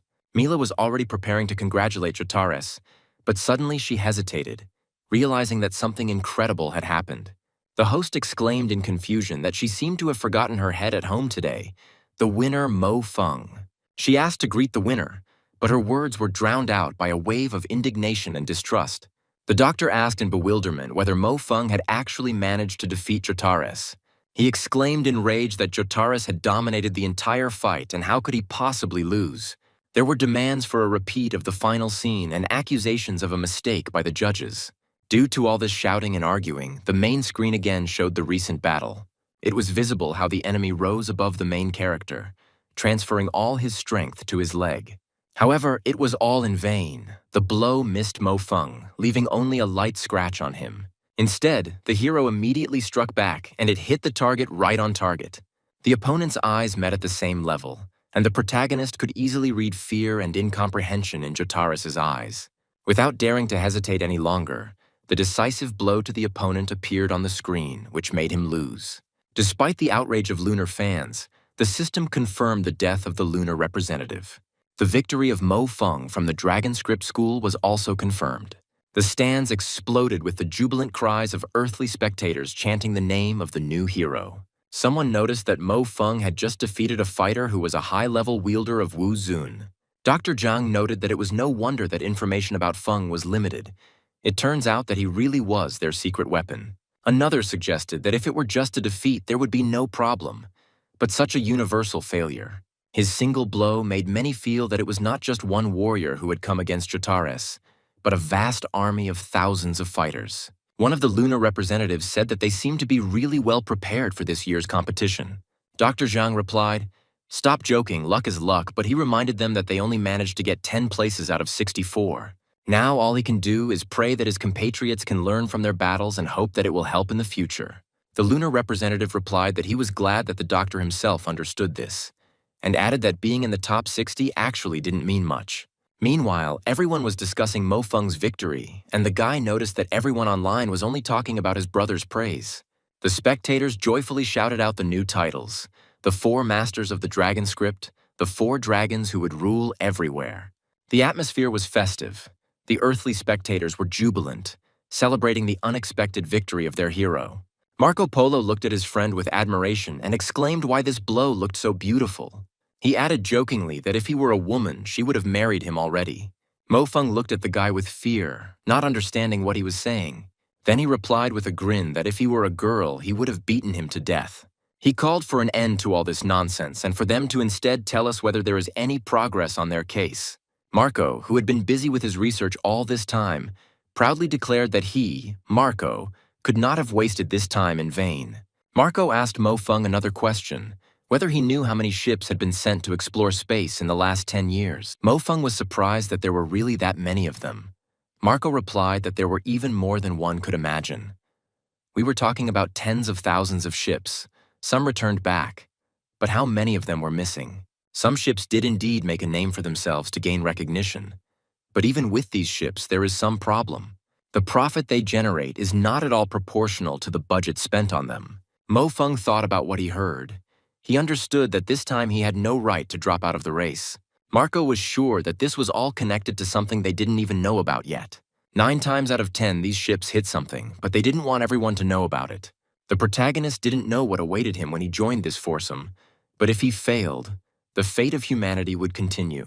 He had taken 10,000 steps back in time, so he was determined. Looking at Marco, he understood that even if he died from the events that awaited him, he would do everything to never regret anything again. He warned Marco that he should be careful. After all, the business they are so passionate about must bring in huge profits. He hoped that Marco would warn his friends to be careful too. Marco replied with a smile to make Mo Feng relax. They understand what they are getting into, and how could their work be dangerous? Mo Feng noticed that he was thinking too much and simply warned him not to be too exuberant. Meanwhile, the boys from the orphanage ran up to Fatso, calling him their magnificent brother Zhang, and expressed their hope that he would win. The fat man promised to try not to disappoint them and added that when he returned from the tournament, they would definitely have a good lunch together. There was a heated debate about the results of the competition on the sidelines. Someone indignantly noted that only 10 Earthlings had passed, and that this was a disgrace. The man in the conference room was discussing deeper issues. He wondered whether the representatives of the moon were really so superior to Earthlings, and he doubted the correctness of the Earth's gene policy. For many years, the moon's development has been taking place in the shadows. The leadership demands victory, but will Earth be able to save face in the current situation? The moon now has an overwhelming advantage. The man wondered what the victory in the EM this time would offer that was so valuable. If we think about it this way, there can only be one answer. The first 4 places get the opportunity to go on the expedition. Moon representatives strive for victory in order to gain this advantage. Although it is impossible to directly interfere with the tournament, after its conclusion, the question of the distribution of places on this expedition will inevitably arise. Now everything depends on whether the Earthlings can get at least one of the places provided. Host Mila greeted all spectators at the EM competition with a joyful smile. She announced that Dr. Patuya D and Dr. Zhang Yang would be commentating on the matches with her today. Mila noted with relief that fortunately, the Earthlings still had 10 participants left, and if it weren't for that, she would have completely lost her face. The main fight of today could definitely be called the confrontation between the robotic Sybil and the holy celestial Chrissy. Commentators continued their analysis of the upcoming fights. They noted that Zhang Wuli's opponent today was Rossi, known for being one of the top 5 shooters on the moon. Zhang Wulei has reached a turning point. Today, he must show everyone whether he has truly gained new strength in his last fight. Things were even more interesting with Mo Feng's fight. Today, he was to face Jotaras' older brother, Pao. Pao himself did not take part in EM competitions until his 4th year. Jotaras always attracted everyone's attention. In his last fight, Mo Feng had given Lunar Wuzong a very serious beating, and it seemed Pao wanted to restore honor to the martial art. However, things are different when it comes to a bearer of some martial art, some culture or faith. Meanwhile, the fat man and his friends gathered together to watch the continuation of the competition. A guy from the team reported that the first 5 fights took place between representatives of the moon, and Dr. Zhang's predictions turned out to be accurate. Even though the situation was not developing for the better for them, he still tried to do his job well. The 5th fight, which was the highlight of the day, began in the arena. Viewers noted that if they defeat the robotic Sybil, Luna's fighting spirit will definitely increase. This was the first confrontation between pre-seeded participants, and this fight could demonstrate the level of both the Earthlings and the representatives of the moon. The crowd chanted Chrissy's name, admiring the beautiful angle and her appearance in the arena. The fat man, captivated by the viewing, continued to gobble up the snacks he had prepared in advance. However, he was not greedy, so he offered to share food with anyone who wanted it. Mo Feng noticed that Sybil had prioritized defense, and after a few strikes, he apparently discovered that his opponent was stronger. Observers concluded that it seemed the winner had already been determined. The village chief asked in surprise why Mo Feng was leaving, since the battle was still ongoing and the outcome had not yet been determined. Sun Xiaorui advised him to do everything as quickly as possible and return immediately. It was possible that Chrissy could become his opponent. He noted with a grin that if she were his opponent, his charm would be enough to make her knees buckle. Sun Xiaorui reproachfully remarked that he should be honest with himself. The fat man knew that the guy had only recently encountered reality. The protagonist, unable to bear it, exclaimed that Wu Lei was already talking too much and ordered her to stand still. Mo Feng soon calmed down and stood to the side, lost in his thoughts. He reflected on how difficult it would be to turn the current situation around on his own, but at the same time he understood that his power was too limited. All his life he had been an ordinary soldier, and if someone had led him from above as before, everything would have been much simpler. But who would believe what he would tell? Could victory in this competition be comparable to the safety of all mankind? Suddenly someone's voice brought him out of his thoughts, sternly noting that smoking was prohibited here. Mo Feng looked up and was surprised to find Alan Doyle standing next to him. For some reason he thought it would be someone else, but he was wrong. Alan Doyle noted with a smile that he seemed to be lost in his memories. The hero added that Alan Doyle seemed to have a lot of free time since he was standing here. Alan Doyle asked if he could also try what Mo Feng was holding in his hands. Mo Feng handed him a cigarette, noting that it was a new flavor that had appeared on Earth quite recently, although the circulation was still limited. Alan Doyle asked in surprise, a special locally produced product. Just as he was about to try the protagonist's electronic cigarette, he stopped him. The boys stood silently together for a while, closing their eyes. Then they both took a drag at the same time and exhaled the sweet vapor. At this moment, Sun Xiaorui's excited voice was heard nearby. She exclaimed, "Damn it, Mo Feng, she knew it. He was up to his old tricks again." Mo Feng turned around in panic and saw the village chief approaching, he thought in horror. What the hell was she doing here? Sun Xiaorui looked at him suspiciously, demanding an explanation. He tried to justify himself, but Sun Xiaorui didn't listen to him. Her gaze fixed on Alan Doyle. She suddenly exclaimed that it was Alan Doyle, and her face flushed with embarrassment. Mo Feng stood opposite Alan Doyle, listening carefully to his words. Alan noted with a slight smile that he had heard Chrissy mention him, wondering if he was planning to move to the moon. Mo Feng thought about this question, realizing that in the past, as in the present, Alain da Vinci was famous throughout the solar system. Mo Feng remembered that in the Battle of Sunny Lake, only the unit under Alain's command was able to achieve success. Even now, Alain da Vinci remained an excellent fighter, but at the same time, he had not lost his usual aura of superiority and strength. Feng turned to the guy with a slight smile, saying that he could always come to him. When the main character left, Alan Doyle thought to himself that the guy was very confident in his abilities. He needed to take a closer look at him. Alain thought ironically and wrote to the hero so that he wouldn't try to tell anyone about this, and threatened Feng. But then I heard discussions about the fight.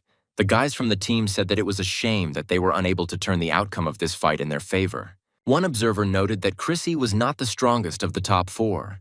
The commentator looked at this and realized that there were only 2 pre-seeded participants left, and it was an absolute victory. Dr. Zhang saw that Chrissy had dominated the entire battle and resistance was completely futile. He asked with concern, "This is only the top 32. Will the Earthlings even be able to reach the quarterfinals of the EM?" Jotaro's elder brother entered the battlefield determined to avenge his younger brother. Pao stated that he was adopted by the Wu Zun Martial School and that the school became a true home for him. He would not allow anyone to dishonor his house. Turning to Mo Feng, he said that he would lose today. Spectators and commentators actively discussed the upcoming fight, with someone noting that it was clear from the very beginning that revenge would inevitably follow. Mo Feng's comrades shouted words of encouragement from the stands, urging him to win. The headman noted that there was a lot of information about the opponent, and it could be said that he was a fighter who had no weak points. It was said that Pao was an excellent marksman, but it should not be forgotten that he studied Wu Zun, so he also performed excellently in combat.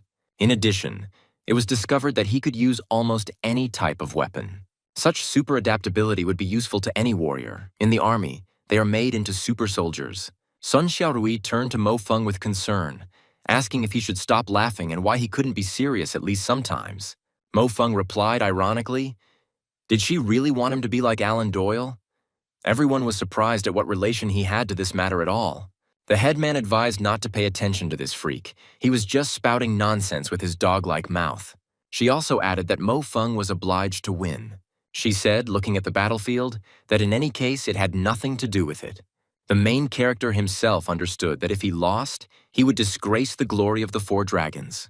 A man with a scar on his face and one eye covered looked at everything through the screen and thought about the two guys who were soon to fight.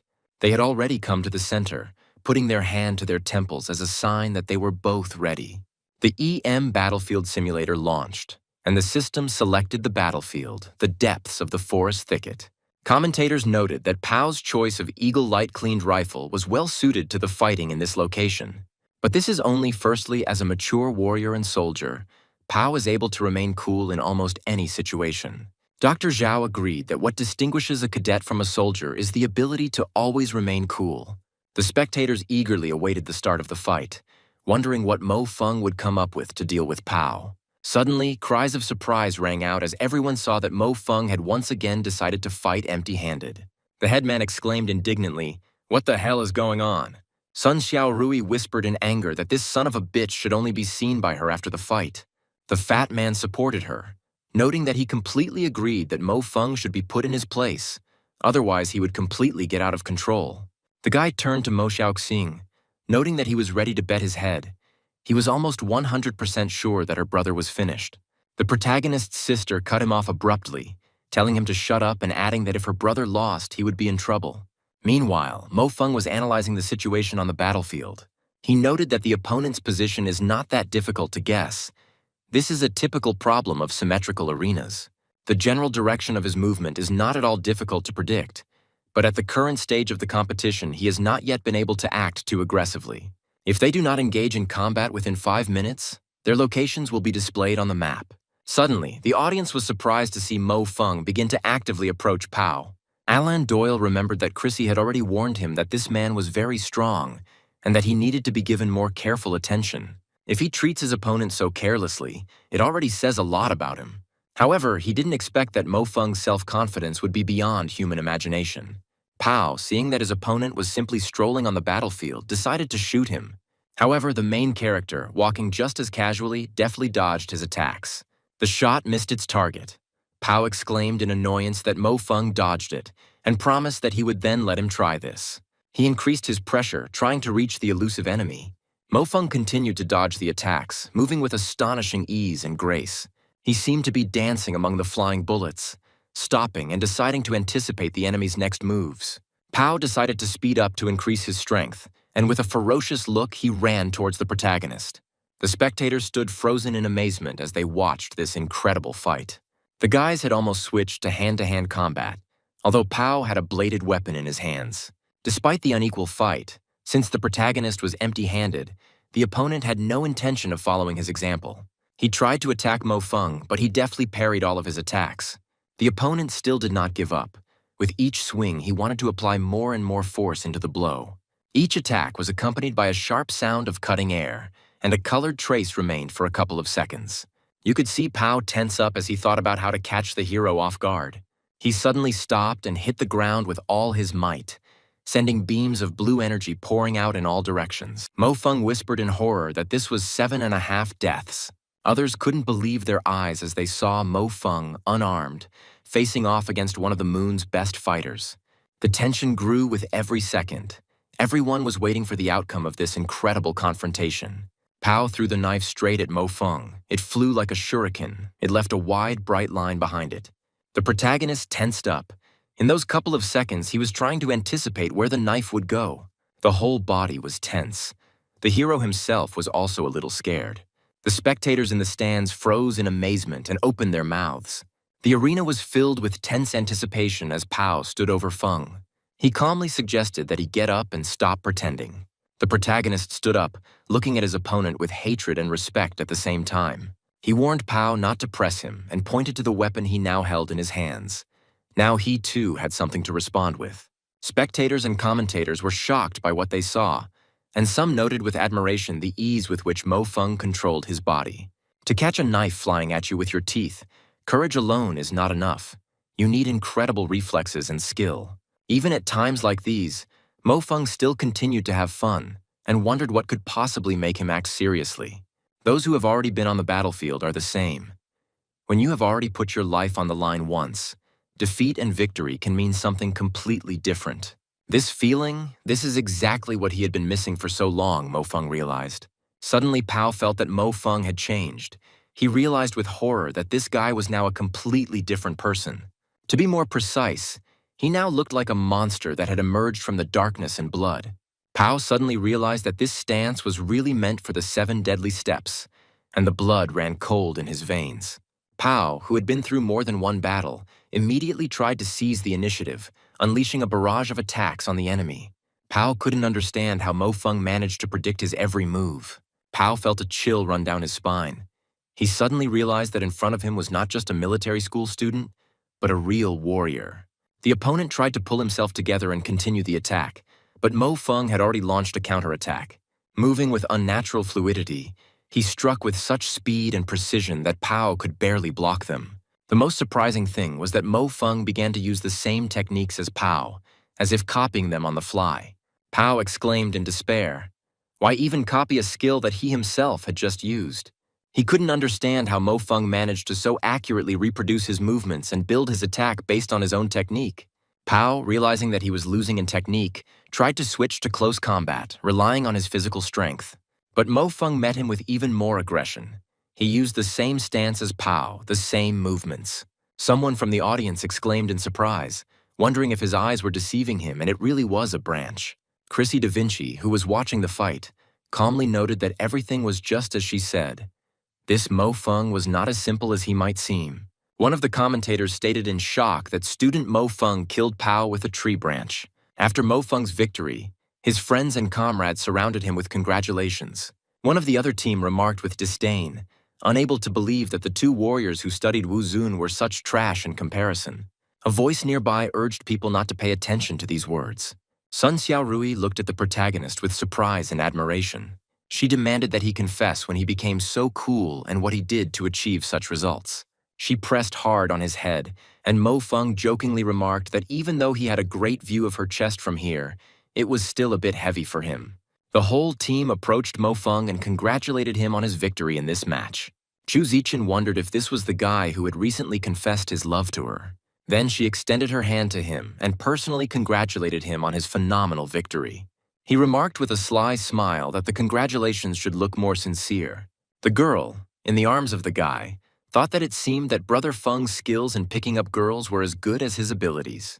Zhou Zichen calmly understood that, after all, he was playing the role of her boyfriend, so she thought that was how it should be.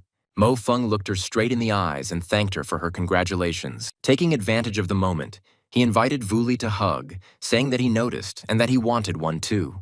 The fat man turned away in embarrassment, saying that he didn't want anything, and she suggested that his eyes were starting to fail him. Mo Feng asked if there was anyone who would be willing to hug the fat man when there was a beautiful village chief standing next to him. Wu Lei exclaimed indignantly that he had decided to laugh at him and chased after him, shouting that he would catch up anyway. Meanwhile, the commentators summed up the day, and one noted that Sakharovsky's shadow was giving the Earthlings another victory. And he thought that such results allowed the Earthlings to finally breathe a sigh of relief. Their losing streak was broken. But even so, it won't be easy for the Earthlings to get further. Even though they have a couple of good fighters, the advantages of the representatives of the moon are great. Mila announced that the first day of the top 32 selection process was officially over and thanked all viewers. From the room came the voices of people heatedly discussing the recent battle. The fat man turned to Mo Feng with serious advice. He said that he believed him, although he had watched a huge number of films on this topic. Mo Feng replied that it was like casting pearls before swine, and that the fat man was thinking too much. It was just a friendly hug. The fat man did not calm down, noting that he should have thought about it when he tried to deceive him, because he could see that everything was not so simple between them. Mo Feng thought about his words. In some ways he was right, now that he had a second chance. Shouldn't he change his life for the better? The fat man encouraged him by saying that forward, only forward, his brother would support him, and by the way, could he ask if she had a sister? Mo Feng replied ironically that even if she had a sister, Fatso had no chance with her. The fat man exclaimed indignantly that Mo Feng was wrong and begged him to fulfill his request, and soon everyone went to their rooms. Suddenly, Mo Feng's attention was drawn to something within himself, and he shouted in surprise, recognizing this atmosphere. He saw the interplanetary aircraft carrier Ares in front of him and wondered what it was doing here at all. The guy wondered why the human Air Force couldn't defeat the aliens. This is because the aircraft carrier Ares, nicknamed Invincible, played no role in the battles. Mo Feng was confident that the appearance of this figure would be enough for him to uncover the real reason for the defeat. Reality began to distort before his eyes when he heard a strange sound. Mo Feng cried out in despair, "This is impossible, this simply cannot be." He wondered again and again why. Why was this happening to him?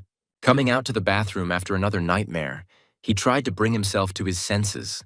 Looking at himself in the mirror, he again discovered that the strange wound had grown even larger.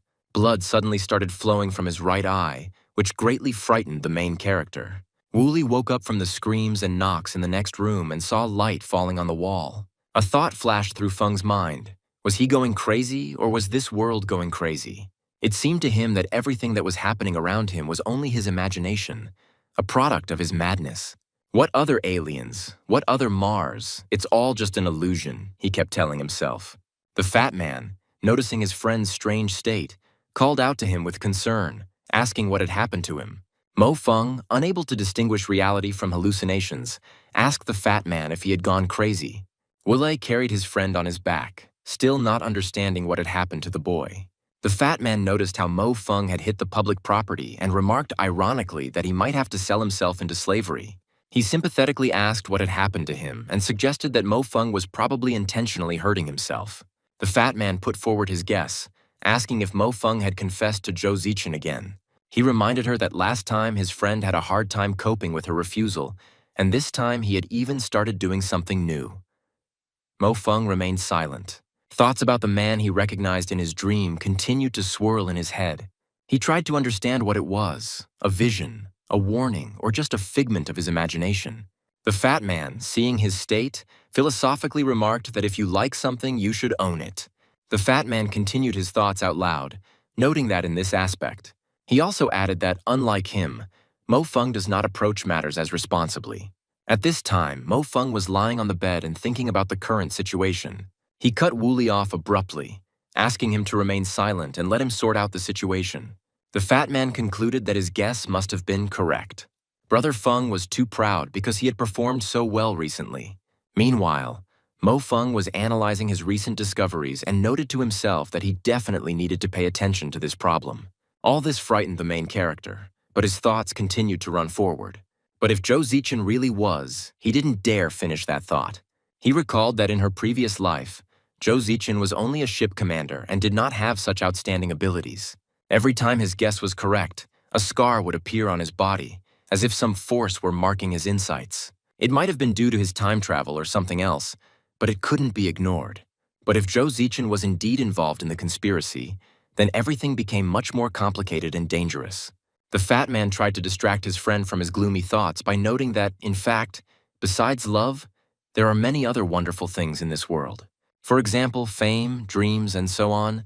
He said that Mo Feng might not even know it yet, but his popularity in Tiankong is currently growing.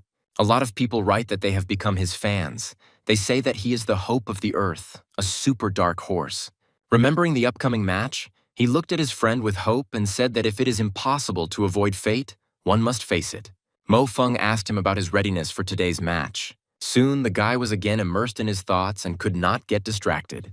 The fat man answered doubtfully that he had won the first confrontation by pure chance, so there was no point in counting on him. Mo Feng, wanting to cheer up his friend, thought of something to say to the guy. With a sly smile, he threatened that if Fatso lost, he would immediately tell the headman that he liked her. The fat man panicked and exclaimed that Mo Feng couldn't continue to threaten him like that, and if he did it again, their friendship would be forgotten. Already at breakfast, Mo Feng added that the fat man had lost to him, so now he would think about how he could defeat his opponent. He asked if his friend was offended and offered to give him his steak. The fat man reminded that once he ate the steak, he was bound to win. Mo Feng replied with a grin that a steak alone wouldn't be enough to atone for his sins. He also noted that this was not up for discussion, and although he would not like to be in the spotlight, it was entirely possible to win this match. Besides, everyone will be happy, and the headman will be pleased too. At this moment, some people passed by, and one of them, recognizing Mo Feng and Zhang Wulei, exclaimed in surprise that it was them.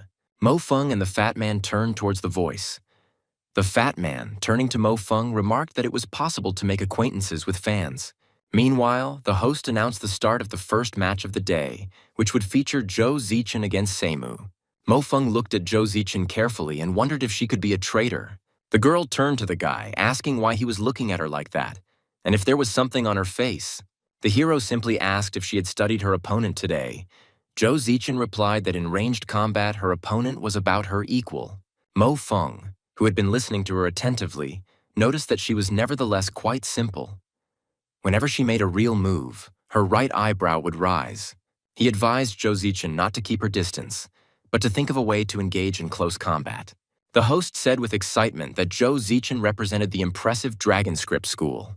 Dr. Petulia expressed doubts about whether she could perform a miracle, noting that this fight was a big test for Zhou Zichen. Dr. Zhang knew that her opponent had a higher ranking and the battle would definitely be tough. Zhou Zichen felt a surge of confidence after receiving Mo Feng's instructions. She understood that this fight would be decisive, and she was ready to use all her skills to prove that she was worthy of representing the Earth. Commentators were skeptical about the Earth participants' chances, noting that Seimu's rating was higher, and it would seem there was nothing to talk about. If it weren't for the amazing four-seeded participants from the Dragon Letter School, nothing good could have been expected. The approval rating in Tiankong also showed that Seimu was far superior to Zhou Zichen. However, commentators noted that this confrontation will still attract a sufficient audience, since two beauties will be fighting. Zhou Zichen stood in the arena, aware that she was fighting against a strong opponent and could not think of any tactics. Seimu, a seasoned warrior, immediately tried to seize the initiative by unleashing a barrage of attacks on Zhou Zichen. She was a rare and outstanding female warrior, of which there are very few on Earth. Her skill level was quite high, but even so, Zhou Zichen was not inferior to her. Already at this point, it was clear that Zhou Zichen not only had good shooting skills, but also possessed excellent mental acuity. She managed to train so much that these competitions became a routine matter for her. Zhou Zichen, following Mo Feng's advice, did not keep her distance, but looked for a way to engage in close combat. Seimu, noticing this, exclaimed with disdain, "What an arrogant earthling," and tried to increase the pressure, not allowing her to get closer. However, Zhou Zichen was persistent and continued to press her opponent, skillfully dodging her attacks. At one point, Zichen tried to escape, but her rival, noticing this, confidently declared that she would not escape. The girl continued walking, using all her skills and following the plan devised by Mo Feng. Seimu was a skilled fighter, proficient in both long-range and close-quarters combat. Dr. Zhang understood this perfectly well and ran through various scenarios in his head. He knew that the girl was a rare and outstanding female warrior, of which there are very few on Earth. The spectators watched as Zhou Zichen continued to press Seimu, forcing her to retreat. Watching the fight, Mo Feng recalled his past lives. He thought that battles between representatives of different races were much more interesting than just social demands. As for Zhou Zichen, information about her was constantly coming in, because she had always performed well. She achieved success immediately after joining the army and occasionally appeared in the mainstream news. She became one of the leading representatives of the younger generation of the army, while she and Vuli were still stuck in a hole on Mars, collecting dust. Mo Feng didn't want to believe that Zhou Zichen had decided to go against humanity. He wondered if this meant that the alien race had the ability to control humans. In the arena, Zhou Zichen continued to skillfully dodge Seimu's attacks, following the plan devised by Mo Feng. Seimu, irritated by the fact that she could not reach her opponent, disdainfully noted that her fellow countrywoman even turned out to be a little interesting. But she immediately declared that this was the end, preparing to deliver the decisive blow. However, this was just what Zhou Zichen was waiting for. She realized that now was the opportunity to engage Sema in close combat, as Mo Feng had advised. Instead of retreating, she rushed forward, closing the distance. Seimu, who had not expected such a maneuver, was taken aback for a moment. This moment was enough for Zhou Zichen to enter into close combat. She wanted to use 100 cuts of the acrylic coil, but it was still too early. She wanted to do everything at a certain moment, so there was no point in rushing just yet, as Mo Feng had taught her. The tension reached its peak as the opponents froze in front of each other. Seimu rushed forward, trying to seize the initiative. She still tried to suppress her opponent with a powerful onslaught. Seimu unleashed a barrage of attacks on her using her rapid-fire weapon. Bullets whistled through the air, but Zhou Zichen skillfully dodged them, moving with the grace of a dancer. She did not give in to provocations and patiently waited for the right moment. Zhou Zichen remained icy calm as she replayed all of Mo Feng's instructions in her head. It seemed that in this barrage of fire it was impossible not only to survive, but even to simply stay on your feet. Zichen's movements were so smooth and natural that it seemed as if she knew the trajectory of each bullet in advance. Seimu, seeing that her attacks were not producing results, began to become increasingly irritated. She increased her rate of fire, switching to continuous fire mode. Seimu tried to change tactics, using ricochets off the walls to hit her opponent from unexpected directions. The spectators continued to watch the fight with bated breath. The girl's friends shouted words of support to her. They believed that she could cope. Dr. Zhang understood that the fight had entered the close combat stage. Perhaps this was Zhou Zichen's best opportunity. Seimu tried to change tactics, using ricochets off the walls to hit her opponent from unexpected directions. Then she used her strength, hitting the ground with her fist, cutting it. Bullets bounced off metal surfaces with a screech, creating a real hell in the arena. Zhou Zichen herself used her weapon, small knives flying one after another straight at her opponent. Zhou Zichen seemed to have a sixth sense, dodging even the shots that should have been fatal. Seimu, frustrated at not being able to reach her opponent, increased her attack, but Zhou Zichen continued to dodge, saving her strength for the decisive throw. Seimu, realizing that she was losing, cried out in despair that this was some kind of disgrace and a chicken show. She tried to counterattack, but Zhou Zichen was relentless. She dealt blow after blow, leaving her opponent no chance. The spectators stood frozen in amazement as they watched this incredible attack. Zichen's rival still didn't lose hope. She smiled at the girl, but she didn't pay any attention to her attacks. At some point, Seimu, confident in her superiority, made the mistake of moving too far forward. Now Seimu didn't look so confident and cheerful. She didn't understand how she could have failed. Zhou Zichen took advantage of this immediately, quickly closing the distance and entering into close combat. There, her skills were most effective. Seimu tried to retreat, but it was too late. Zhou Zichen used her signature technique, 100 cuts on an acrylic coil, adding a 3-centimeter cut in the 12th strike. A deafening roar from the crowd cheering Zhou Zichen's victory echoed throughout the arena.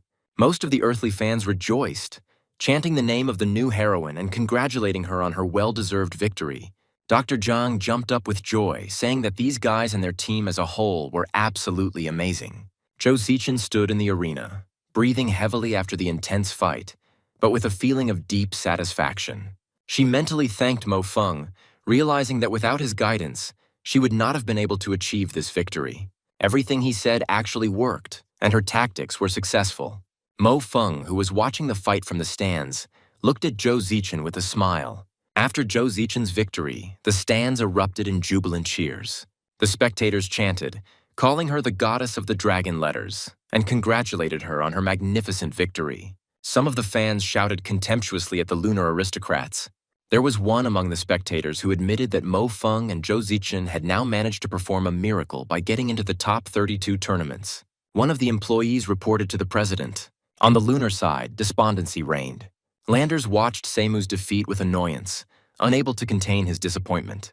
Someone from his circle tried to console him, but Landers cut him off abruptly, saying no one could be held personally responsible.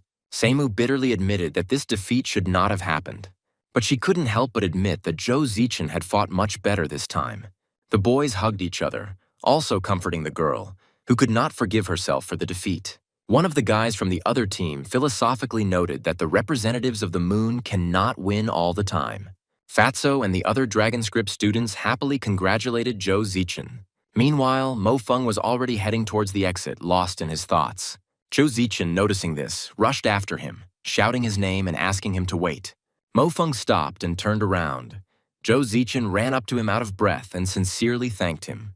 Mo Feng congratulated her on her victory with a slight smile. Zhou Zichen, embarrassed, muttered words of gratitude again.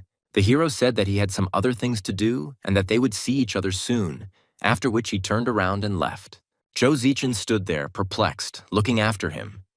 She didn't understand why he was acting like this, where this distance came from. Dr. Patuya tried to encourage his comrades, noting that the resilience of the Moon Warriors was truly amazing. He promised that they would return and repay him 100-fold. Zhang noted that the Earthlings would have to put in more effort in the next fights. Another voice added that nothing could be done about it, and he let out a long sigh. Everyone understood that they did not have such an idol as Mo Feng became for the Earthlings. Meanwhile, Landers turned to Selby, noting that she and all his brothers and sisters were great. He leaned towards the girl's hand and lightly touched her soft skin with his lips. He said the fight that had just taken place was truly elegant, and he was happy to watch her. Selby responded gratefully and said she was glad to hear it. Then the guy turned to all his comrades. If they want to become masters of humanity, take advantage of the opportunity that has come their way. He declared that no enemy forces could stop the rise of the moon over all humanity. They must give their all to crush their opponents. After the tense fights, the atmosphere in the arena grew tense. Landers announced that each person who reached the top would receive an additional reward of 100,000 from the Waterford family. He admitted that such a reward was a mere trifle, but he wanted to show that they were better than this scum of earth. The guy turned to Alain, offering to leave Mo Feng with him, noting that as far as she knew, this guy only listened to him. Alain Doyle calmly replied that everything was fine and that Mo Feng should practice a little at this stage. Now he was only interested in one thing: whether Mo Feng could continue to perform miracles. The next fight for a place in the top 32 was supposed to be Sun Xiaorui's fight. In the past, Mo Feng helped the students of his school by creating combat tactics for them, and his tactics were always particularly effective. Another student from the Dragon Letter School enters the arena to see if she can restore the fighting spirit of the Earthlings. Tiffany understood that Xiaorui was indeed very lucky to have made it to this stage of the competition, considering the strength of his opponent. Suddenly someone called out to him, asking him to come over for a second, and he readily responded. Alain Doyle, so that no one could hear him, whispered important information into the girl's ear. Looking around the battlefield, Tiffany noted with satisfaction that she was lucky. The Forest Bowl was designed for high-powered sniper rifles. The girl sat on the bed in the semi-darkness and looked at her smartphone. Tiffany announced the start of today's sniper lesson on her phone with a smile, introducing herself as her favorite presenter. She promised that the new knowledge they would gain from her would help them shoot faster and more accurately. Sun Xiaorui, preparing for the fight, thought to herself that she had to use the methods she had learned yesterday. The host excitedly announced that Sun Xiaorui had set a new sniper record. She did this by making an accurate shot from a distance of 700 meters. Tiffany, hearing this, noted that she heard from Alain. She is her idol. Sun Xiaorui enthusiastically confirmed that this was true and added that Tiffany's teaching videos had helped her a lot. Tiffany coldly replied that even if he was her idol, she shouldn't expect him to be merciful to her. Sun Xiaorui happily agreed, noting that their opinions were very similar on this matter. Tiffany warned Sun Xiaorui to use all her strength in their confrontation, and she, in turn, would also use everything. Tiffany thought to herself that there was no point in her using all her strength in this battle. The presenter said that the Forest Bowl chosen as the arena was created specifically for the confrontation of snipers. Zhu Zichen noted that Tiffany was very strong, and perhaps she had the best sniper skills among all people. The fat man asked Mo Feng what secret plan he had developed for this headman's duel. Mo Feng replied that this time he simply decided to reveal one secret to her if she won. He explained that if one were to evaluate only sniper shooting skills, Tiffany's sniper skills were 60 to 70% superior to Sun Xiaorui's. And if you add arena difficulty into this equation, the result is disappointing. This was the first fight where the chances of winning were negligible. Sun Xiaorui, moving around the arena, noticed that Mo Feng did not bring any disguise equipment. She wondered if he was so sure that she wouldn't be able to find him. The Forest Bowl was an arena for ultra-long-range combat, with the difficulty of duels in this area being equivalent to rank 5.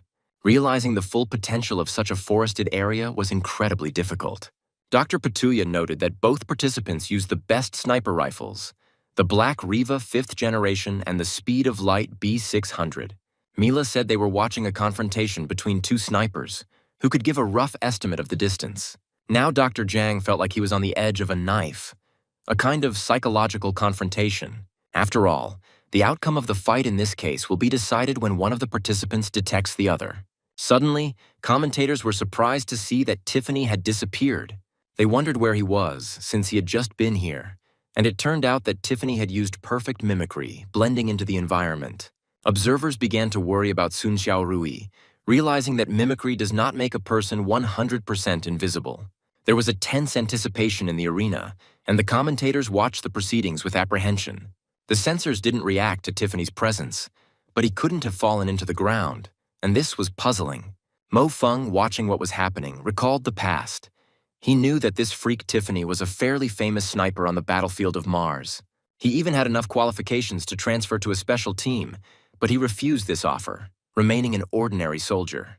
He himself said that he liked to shoot at heads, and killing aliens brought him inexplicable pleasure. This man was a sniper during the battles on Mars.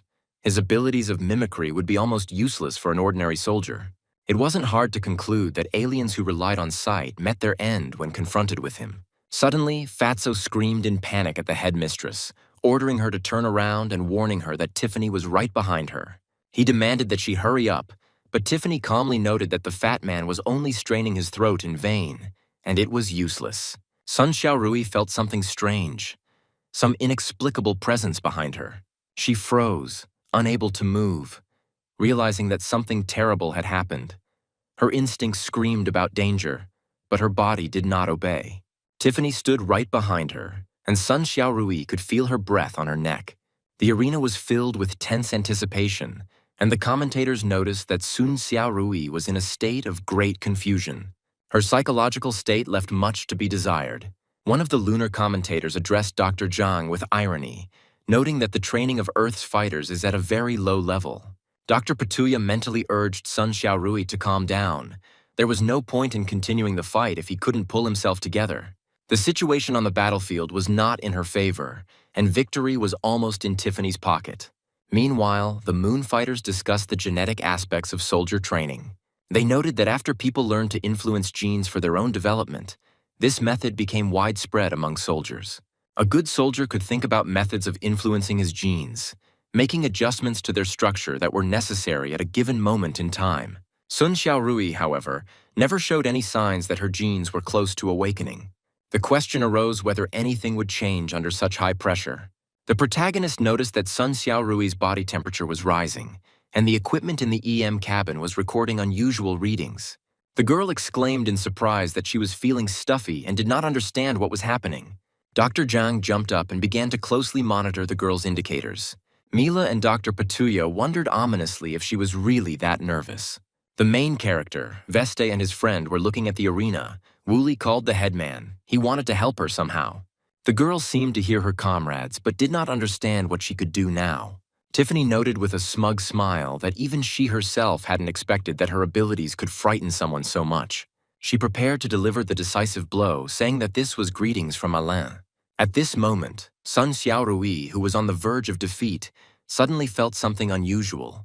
Her body began to respond to stress in a completely different way than before. She remembered all of Mo Feng's instructions, all of her training, and decided that she would not give up without a fight. Just as Tiffany was about to shoot, Sun Xiaorui performed an incredible maneuver. She, having left the line of fire at the last split second, suddenly noticed the outline of her opponent.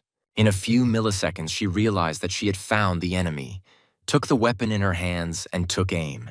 Tiffany froze in amazement, not believing her eyes. He did not understand how Sun Xiaorui managed to do this. The audience froze in shock and then burst into applause. A tense silence reigned in the arena, broken only by the breathing of the spectators. The presenter asked everyone to calm down and take a moment to pay attention, as the situation required clarification. She announced that Sun Xiaorui's victory was not yet confirmed, and the match had yet to be completed. There was no doubt that the shot had hit its target and destroyed part of the small mountain behind which Tiffany was hiding. But how Sun Xiaorui was able to discover it remained a mystery. Moreover, the anomalous readings from the sensors in the capsule only added to the questions. The girl from the Moon team exclaimed in amazement that this could not be, and suggested that a gene awakening had occurred. The situation escalated, and urgent medical attention was required. This is because the sensors in both fighters' capsules showed abnormal values. Medical sensors recorded Sun Xiaorui's critical condition. The patient had an abnormally high temperature, and brain activity monitors showed abnormal signals. Doctors couldn't understand how this could happen simply from being in the EM capsule. Someone suggested that the physiology of Earthlings really is different from that of the Moon. The host asked for a moment of attention and announced that information had been received that something unusual was happening with Sun Xiaorui's body. Tiffany, with anger on her face, couldn't understand how the girl had managed to find him. Dr. Zhang tried to calm the crowd, explaining that performance-enhancing drugs were prohibited at competitions and that they would now examine the headman and find out everything. There was a commotion in the hall, with the audience indignantly demanding an explanation, accusing Sun Xiaorui of cheating and using drugs. The fat man angrily defended the headwoman, declaring that she would never use illegal drugs to win. Zhou Zichen suggested that this was similar to Wu's results, and when asked what it was, she explained that it was a rare phenomenon of gene awakening. Everyone calls it by their own name. Usually a person receives amazing abilities. It's truly amazing that Sun Xiaorui saw through Tiffany's mimicry. Usually the awakening of Wu occurs at 18 to 19 years of age. This age has long been calculated, and it is the same for Earthlings. The protagonist continued his explanation, noting that there was no need to worry and that he was sure that it was Wu. Although the people of the Moon and Earth took different paths in this matter, both paths are quite stable. The Moon people are still researching this phenomenon and have found that humans adapt to awakening quite well. Genetic awakening occurs extremely rarely, and the result of such awakenings may be the appearance of voluminous hair growth. Everything that happened to Sun Xiaorui really resembles Wu, and some people had seen something similar while serving in the military. One of the opposing team noted that the head woman truly deserved her title, but was sure that she would lose in this fight. However, due to excessive strain, Sun Xiaorui's body was exhausted, and after her victory, the girl was urgently taken to the hospital. In short, an incredibly rare phenomenon happened to her. On the one hand, she should have been congratulated because she had just received an incredible prize at the camp, and everyone hoped that the warriors would not be harmed. It was soon announced that Sun Xiaorui had not taken any drugs, which meant she had won. The Dragon Script fans rejoiced, calling Sun Xiaorui their new goddess and proud that she was their chief. The doctor was confused, but still explained to everyone that the girl needed to stay in the hospital for observation. Something incredible was happening at the School of Dragon Letters. Everyone shouted and rejoiced at another victory, praising the headman. One student couldn't believe that another one of their students had made it into the top 32. Mila noticed that after Sun Xiaorui's victory, it immediately seemed like the Earthlings' luck had run out. In the face of the power of the Moon, any participant can only accept their defeat. Dr. Patuya announced the start of the next fight for entry into the top 32. Spectators were treated to a duel between Dragon Letter student Zhang Wuli and a representative of the Solid Phone Academy, Fibao. Fibao, nicknamed Natinata, had 2,000 points in the Lunar EM rating. He specialized in offensive attacks and his speed. The fat man was encouraged from all sides, urging him to give his all and showing how his brothers supported him. Friends shouted that everything depended on him and demanded that he give everyone a light. The arena was filled with tense anticipation before the start of Zhang Wulei's match against Fibao. Fibao looked at his opponent with disdain, shaking his hand, confident of his victory. He turned mockingly to Fatso, declaring that his luck had come to an end, and that today he would understand on his own skin why he had been given such a nickname. The guy tensed up a little and immediately removed his hand from shaking his opponent's. There were calls from the crowd of spectators for the fat man to shake his opponent's hand properly, or he was just that scared. Others advised him to drag his ass to the arena and not forget to take his friends with him. Someone demanded that he smear this sucker all over the arena. Fibao noticed that he was indeed afraid, but perhaps he was just pretending to be a pig to eat the tiger. He also added that it seemed he had begun to forget about the strange habits of earthly warriors. According to the data on this fat man, he is absolutely hopeless, And even if he does have some ranged combat skills, that's all he can do. The arena was filled with tense anticipation before the start of the 5th level of the Flying Saucer Destruction Battle. The rules of this arena were quite simple. Whoever destroyed 100 flying saucers first would be able to attack their opponent. The opponents stood a meter apart from each other, and they had the same target in front of them. The winner would be the one who was faster and more accurate, while the masters fought in such a way as to fit their attacks into the rhythm of their opponent's attacks. Analysts explained that this was only the basis, and that execution in such confrontations became the other side of the coin. If you can't adapt quickly, you'll only face failure. The guys on the team knew that it was safe to say that, unlike Sun Xiaorui's fight, there would be no mysteries here. No luck required. Only the one with the greatest psychological fortitude and the best aim can win. The Polar Star was the standard lunar precision pistol. It had a high rate of fire, low recoil, and accuracy. There was almost no delay between his shots, making it the standard pistol of choice in an arena like this. Rate of fire was very important in this test. The faster and more accurately you shoot, the more pressure your opponent will feel. Commentators noted that Zhang Wulei should also choose something similar. At least his weapon should not be too inferior. Suddenly, one of the commentators exclaimed in shock when he saw the fat man's choice. He chose a weapon like the Tiger's Duty. Dr. Zhang thought that the weapon was developed on Earth, and although this gun had good performance, its recoil was strong. To fire this pistol, you had to pull the trigger almost constantly. The accuracy of the weapon was average, and the rate of fire was also average. The fat man stood in the arena, ignoring calls to change weapons. Meanwhile, Mo Feng was recalling the past during the battles on Mars. In addition to the heavy sniper rifle, Wu Lei always took this pistol. Among all the soldiers, he was the only one who continued to use a weapon that required ammunition for its use. But Mo Feng had never seen the fat man use it during his time at the academy. Why did he decide to use it now? Considering Sun Xiaorui's recent awakening, it has a certain effect. Now it was even difficult for him to imagine how many points Zhang Wulei could score. Fabio watched the fat man with disdain, noticing that he seemed to be having a nervous breakdown. He mockingly said that if the fat man could win this confrontation, he would take his last name. He ordered the countdown to begin. Wooly stood there, drenched in sweat, trying to come to his senses and collect his thoughts. Fabio was happy with the situation. There was no doubt that he would win. The commentators were in anticipation of how quickly this fight would end. The fat man's opponent had already begun his attack, just as the countdown ended. The fat man stood motionless. He just looked at Fabio's shots. The spectators and his comrades panicked and shouted at him to move, asking why he was frozen in place. Patuya noted that this was the first time he had seen a participant who was so scared. He was already starting to laugh out loud, not watching the battlefield. The guy's opponent continued his endless attack, hoping that he would now destroy Wu Lai. The fat man's friends from the stands desperately shouted his name, calling on him to wake up and start acting. Fabio felt absolutely superior to the big guy. Everyone understood that if he continued to stand there doing nothing, he would lose very soon. In the arena, Fibao stopped attacking for a moment and watched the fat man standing motionless with disdain. However, at this moment, something changed in the fat man's eyes. He remembered all of Mo Feng's instructions. He remembered all his training and realized that he had no right to let down his friends who were so desperately supporting him from the stands. He slowly raised his weapon, preparing for battle, and there was a determination in his eyes that had not been there before. After the intense battles of the first day of competition, the host enthusiastically announced another victory for Earth. Despite the overall unfavorable situation for the Earthlings, the 4 dragons still managed to get into the top 32 as a whole. The students of the Dragon Letters Academy, who appeared out of nowhere, almost single-handedly defended the honor of the Earth. Mila was happy with this outcome and sincerely congratulated the guys. She pointed to the hologram that appeared and announced all 4 winners. Zhang Wulei was beaming with happiness.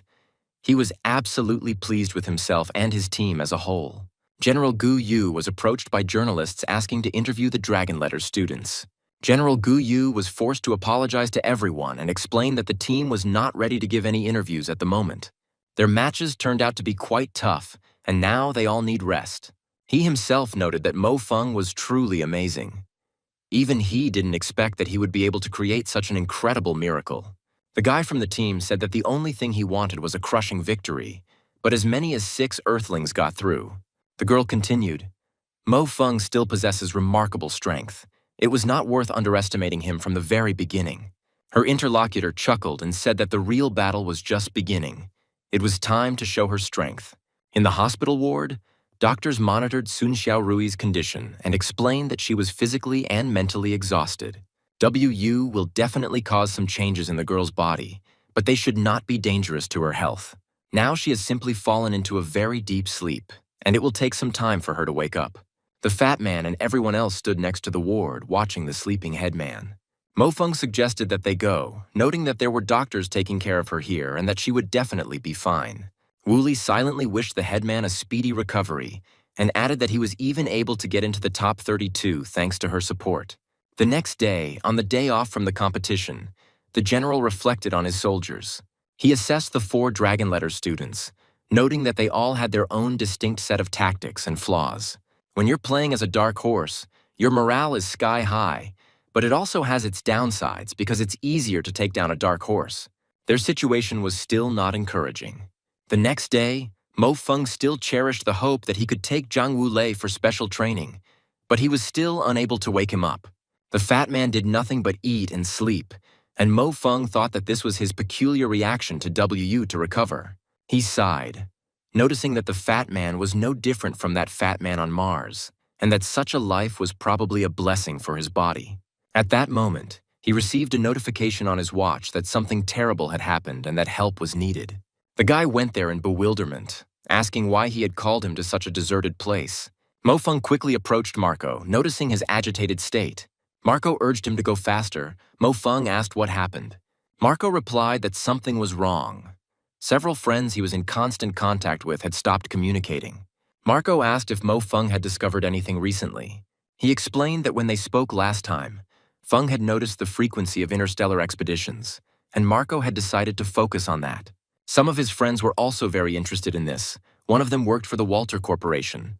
Thanks to this, Marco was able to delve deeper into this issue than last time. The protagonist interrupted his speech and, grabbing him by the collar, suggested that they take a walk and talk. Mo Feng interrupted him again when he began to explain everything incoherently, suggesting that he calm down and tell him everything that had happened. Marco continued, explaining that his online nickname is Stalker, and no one knows whether he is from Earth or the Moon, but he is nonetheless one of the top 10 hackers. They don't know him personally either. As far as Marco knows, this man gets pleasure from stealing top-secret documents. He thinks that he started digging under the Walters in order to quickly become a leader among hackers. Mo Feng asked worriedly if Marco had been found out. Marco replied that it was unlikely. None of them would reveal their identities, and if any danger arose, they would eliminate it immediately. The Moon has such a huge population that it didn't even catch Marco's attention at first. Everything would have continued like this, but Stalker sent him that PIN code. He left it only to convey one single message, Judgment Day. Mo Feng and Marco stood in a secluded place, continuing to discuss the disturbing news. Marco asked excitedly what the hell awaited them in the future and inquired if Mo Feng knew anything about it. Mo Feng replied that he was now almost certain that the alien invasion was not an accident. He could already formulate several theories on this matter. In the first version, the people of the Moon managed to establish contact with the aliens.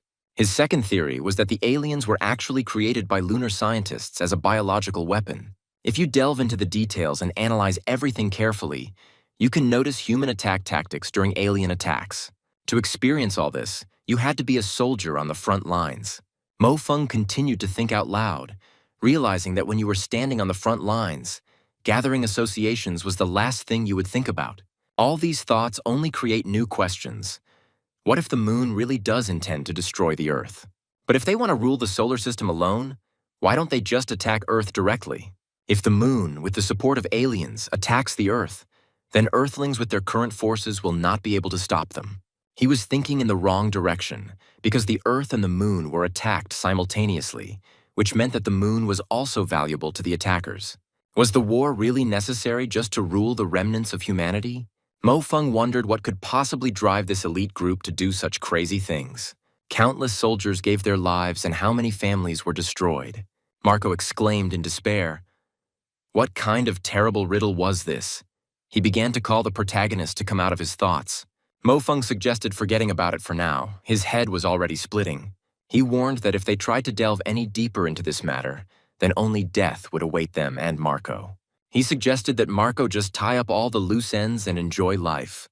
Marco asked again if Mo Feng knew anything. Mo Feng replied that he was an ordinary student of the Dragonscript Academy, so he might know. Marco countered that he was no ordinary student, and that everything he was doing now could only be described as incredible. It was Mo Feng who gave him the tip to start digging in this direction, the doomsday that they managed to discover during the expeditions. The guy still couldn't calm down about aliens and a new habitable planet. He also asked if scientists had managed to create some kind of devilry. Mo Feng tried to calm Marco down, noting that he was thinking too much and that they weren't living in a science fiction story. He doesn't think that his only goal now should be to win the tournament, which will bring glory to the Earthlings. And it wouldn't hurt Marco to wash up and get a good night's sleep and think it all over in the evening. As for Stalker, if this hacker was able to hack into the financial group's network, then he can sue him because he is an honest person. At that moment, a fat man appeared and joyfully turned to Marco, asking if he had by any chance brought anything tasty with him. Mo Feng noted that if he hurried, he could still make it to lunch. The fat man exclaimed in panic that it was lunch. But where was his breakfast? And how was he supposed to fight tomorrow since he was malnourished? Marco Polo asked in surprise. Hadn't the fat man been eliminated from the tournament yesterday? Why should he fight tomorrow? Wulei asked if he had watched yesterday's competition. Mako was surprised to learn that Zhang Wulei had advanced to the third round of the competition. He couldn't believe he had made it past the second stage. It turned out he hadn't been following the competition for 2 days. Everyone passed Zhou Zichen, a genius representative of the weaker sex. She has the highest rating among all the students of the academy. Sun Xiaorui, or Lucky Girl as she's nicknamed online, although she's not exactly stunning, she should be the weakest member right now. Zhang Wulei, a strange fat man, is very weak. It is said that he can only use ranged weapons in battle, but he was able to win 2 victories. Mo Feng is currently the most unrivaled fighter. In the past 2 fights, he demonstrated an incredible level of close combat. Now the whole team was together, awaiting instructions. They were informed that Sun Xiaorui would not be able to take part in the match for a place in the top 16 because she had not been able to recover. Meanwhile, the announcement of tomorrow's matches took place and the pairings were announced to the spectators. Shadow Sakarovsky versus Chrissy Da Vinci. Golden Lion Darao versus Floys of the Heavenly Light. Mo Feng versus the Prince of Darkness and the rest. A guy from the company suggested discussing the upcoming fights, since there were only 5 of them left. Zhu Zichen noted with irony that it was as if she had won the lottery. She got Alan Doyle. Everyone knew that Alan Doyle was known as the first fighter on the moon, and he must be very strong. But he hasn't expressed himself 100% yet, so it's difficult to talk about his real strength. Darao added that he got Floys, who is a master of close combat, but it is still better than facing a Zun practitioner in combat. Mo Feng replied that he had some information, but he could not guarantee that it was accurate. He couldn't say anything concrete about Alan Doyle's abilities, but he knew that Floyd's power was fire, very strong fire. He approached Shadow and said that Chrissy's ability was most likely related to air control. The fat man asked in bewilderment where Mo Feng had gotten this information, and what other nonsense about fire and air was this. He asked what kind of ability the show-off landers must have then. Mo Feng replied that he had heard that his ability was somehow related to darkness, and it was not for nothing that he was nicknamed the Dark Prince. Darao added that no matter how strong their opponents were, they would still have to face the will of the Earthlings. There was a tense anticipation in the arena before the start of the 3rd stage of the EM competition. Host Mila once again greeted all viewers and announced that the 3rd stage would begin any minute. The organizers of the EM conducted a survey, the results of which were not particularly encouraging.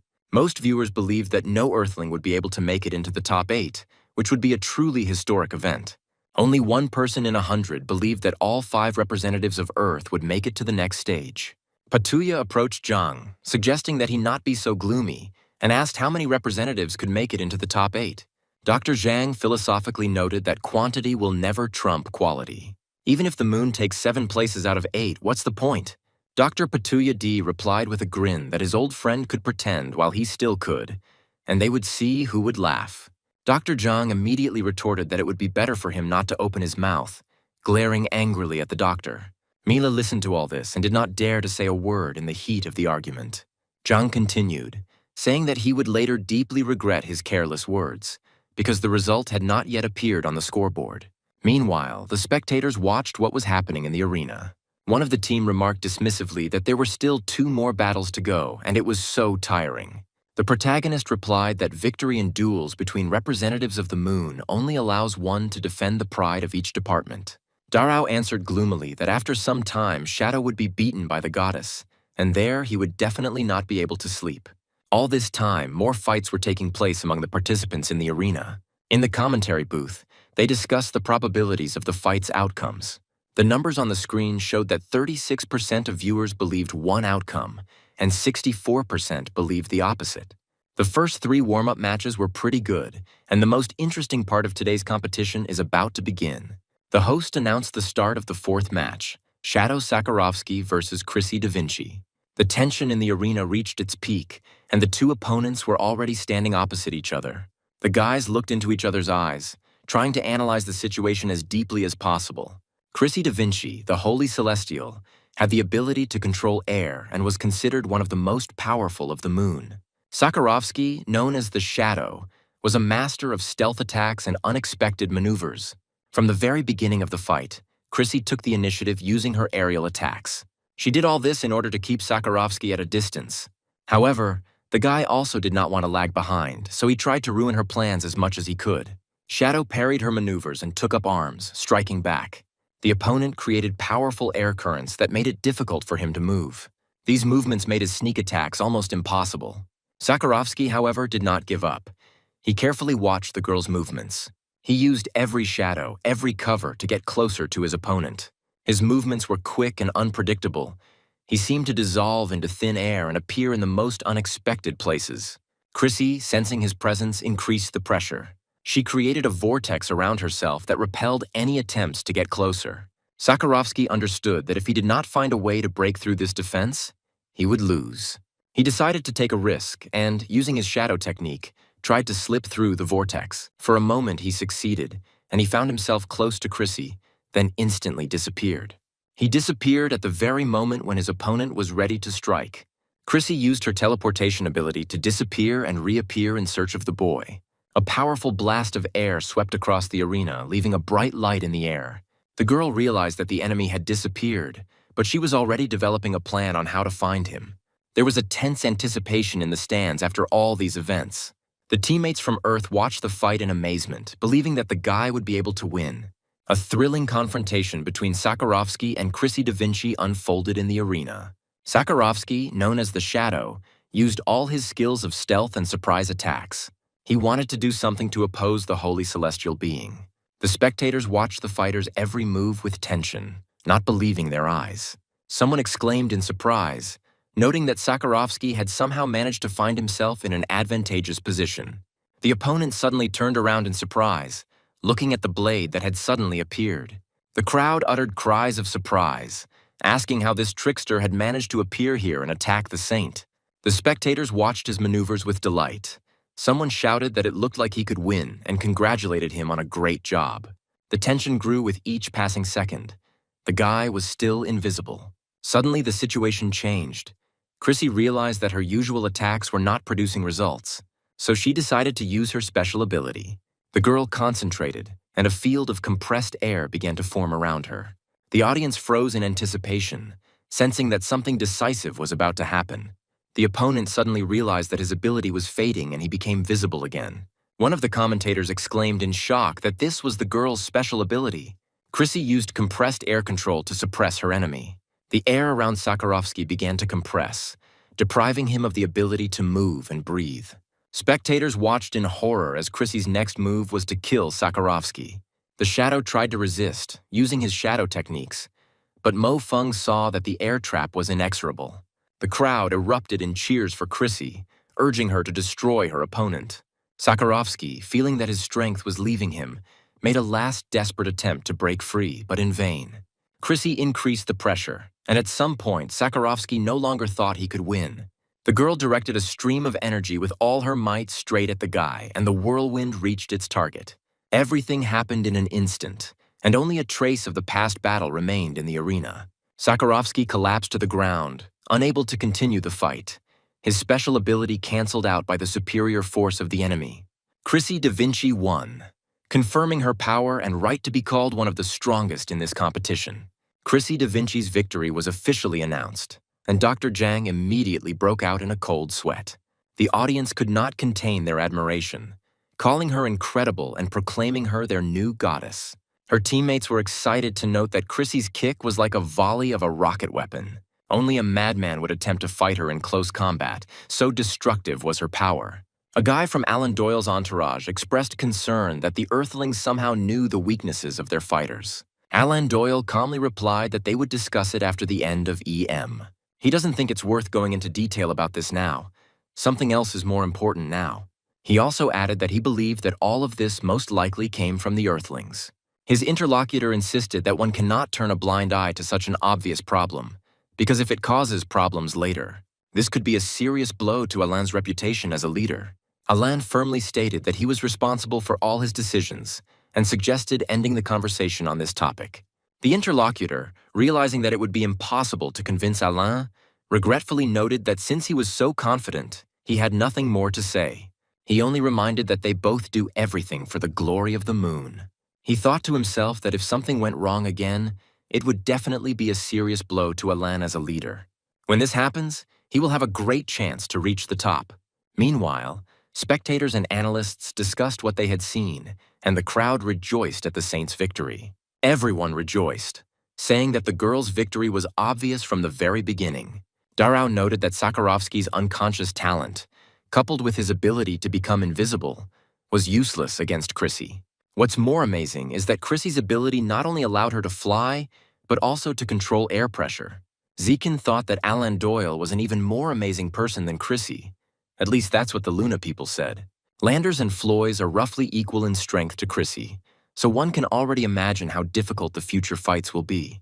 Darrow noted that it seemed like it would be very difficult to beat the preceded Luna competitors. Only Zhang Wulei's future opponent was not one of them. The fat man was surprised by this remark. At this point, the host announced the start of the first afternoon match. Golden Lion Darrow versus Heavenly Light Floys. The opponents shook hands as they entered the arena. They both looked ominously set against each other, each already killing their opponent in their minds. Gu Yu knew that Darrow was recognized as the strongest participant by the Earth Ministry of War. He was the participant with the best chance of breaking into the top 8. However, in the list of the most terrifying opponents of the Earthlings, Floyd occupied the first place, surpassing even Alan Doyle in this regard. Two fighters appeared in the arena. Floyd with an impassive look, his eyes burning with the fire that was said to be his main weapon. Darrow, known as the Golden Lion, stood in front of him, radiating confidence and strength. From the very beginning of the fight, Floyd seized the initiative, unleashing a barrage of fiery attacks on his opponent. Tongues of flame shot into the air, creating unbearable heat in the arena. Darrow, however, did not retreat. He closely watched the enemy's actions. He used his incredible speed and strength to dodge the fireballs and counterattack. Darrow tried to get closer to Floys, realizing that he had a better chance in close combat. But Floys was experienced and did not allow his opponent to close the distance. He created walls of fire that blocked Darrow's path and launched fire projectiles at him from different directions. Darrow was forced to expend enormous effort in dodging, and gradually his movements began to slow down. However, this was only the beginning of the fight, so the guy gathered all his will into a fist and continued the confrontation. He used one of his main moves, a heavy sword, and slammed it hard into the ground. Floyd saw that his opponent was strong enough, but he could still resist him for now. Darrow realized that he was now superior in strength to his opponent, so this gave him courage. He swung his huge sword, and fiery energy flew in different directions from the guy. The opponent caught these energy shafts with his weapon. Not a single one hit him directly. This made Darrow very angry. He thought about what he should do now. Various thoughts came into his head, but one caught his attention, and he raised his sword behind his head. He swung with all his might and directed it towards his opponent. The sword was truly of impressive size, skillfully sharpened and sparkled incredibly in the bright light. But all of this was unimportant now. It didn't particularly bother Floys. He clenched his teeth and took up arms, preparing to resist. The sword struck the opponent's weapon with a loud squeak, creaking unpleasantly as it only brought down its force on the durable metal. For a while longer, Floyd stood firmly on his feet and held his face, just so that this sword would not touch him. Then he managed to push aside Darius's attack, who was lost in space for a couple of seconds. Now Floyd looked at his opponent with a tired expression. small streams of blood running down his face. Daros covered his mouth with his hand as he could not hold back a smile. He was sure that his next step would overthrow the guy. He raised his huge sword again, which could easily hold him aloft. The same was done by Floyce, only with his own, seemingly unremarkable weapon. Your guys headed towards each other and literally flew into the attack with incredible speed. Daros, not having reached his enemy, launched a wave of furious energy, but missed slightly. The next one was already aimed right at the target, but Floyce managed to reflect it. In response, he sent out a beam of his power, not really paying attention to where he threw it. But this helped knock the weapon out of the opponent's hands. He was clearly surprised by this turn of events. He hesitated a bit at first, but quickly retreated and was ready to fight again. He quickly found himself next to his opponent, and even though he was disarmed, he was confident of his superiority. Floyce didn't have time to do anything, so he found himself in Daros's grip, and now he too was without his weapon. From the very beginning of the fight, Daros demonstrated skill, but now he applied jujitsu techniques. The spectators exclaimed in amazement, not believing their eyes. They watched as the fighter twisted his opponent's neck very tightly. He used a hold that seemed to leave him no chance of escape. Instead of trying to break free from the chokehold, the second fighter attempted an unexpected maneuver. He attempted to crush his opponent's hand using his incredible physical strength. The spectators were frozen in tension, watching this incredible fight. It seemed that each of the fighters was ready to do anything to win, and the outcome of the fight hung in the balance. Gu Yu understood that this was Darao's trump card, his special ability known as the Berserker's Burning Blood. However, using this ability came with a price. If he remained in this state for 2 minutes, his heart would burst. That was the downside of the Berserker's Burning Blood. But in those 2 minutes, his strength doubled, the pain disappeared, and his flesh and bones grew significantly stronger. In the current situation, this was enough. Darao's opponent, who had the ability to control flames, considered his fire to be just a tiny flame compared to Darao's. He was confident that he could not lose to him and was preparing for the decisive battle. Both fighters understood that the outcome of the fight would be decided in the next few minutes, and each was determined to win. The outcome of the fight between Floyd and Darao was determined. Floyd won, but Darao's condition was a cause for serious concern. Commentators noted his extraordinary physical condition. The next moment, they immediately demanded that a medical team be prepared. A shock of this level was quite capable of causing considerable damage to the psyche. Dr. Zhang noted bitterly that this was only the first day of the fight for the top 16, and they had all been crushed. Darao lost without showing any self-control. The burning blood of the Berserker was just a minor ability. The guy from the other team noticed that one had supernatural powers. The other was a super god. Analyzing his reactions and actions, it became clear that Floyd had deliberately allowed himself to be caught in order to effectively use his ability. He picked the right opportunity at such an exciting moment, and it was the right move to handle it without any difficulty. Many spectators left the arena, believing that there was nothing else to do there, and that there was no point in watching tomorrow's competition. The protagonist realized that Floyd had everything under control from the very beginning, and Darao was no match for him. The special abilities represented a more serious genetic force, and Floyd's was far ahead of Darao. Mofeng thought that whether he could join the leadership group and gain access to the secrets depended solely on this EM. The current situation was not very good, but not bad for him either. Only 3 of the dragon letters remained for tomorrow. The second day of the top 16 matches has begun, and it's time for another duel. Mila announced the next 2 names, Alan Doyle versus Zhou Zichen. The crowd chanted Alan's name, calling him handsome, beloved, and a hero, and the fans enthusiastically supported their idol. Zhou Zichen entered the arena knowing that she had virtually no chance of winning this match. She could only make every effort to at least knock the aces out of Alan's hand. Alan Doyle stood in front of her, calm and confident, which scared the girl. When the time was up, she said coldly that it was time to end the fight. The enemy's movements were fast and precise, as if he could read his opponent's thoughts. Zhou Zichen tried to use her skills, using her gun, but Alan easily dodged and counterattacked. Oh smiled at his rival, saying that her time was up and that this would soon be over. His strength was so great that every blow he struck could be decisive. Zhou Zichen held on with all her might, but the gap in level was too great. The outcome of the battle was decided. Alan Doyle was victorious. The girl's comrades noted with bitterness that he had dealt with her so easily. Mofeng stood up from his seat and readily thought that only they were left. The reporters completely surrounded Mo Feng, and it was no longer possible to stop them. Mo Feng's words will carry great weight now. It can be said that he represents all the warriors of the earth. Zhang Wulei exclaimed in annoyance that this was a shitty situation and patted the guy on the shoulder. One of the subjects quickly ran down the corridor and said to himself, "This is very bad." He ran into General Gu Yu's office, starting to report that reporters were interviewing Mo Feng. He understood that there was nothing he could do about it now. All he could do was wait for news, although he was not happy about the situation. However, Mo Feng himself remained calm. He sincerely did not understand why everyone was so worried about this. Some will make it into the top 16, some into the top 8. But does it really matter? Their goal in this competition is only one, and that is first place. His words caused shock among those around them. No one expected such confidence from an earthly participant. The reporter asked if the hero really thought that just the two of them would be enough to win. Another asked a provocative question, whether he meant by this statement that the moon fighters were nothing more than trash. The general and his subordinate came to see how things were going, but they came across a lively crowd around Wu Lai and Feng. The reporters were still standing and waiting for answers to their questions. After all these events, all the news was buzzing about the words of the main character and the fact that only 2 participants remained from Earth. Everyone around him wondered ironically if Feng was still trying to act cool in this situation, no matter whether he lost or won. Chu Zichen noticed with concern that Mo Feng had exposed himself to fire with this statement. There were shouts from the crowd calling Mo Feng a madman. Darao warned him that he better keep his words and do what he promised the journalists. Meanwhile, Zhou Zichen approached Mo Feng alone, addressing him as his senior. She said with concern that perhaps he should have waited with such a statement until the final part of the competition.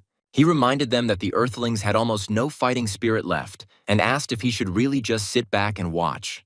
The girl had already started yelling at the guy, wanting to remind him who his next opponent was. Mo Feng calmly replied that for him there was no difference between the opponents, and very soon they would see this for themselves.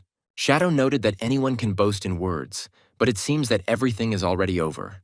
He also added that it always seemed to him that Mo Feng was calmer than all of them put together. The fat man thought that whether they lost or won, even a little fun would be nice. The hero received a message on his phone asking if he thought he had gone a bit too far by showing off so much in his interview. He may have wanted to teach a lesson, but many people took it as an act of pride. It was the hero's sister. She added that his parents also watched this interview, so if he loses, he has nowhere else to return to. These words sounded like a dark joke, but there was a grain of truth in them. Other viewers commented sarcastically on the situation, claiming that they had already decided Mo Feng's fate. This definition is simple and maximal. Death, the opponent said that initially he could simply modestly finish the competition. It would not matter whether he could achieve victory for the Earth or lose.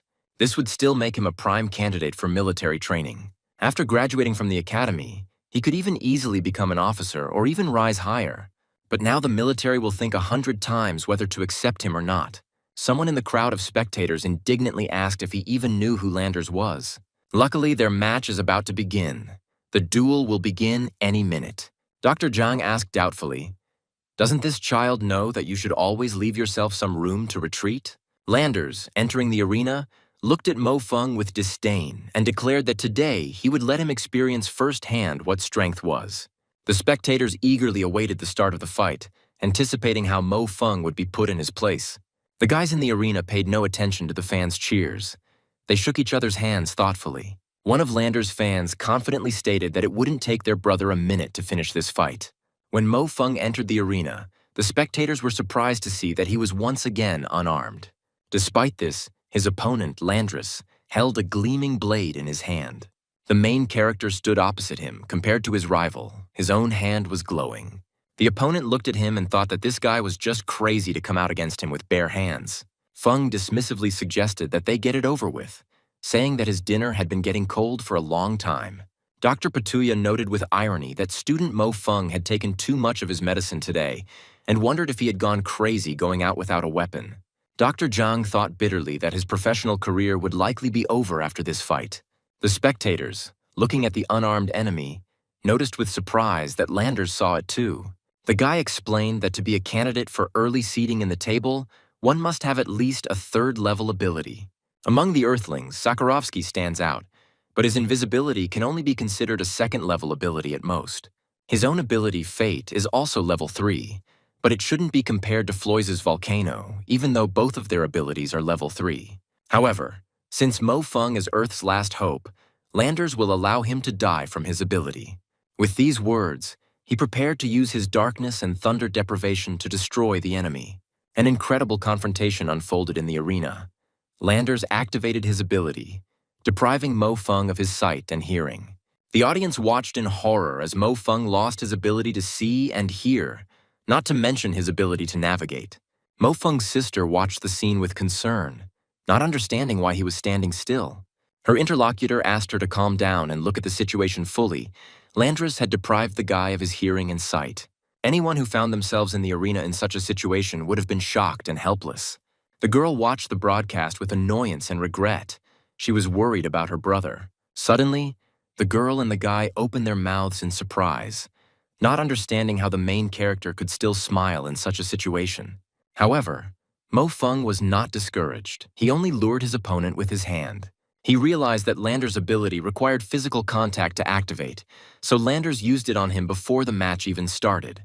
Mo Feng ironically wondered if he should be disqualified for this, but immediately added that it didn't matter at all. All the same, Landers had already done everything he could, namely, given him this unforgettable, unique atmosphere. Landers exclaimed in rage, "To hell with his atmosphere," then rushed to attack the guy. He was surprised to notice that Mo Feng was deprived of both sight and hearing. But why did his mouth continue to work just as well? Mo Feng, despite losing his senses, continued to smile, which caused confusion among all the observers. Landers tried to attack, but Mo Feng, deprived of sight and hearing, somehow miraculously dodged his blows. The main character had a smile on his face. It looked terrifying, as everyone understood that the guy was deaf and blind. Even in this situation, he was able to grab his opponent's hand and use his strength. Thanks to this, Landers was thrown several meters away from the main character. The opponent, out of breath, barely managed to stay on his feet, looking at Feng with incomprehension. The hero himself tried to somehow understand and act in such a way as to begin to sense his opponent. Landers was confused as to why this man was so strong.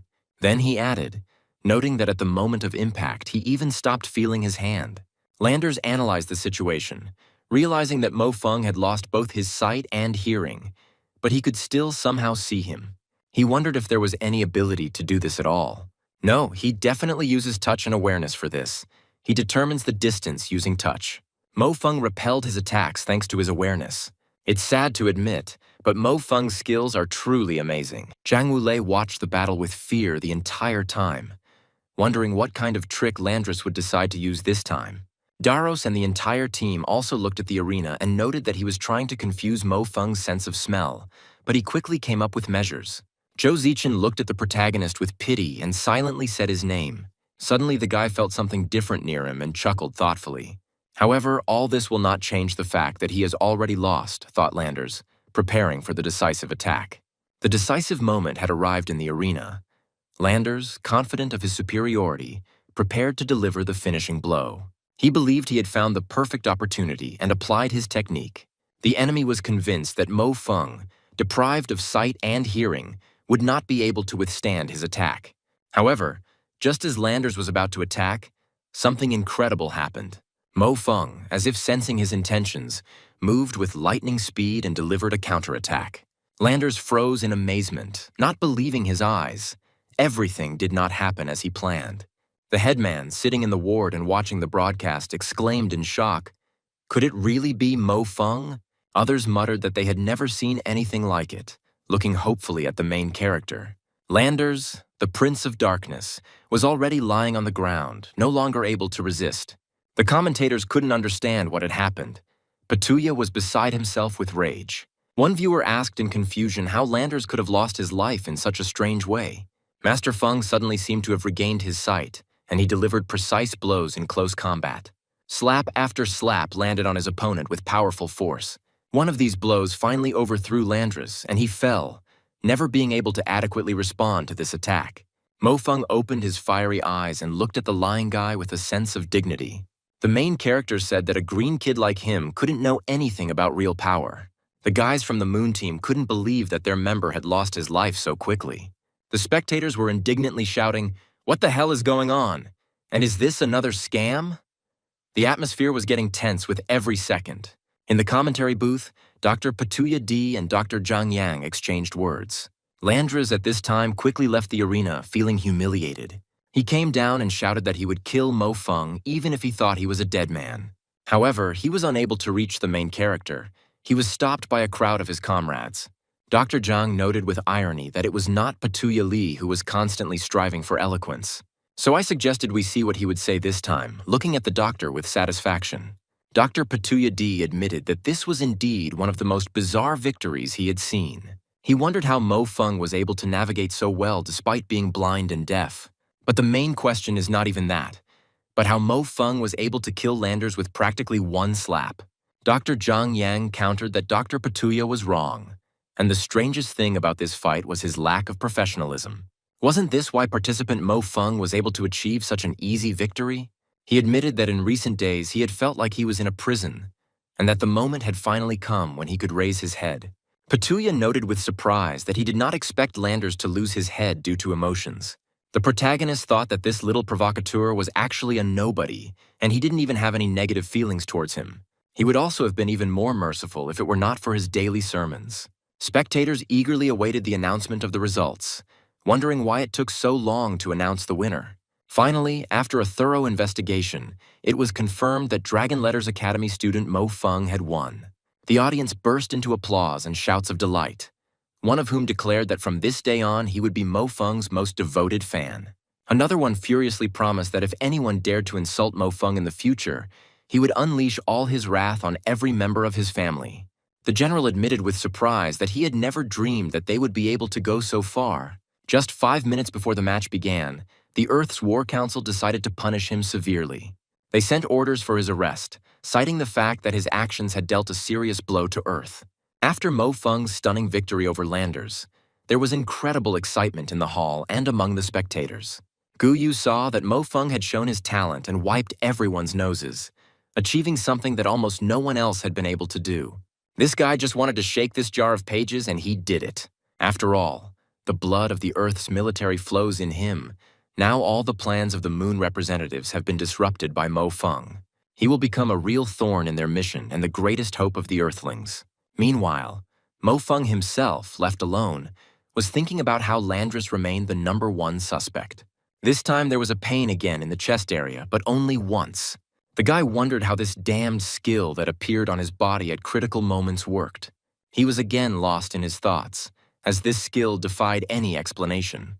After Mo Feng's victory over Landers, his friends and comrades gathered around to discuss their future plans. The protagonist stood in the center of his friends, waiting for them to ask what they wanted to hear from him. Zhou Zichen was very nervous, unable to ask such a question first. Then the protagonist started the conversation and said that all the recent battles had been completely one-sided and it was unbearable to raise the spirit. If he had lost, he would have simply taken the brunt of the fight, but fortunately, he won the fight. He appealed to his friends, urging them to understand that their strength lay in unity and that other people should not support him. He also added that they are his friends and should remain on his side. Daros responded with understanding that they were all members of the same team, and Mo Feng could face any opponent ahead. They must support him in any endeavor, because he is their last hope. Shadow Sakarovsky tried to calm everyone down, saying that it was enough to cry, and that all he could do was thank them for their support. Darao thought, "It's easy to talk about it, but when you come face to face with a monster, it feels different." It was Zhang Wuli's turn to take the stage, and his comrades expressed hope that he too could make it into the top 16. After all, 2 people are always better than 1 in the next stage. The protagonist confirmed their words and expressed the same hope regarding the fat man. Sakarovsky noted that if this is a long-distance confrontation, there is still a small chance. However, the fat man himself understood that if this was a close combat battle, then it would be the end. Mo Feng thought about tactics for the fatty. There were a few tricks that could be used a couple of times, but that was their limit. There was no point in forcing Zhang Wulei to continue participating in the tournament. At the moment, he has already exceeded the task assigned to him.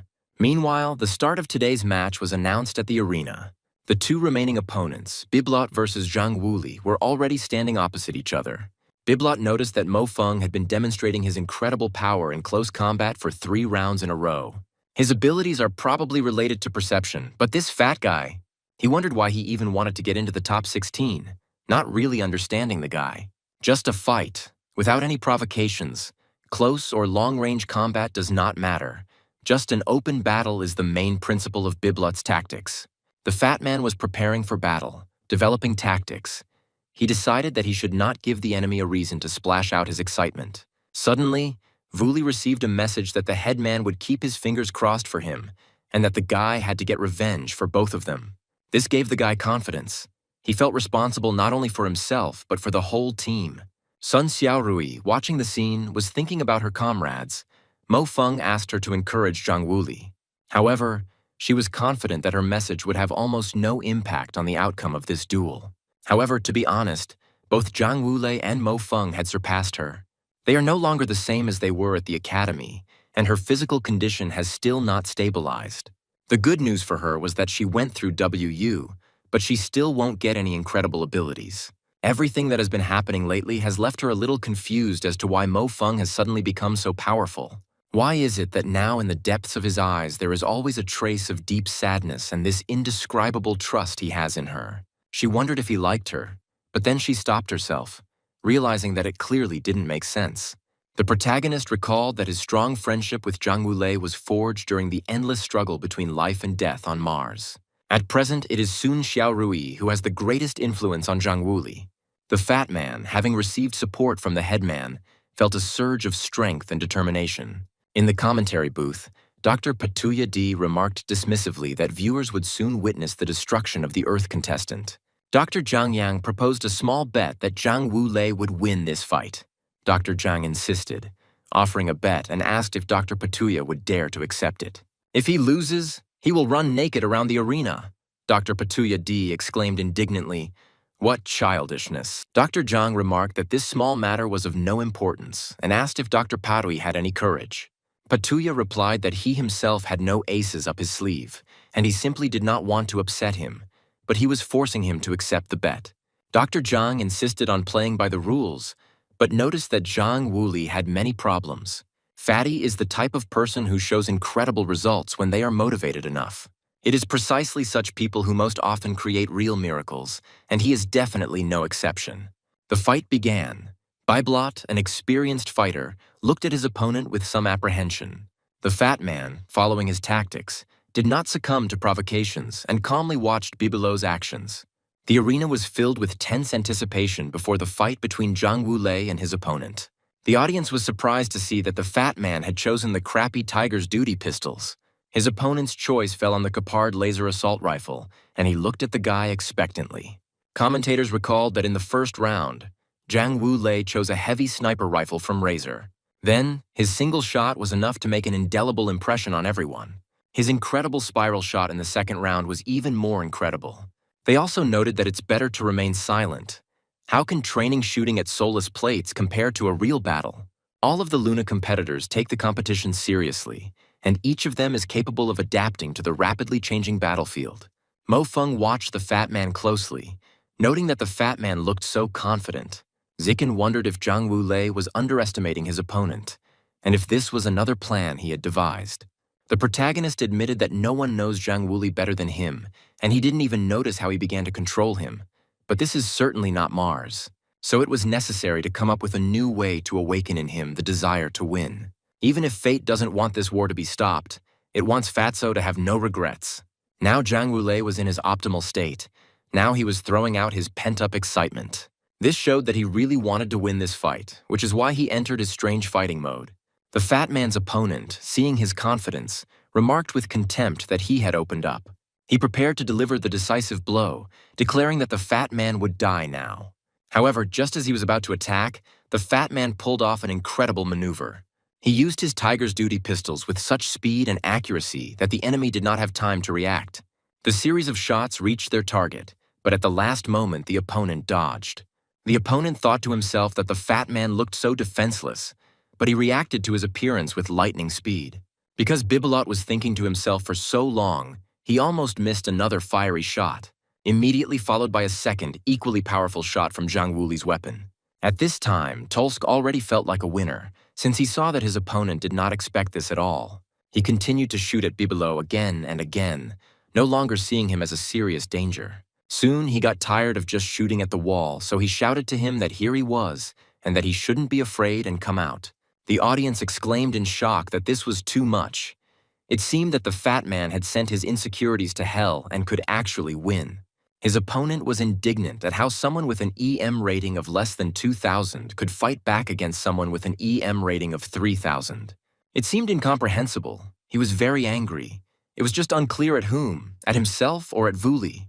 The fat man's opponent, enraged by his resistance, asked him with contempt if he really thought he could defeat him. Zhang Wuli himself decided to change his position, realizing that the current tactics were not producing results. He tried to lure Bibelo out of hiding, but he did not succumb to provocation. Then the enemy threatened to destroy him along with the shelter. Then he cursed with annoyance, saying that he would not have much time left to hide. After these words, another series of fast and powerful fire attacks followed from Vulai. The opponent, standing behind the wall, saw that it had already begun to crack, and he cursed under his breath. Then he decided that all he had to do was use his last trump card. A thrilling confrontation unfolded in the arena between Zhang Wuli and his opponent Bibelot. Bibelot, confident in his superiority, mockingly remarked that the fat man's end had come and defiantly shouted out his name. The fat man, however, did not flinch. He continued to move with astonishing ease, dodging the enemy's attacks. Bibelot, seeing that the fat man was not giving in, remarked with disdain that his efforts would, at best, slightly hinder his shooting. He called the fat man's tricks child's play, but the fat man continued his incredible movement, spinning and firing at the same time, which made the enemy laugh. Bibelot exclaimed in surprise that the fat man was firing while spinning, but immediately added that it was just child's play. Suddenly, Bibelot became tangible and crept up to Vuli unnoticed, kicking him in the back. He applied some force and used his signature technique. Zhang Wulei, completely unexpected, collapsed to the floor without even trying to fight back. The spectators stood frozen in amazement as they watched this incredible spectacle. Dr. Petulia was very pleased with this.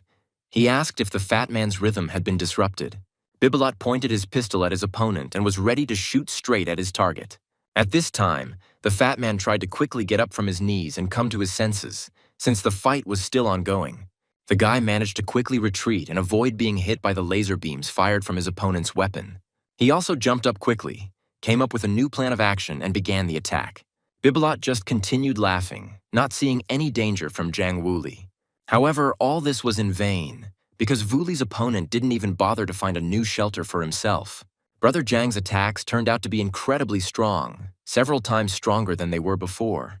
Commentators were shocked by such a rapid change of circumstances. At some point, the fat man delivered the decisive blow, and Bibelo collapsed to the ground, unable to continue the fight. The system declared Zhang Wuli, a student at the Dragon Letters Academy, the winner of this duel. The audience burst into applause, and Dr. Petulia D, remembering his bet, reluctantly thought that now he would have to run naked. Dr. Zhang looked mockingly at Petulia and said that they had been friends for a long time. Therefore, he will not mind if they lower the terms of the bet. The spectators looked at the fat man with admiration, rejoicing at his victory. Mo Feng asked in shock, "Did this lazy guy really already have the skill of 18 instant kill rotations in the academy?" When using this skill, the fat man's accuracy reached an absolutely incredible level. During the battles on Mars, before he himself went through the gene awakening, Zhang Wulei saved his life several times. Perhaps the fat man had gone through an awakening from the very beginning, but did not tell him about it so as not to hurt his self-esteem. Mo Feng looked with gratitude at his friend who was once again performing miracles in the arena. Spectators admired the fat man, noting that he would become the king of the most unusual weapons at these EMs. Someone pointed out that the fat guy may be the first EM participant to complete all 3 rounds using only ranged weapons. This time, the Dragon Letters Academy really showed an unexpected result. The best marksman of this competition was Zhang Wuli, and the best close combat fighter was Mo Feng. The general saw all this and wondered how far the Earth's trump cards could go. The team on the ground wasn't thinking about anything serious yet and was simply all happy about their friend's victory. At the arena after the fight, Mo Feng and the fat man were surrounded by journalists. The main character looked at the crowd of journalists and thought that everything was happening again. One of the reporters asked Mo Feng how he was feeling and if he would like to say a few words on behalf of the Earth's participants. They asked a bunch of other questions at once, but only this one stuck in the protagonist's head. Mo Feng calmly replied that this competition was quite easy. Another journalist asked if he was trying to express his contempt for landers. Mo Feng chuckled and said that if they came a little closer, they might be able to get the answer to their question. The girl heard him and heard the hero whisper that it was a shame on those people who tried to humiliate others. The journalists continued to pester him with questions, and someone asked if he had any secret that had enabled him to achieve this series of victories. Zhang Wulei replied with a smile that Lulu had taught him all of this. When asked about his next plans, he again mentioned that he plans to devote time to Lulu. When asked if he really thought he could become the champion of this competition, he only smiled mysteriously. He started talking about Lulu again and that it was high time to go to her because he missed her. Suddenly, a red-haired guy appeared among the crowd, calling out to Mo Feng. He asked him if he really thought he could become the champion of this competition. The entire team turned their heads towards the protagonist, expecting him to be able to answer this question. The guy said that he already has the heart of a champion. All that remains is to get the title. Meanwhile, the cries of children could be heard from the street outside the orphanage. They joyfully exclaimed that all these were gifts from Brother Zhang. The boys soon headed to Sun Xiaozhai's room, as they had to visit their headman. Zikin was lost in her thoughts as she began to peel her friend's orange. Zhou Zichen watched this with a feeling of bitterness, wondering why Mo Feng had become indifferent to her. Although it was unpleasant to feel all this, she could do nothing about it. They never even started dating for real, and when he confessed his feelings, she rejected him outright. The protagonist, standing next to Zhang Wulei, was not in a very good mood as he looked at his elder. Xiao Rui told the guys not to treat her as if she was sick because the doctor said she was fine. The fat man replied that she should still remain under observation, hinting at WU. The protagonist lightly hit the guy, deciding to remind him not to start that topic. After awakening WU, the village chief was still not found to have any additional abilities. Mo Feng remarked that it was like winning the lottery and then finding out that your prize was a house. Sun Xiaorui replied with a smile that everything was fine. She never dreamed of encountering WU. She was interested in something else. How Wu Lai, who also went through an awakening, experienced it.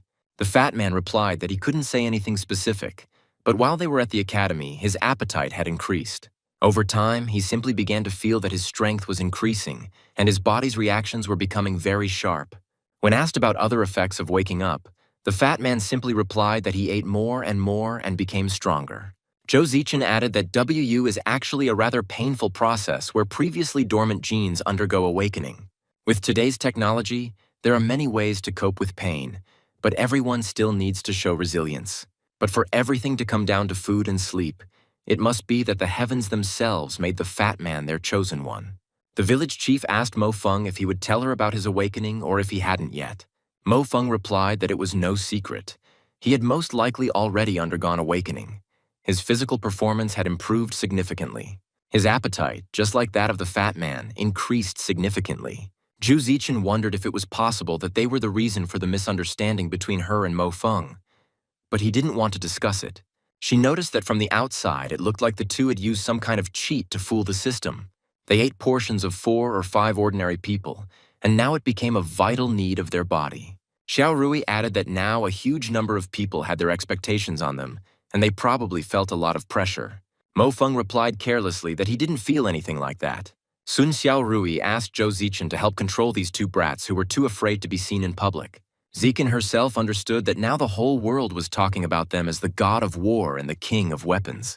The protagonist said that any representative of the moon behaves arrogantly, but since ancient times this privilege belonged to earthlings. The guys were informed that the list of upcoming fights for entry into the top 8 had finally been announced. Marco Polo explained that Chrissy was supposed to fight Lo Fei, Alain was supposed to fight Bolin, Brandon was supposed to fight Anthony, and Beasley was supposed to fight Phil. The last 2 fights, Antaeus versus Zhang Wuli and Floys versus Mo Feng, attracted particular attention. The girls exclaimed in bewilderment. What kind of crazy draw was this? Marco continued, saying that Antaeus's abilities, known as the Son of Earth, were best suited to counter Zhang Wuli. Thanks to his ability to communicate with the Earth, he was able to receive some information, which allowed him to make surprisingly accurate predictions. Zichen understood that the most terrifying thing was that Antaeus's battle tempo was currently the fastest and most brutal. Regarding Mo Feng, the The village chief noted that his greatest strength was his close combat skills. However, his next opponent would be Floy's, who was simply invincible in close combat. He was made invincible by a unique ability that simply destroyed all fighters who dared to engage in close combat with him. Mo Feng only replied that it was all wonderful. He explained that he had long wanted to fight Floyd, seeing the bewilderment in his friend's eyes. The guys really couldn't understand the main character and what was going on in his head. Marco Polo noted that this was to be expected from the boss. Apparently he had a plan to win again. The protagonist recalled his past life when he was at war and thought about how he could meet Floyd's. But the gap between them was large. The next second the question came, "What's so good about all this?" To this question, Mo Feng cleared his throat and replied that, to be honest, he just wanted to be friends with him. Friends noticed that only Mo Feng could laugh in such a situation. Zikin thought that after the battle for the top 8 spot began, some changes would begin to be made to the servers. The main change is that all arenas will now be open to give fighters a better chance of winning. There will even be an arena in space, and all these changes are aimed at filtering out fighters. But now it was time for sleep. It was too late to think about such things. At this time, Mo Feng noticed that the strange scars on his body were getting bigger. He was surprised to find that they had spread to his stomach. Therefore, I immediately wondered what this foreign growth was and whether it was infected with something. He wondered if the alien invasion would only happen in 5 years. So how could they have infected him? Could it be that with the movement of his life in time, some illness also moved? This simply cannot be. This infection occurred already at this time. He checked the food he ate and found nothing suspicious in it.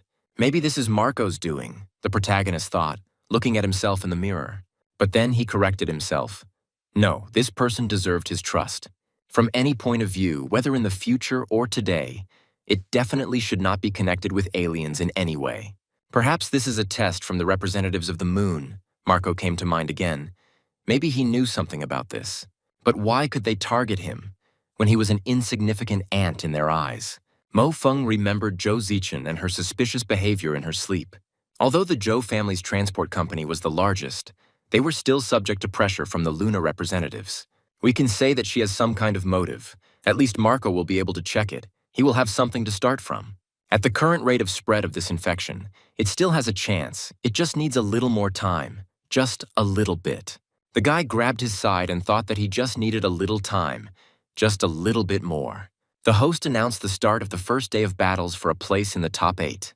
The first 2 fights today will be between representatives of the moon, but the popularity of the earthly fighters is no less. Dr. Patuya noted with disdain that there were only 2 of them left, but their fighters would definitely not let them down today, and all the trash would be weeded out. After these words, the main character's rivals arrived. They were absolutely confident in themselves. Zhou Zichen added that it was no wonder they had already advanced to the next stage. They truly knew no mercy when they entered the battlefield. It's time for today's third battle, Antaeus versus Zhang Wuli. The crowd chanted Brother Lei's name, welcoming their idol. Antaeus turned to the fat man with disdain, looking him straight in the eyes. Zhang Wulei stood up straight, already expecting an unpleasant conversation with his opponent. He declared that his luck had come to an end, and that he wouldn't last even 1 minute against him in the arena. The fat man, however, did not flinch, preparing for a fight with a strong opponent. Antaeus watched the fat man with disdain, grinning broadly and pointing to the time again. Meanwhile, the battle did not take long to begin. It took place on the edge of the forest. Zhang Wuli's opponent moved very quickly in search of the guy. Stopping on one of the indentations of the land, he began to look into the distance. Antaeus called him Fatso and mockingly asked where he was hiding. He ordered them to get out, but the fat man, showing unexpected dexterity, immediately began to attack. In response to the offensive words, the guy called his opponent a dystrophic person with a pink mohawk. This was followed by a series of powerful attacks from Zhang Wuli, but not a single bullet hit its target. The fat man tried to concentrate as much as possible, but the adrenaline took over. His opponent was also no timid one. He deftly dodged the fiery bullets. Antaeus understood that his opponent, Zhang Wulei, was awakened and also very strong. He saw that the soul chains were blocking him, but the fat man needed time to shoot. No matter how fast he shoots, the bullets still take some time to fly. He could easily determine the fat man's next movements thanks to his ability to sense the ground. Zhang Wulei continued to watch his opponent closely and hatch a new plan in his head. Antaeus didn't intend to stay put and simply dodge, so he decided to head towards the guy. But the fat man had foreseen this, and so he continued his ferocious attack so that he would not be able to quickly sneak up on him. With his weapon, he could easily control his opponent's movements and actions. One of the fiery, powerful bullets should have hit Antaeus straight. If he hadn't taken out his weapon in time, he could have parried Zhang Wuli. Thanks to this, the fat man was thrown several meters away from his opponent. However, this did not confuse the already experienced fighter. He began to examine the territory and Antaeus on it with distrust. Antaeus, his eyes burning with anger, looked at the fat man and said that next time he wouldn't hit him so weakly. Zhang Wulei saw that his special ability was related to the earth.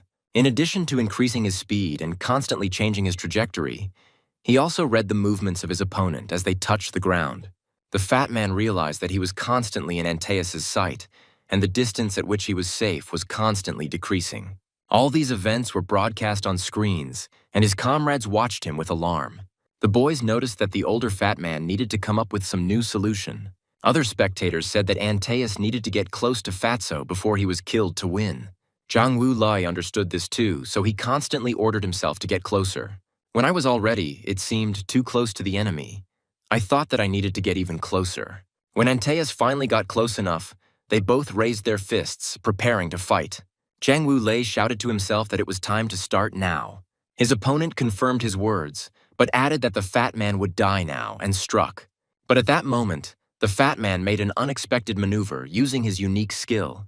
Antaeus exclaimed in surprise, "What nonsense is this?" and cursed in despair, because he didn't understand how Fatso was able to escape what seemed like inevitable death. The fat man, using his incredible accuracy and speed, struck back, forcing Antaeus to retreat. The tension in the arena reached its peak, and the spectators froze in anticipation of the outcome of this incredible fight. In the arena, Antaeus, using his ability to sense the ground, tried to anticipate the fat man's movements, but he suddenly appeared in the air, disrupting his perception. Antaeus exclaimed in rage that this fat dick knew about his ability.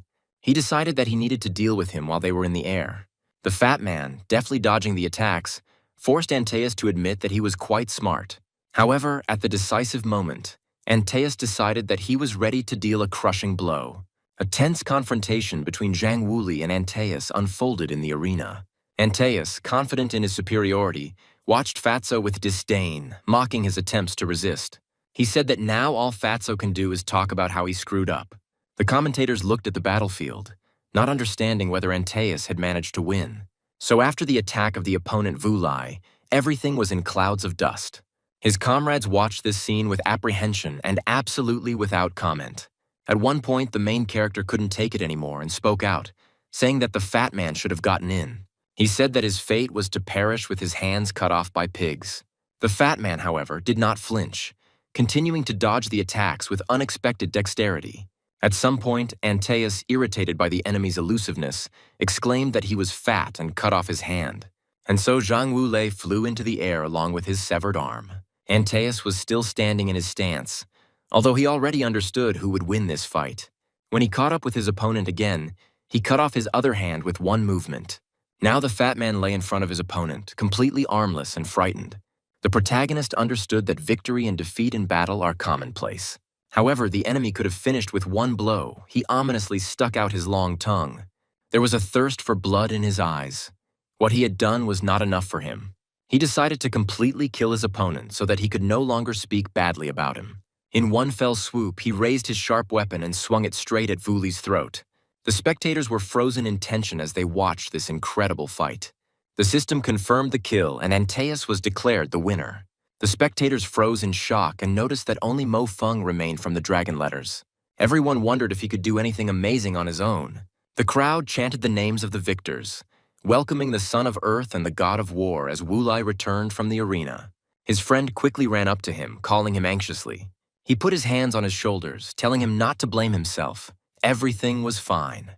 The fat man, having lost the fight, apologized to him with regret. He felt depressed. But Feng supported him, saying that he had already gone further than many had even dreamed of. As they walked away from the battlefield, they said that the fat man was still among the top 8. Feng thought to himself that if Antaeus fell into his hands, he would not stand on ceremony.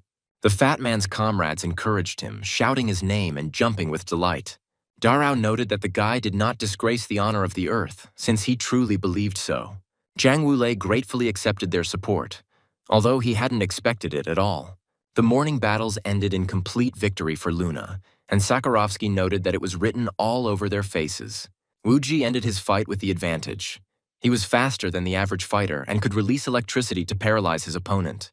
Feng was warned that he could also be caught by this fighter, to which he calmly replied that he had already come up with countermeasures against him. After the morning battles ended, a messenger approached Mo Feng and he quietly called him over. The messenger conveyed that General Gu Yu wanted to speak with him alone. The protagonist looked thoughtfully into the distance, not understanding why he needed him. The stands were filled with incredible excitement. Everyone was shouting and greeting the god of war. In another part, the audience ordered the fake god of weapons to be killed. General Gu Yu carefully studied Mo Feng's file after another blunder by one of his team members. The general understood that the enemy had gone a bit overboard, although everything was within the rules. He noted to himself that the real battlefield was much tougher than this, so there was nothing to complain about. He thought about how honor lost on the battlefield also returns on the battlefield. It was clear that now everything depended on only one person, Mo Feng. General Gu Yu sat down at his desk as soon as the boy walked in and lit a cigarette. The pungent smell of strong tobacco immediately spread throughout the office, and the general became thoughtful. Usually, cadets of that age would show all sorts of nervous reactions when meeting him, but Mo Feng was as calm as a veteran. The file stated that Mo Feng, born in 2280, a native of Beijing, had entered the academy with difficulty. He had average grades in his first 2 years, but going through WU can leave young people with very different reactions. But Mo Feng has a rather strange variation of this process. Sometimes he acts for glory, sometimes not, and the general wanted to talk to him about it. The general had noticed these reactions during previous battles, and that was when he placed his hope in the boy. He said again that he wanted to hear from him an explanation for this reaction. Mo Feng replied that he heard him, but admitted that he didn't know what he meant. The general noted that he did not think that his words were incomprehensible to him. After his unsuccessful confession to Zikin, changes had occurred in his body. Then his combat power increased significantly, which only testifies to the passage through WU. The protagonist thought about General Gu Yue, whom he knew only superficially in his past life. Therefore, he could not say whose side he was on. This forced him to remain silent. If anything was known from his biography, it was that he was born on Earth. The general suggested that Mo Feng simply draw conclusions based on what he said. Mo Feng replied that he didn't know if he was easier at the moment the general spoke of through WU. But after that, his thinking became clearer. There was just one problem. He started having frequent nightmares, and they were connected with the future. In his dreams, humanity was waging an interplanetary war that resulted in both the moon and the Earth being destroyed, and he wanted to protect the Earth. But he does not have the necessary position for this, and therefore he decided to take a high place in the army. General Gu Yu shared his information based on the available data. The people of the moon have most likely discovered a habitable new star and want to claim it for themselves. The Earth is at a complete disadvantage. Mo Feng's words are unfounded and a bit illogical. But that doesn't matter. There are no problems with his nature, so he would be the best candidate for this task, provided that he gets into the top 4. The general warned that the next thing he said, Mo Feng should forget as soon as he left here. Mo Feng realized that everything was going well. General Gu Yu must be on his side. The entire alien plan kept Earth in a passive defense, and it could do nothing. On the lunar side, as an Earthling, he has no chance of getting inside, so he will have to start from the earthly side. In the future, the moon will lead the launch of the Aurora project, and Earth will be solely responsible for its funding. He and Gu Yu are not thinking in the same direction, but the topic of their thoughts is the same: how the expedition turned into a disaster. The general noted that for the people in the Federation, the most important thing is profit, and Luna made many concessions in order to take full control of the project. Mo Feng needs to get into the top 4 for them to have a chance.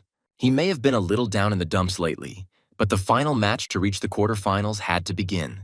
The crowd chanted the fighters' names, greeting Floyd's and Mo Feng as they entered the arena from opposite sides. The audience demanded that it begin quickly to find out how the god of war would clash with the hunter. The stands were divided into 2 fronts. Some supported the main hero, others extolled Floyd. Although it could be noticed that the majority still hoped for Floyd's victory, Mo Feng's sister sat by the screen broadcasting the upcoming fight, mentally supporting the protagonist. Dr. Patuya D introduced the participants who had come out, singling out Floyd with particular importance. The red-haired guy walked into the arena with a certain importance, feeling his superiority. Mo Feng and Floyd stood frozen opposite each other, looking into each other's eyes. The main character was introduced to the audience by Dr. Zhang, who wished him good luck and victory. The fight was about to begin, but the boys couldn't take their eyes off their opponents. Mo Feng's opponent closed his eyes, ready to move onto the battlefield. The main character did the same for greater concentration, immersed in his thoughts. Then he suddenly opened his eyes, deciding to take a closer look at his opponent. He dropped to one knee, taking his combat weapon in his hands, preparing for the fight. Floyd also had his own weapon in his hands and looked at the main character with arrogance. Commentators noted that both chose titanium swords, which surprised Patuya. He was surprised to notice that the god of war had finally begun to use weapons, as he had previously preferred to fight with his bare hands. Dr. Zhang explained that this is an unspoken agreement and a sign of respect between the powerful, and some are too young to understand it. The team watched Floyd closely, realizing that he had seemed to be deliberately waiting for them to get close enough. Darrow said it was to blow it up with his volcanic explosion ability. He stood frozen in anticipation, wondering how Mo Feng would get out of this battle. The fight started with a lightning attack from Floyd, who wanted to finish the fight quickly. Mo Feng immediately headed towards his opponent, having the same desires. Floyd, seeing the boy's determination, sped up towards him, intending to strike first. Mo Feng glared at his opponent, already swinging his sword at him. Floyd was also ready to unleash his power on Feng, anticipating his quick victory. The two boys were crushed in a fierce battle, and bright columns of energy formed around them. The protagonist's opponent, clashing with him with swords, thought about his strength. He noted that Mo Feng was indeed completely different from the rest of the Earth's participants. As Floyd attempted to deliver the finishing blow, Mo Feng suddenly used his unique technique, dodging the attack and counterattacking. The sword swayed, sparks flying, and a tense silence fell over the arena, broken only by the heavy breathing of the fighters. The incredible confrontation continued in the arena. The arena buzzed with tension as Mo Feng and Floyd stood facing each other, titanium swords in hand. It was not just a fight, it was a clash of two worlds, two styles, two unbending wills. The spectators held their breath, realizing that they were witnessing a moment that would go down in the history of the EM competition. Floyd's first strike hit Mo Feng like a clap of thunder. The titanium sword in his hand flared with crimson fire, and a shockwave rolled across the arena, causing the spectators to instinctively recoil. Mo Feng took the blow with his crossed sword, but the force of the blow was such that his feet carved two deep furrows into the arena's surface. He didn't retreat a single step. Only his teeth clenched tighter, and his eyes lit up with that same cold fire. Floyd gave no respite. His sword fell again and again, each blow heavier than the last. He used his volcanic power, weaving it into every movement. The blade of the sword was covered with a red-hot crust. The air around it melted from the heat. Mo Feng dodged, blocked, and moved to the side, but Floyd's was like an erupting volcano. Titan scraped against titanium, sending up showers of sparks, and Floyd felt the vibrations from the blows pass through his arms, through his shoulders, through his entire body. Each block was followed by a dull pain in the chest, where the alien force had already taken root. Mo Feng repelled 67 sword attacks one after another, and each strike carried an average crossing power of 5,300 kilograms. Daros admitted that he had assumed that Mo Feng wouldn't go all out against him, but he didn't know it would be that bad. Now he used his powers from the very beginning, as if to say that he was a force to be reckoned with. Floyd used 80% of his strength, and Mo Feng supposedly used 60 to 70, but it was incredible. But the main character did not pay attention to the sharp words of his opponent. Floyd had already taken his weapon in his hands and was pouring his fiery power into it. The spectators watched the action with delight, and someone shouted that Floyd had finally gotten down to business in earnest. Others called for this guy to be done away with because although he is strong, ability decides everything. The protagonist decided to put not just strength into the next blow, but all his rage, all his superiority. Mo Feng's sword wavered, and for a moment it seemed like he wouldn't be able to hold his ground. At that moment, the opponent realized that he was not just another participant on whom he could set a record for the fastest victory. Before him stood a warrior who had been through hell, and this hell taught him not only to strike blows, but also to take them. They clashed again, and this time the pace of the fight became even more frantic. two titanium swords dancing in the air, their movements very fast. Floyce used his ability and his sword burst into flames, but Mo Feng did not retreat. He knew where the weak spot was. He knew that a blow to the heart, to the red crystal, could solve everything. Floyce responded with a concentrated wave of dragon flame, but his attack was stopped. The protagonist was surprised to realize that the feeling he was experiencing was close to that of others. Some alien species had similar flame power, although the flame itself was different, but he clearly remembered the taste. Mo Feng, holding back the pain, realized that he couldn't believe what was happening. He just made 20 high-speed sword strikes and broke through Floyd's dragon flame. The center of the union of pain pulsed.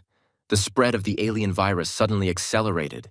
Its life forces seemed to be turning on. Until now, he has fought by holding back his emotions and strength. He must continue in the same spirit. Floyd looked at the guy and couldn't believe what was happening, how he managed to survive his attack. However, the main character at this time was holding back his screams. He was in incredible pain. He realized that contact with this flame had upset the entire balance. There was clearly something wrong with this volcanic ability, and he needed to put an end to it as soon as possible. Floyce, shocked that Mo Feng was able to destroy the dragon flame, prepared a decisive attack. He stated that if he could do that, then let him try the next one, and that Mo Feng was finished. The tension in the arena reached its peak. Both fighters were ready for the final clash. The spectators froze in anticipation of the outcome of this incredible fight, realizing that the outcome of the battle would be decided in a matter of seconds. Zhou Zichen thought to herself, considering that the feeling of pain there was 100%. It was not easy for him. His comrades looked at the arena and waited, since there was no confirmation of the murder yet, which meant there was a chance. The fight was drawing to a close, and the tension in the arena was running high, with Floyd feeling the initiative slipping from his grasp. Each of his attacks, which had recently been unstoppable, now ran into a wall of titanium and will. Mo Feng no longer retreated. He pressed, forced the enemy to play by his rules. Floyd's sword went into another cutting arc, but stopped halfway. Mo Feng intercepted his blade with his own, spinning it in a complex movement. Titanium blades screeched, sparks flying, and for the first time in the fight, Floyd took a step back. Not because he wanted to change his position, but because he was forced to. His eyes widened in surprise when he realized that his favorite technique, the one he used to crush all his opponents, had been read. Mo Feng felt someone else's blood pounding in his temples, and a strange force pulsating in his stomach in time with his heart. The pain was unbearable, but he learned to use it. Every blow he took, every scrape and bruise became fuel. He put all the pent-up pain into his next lunge, and Floyd's sword almost flew out of his hands. The volcanic warrior recoiled, and something like fear flashed in his eyes. Floyd tried to take a break, retreat, regroup, but Mo Feng did not give him a second of respite. The arena was filled with incredible tension as Mo Feng used his knowledge of the alien's weak points to deliver a precise blow. Floyd was shocked to realize that his plans had been ruined and he could no longer use his volcanic ability. He struck Floyd's chest area where the sparkling flame crystal was located. Mo Feng found the same weak point as the flame-using aliens and destroyed the red crystal. The protagonist realized that he was already close to solving the mystery. If there were no other infected, then it was quite possible that the enemy already knew about him. The spectators erupted in jubilant shouts, chanting Mo Feng's name, all admiring his incredible victory, raising their hands in the air in happiness. Dr. Zhang exclaimed. The grass ant was still able. Tears rolled down his cheeks. If everyone had been eliminated before the quarterfinals, the Earth Warriors would have lost their dignity at least until the next EM. General Gu Yu, who was watching the battle from his office, thought that this guy was really capable of such a thing. Commentators were delighted to see Earth's Mo Feng make it into the top 8. The main character's sister was very happy, saying that her brother was amazing. The Luna fighters understood, with sadness in their eyes, that Floyd had lost to the Earthling. Others noted that even with the ability of a fire deity, Floyd still lost to Mo Feng in close combat. Then the girl from their team suggested with a sly smile on her face that maybe the guy really was a real god of war. Mo Feng made a truly pleasant surprise, proving that even the strongest representatives of the moon can be defeated. The head woman wiped tears from her face, realizing that anything was possible if she knew their weaknesses and skillfully used her skills. Zhou Zichen was incredibly happy, calling Brother Feng a real handsome man. At this time, the main character examined his mutation and noted that it began to develop faster. Meanwhile, Marco Polo was typing something animatedly on his keyboard in a room full of darkness. He read various comments about the recent fight and contributed to them. Whenever I saw someone send an unflattering remark, I would immediately get angry and respond to the offenders. My sister wasn't asleep yet either, so she watched the fast-moving chat. It all amused her. The next morning, the protagonist decided to go to the civilian hospital of the moon. After the intense battle, Mo Feng sat in the infirmary, waiting for the results of the examination. The heart's indicators were becoming increasingly alarming, and he could no longer control the spread of the foreign plaque. If this continued, he could die. But he had to follow the plan, because it was now clear that the alien race had arisen through the transformation of humans. It is quite possible that this is a genetic variation, but an unknown force must be involved in producing the mutation. There was definitely something wrong with Landers. He got mad after his defeat and said that Mo Feng was doomed and maybe he knew something. After arriving on the moon, every soldier undergoes a medical examination, and Landers could well have had access to the results, Mo Feng noted. The main character didn't like all this. He understood perfectly well that he had to win the next battle. Sun Xiaorui, waiting for her turn to be examined, thought that this trip to the moon was like a dream. She had once been worried about Mo Feng's academic performance, but in the blink of an eye, he had reached heights she couldn't even imagine. You need to do everything possible, and the rest will be decided by how events will develop. The main thing is not to overdo it. She asked Mo Feng if she should try the WU reagent. Mo Feng abruptly stated that she already had the best outcome. Sun Xiaorui was surprised by his reaction, but Mo Feng firmly said that it was for her own good. The village chief added that she didn't know about his domineering side, and it was no wonder Zichen liked him. The girl quickly blushed at this statement, but was unable to respond. The main character also stood in a stupor, unable to find the right words. Marco Polo told Mo Feng that the journalists were already waiting for him, and they refused to leave without interviewing him. Mo Feng said goodbye to Sun Xiaorui and went to deal with them, explaining that WU was a kind of stimulant, which is aimed at revealing human potential, intended for people with weak abilities. He really wanted to reveal the whole truth to Sun Xiaorui right now, but he decided to put it off for now.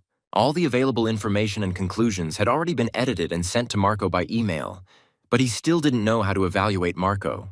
He thought about Zhou Zichen and didn't know how to judge her. He could only hope that she wouldn't end up on the enemy side in the future. As for Fatty Zhang, he was his brother, fighting side by side with whom he had already died once. He knew he didn't know how long this would go on, but now he needed to deal with the journalists. At the exit, Landers was waiting for him with a group of journalists who were demanding comments. Mo Feng calmly stated that he knew Landers had not accepted defeat. Immediately after these words, he offered to give him the opportunity to correct the situation. The boys exchanged a few more sharp remarks, but it was more childishness than rivalry. Landers angrily replied that he was not going to fight him, but would see what he got. Journalists vied with each other to ask questions about Landers' defeat and whether Mo Feng was relying not on his own strength, but on his family connections. Landers stopped them, demanding that they be quiet and not interfere, asking what newspaper they were from. At that moment, Alan Doyle appeared and told Landers to shut up. Landers was furious and replied that he was warning him not to think that since he was the boss, he could tell him what to do. However, he could not resist Alain for long. He put his hand on his shoulder and asked him to calm down. He smiled and remarked that Mo Feng's ability to deal with reporters was quite useful. Alain Doyle asked how Mo Feng knew that the weakness of the fire deity's ability was in the heart. Mo Feng replied that the heart is not a gift for everyone. Alain agreed. Then the hero noted that the upbringing on the moon was really good, to be so mature at Alain Doyle's age.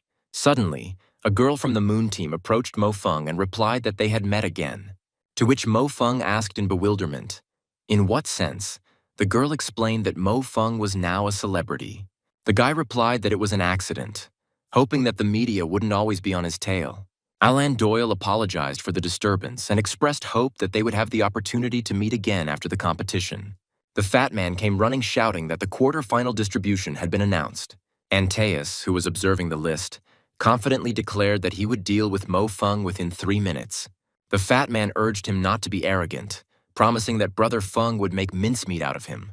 He called Mo Feng to look at the match list, calling him louder and louder as he didn't respond. Zhang Wulei wondered why he remained silent without seeing his friend lying in a pool of blood on the bathroom floor. A little earlier, The main character went to the bathroom because he could no longer bear the unbearable pain. He clutched the edge of the sink and tried to wait out another flash of light emanating from the mutation on his body. Mo Feng pondered his condition alone, realizing that in his past life, even on the battlefield of Mars, the probability of infection was low. However, if someone did become infected, there was no escape.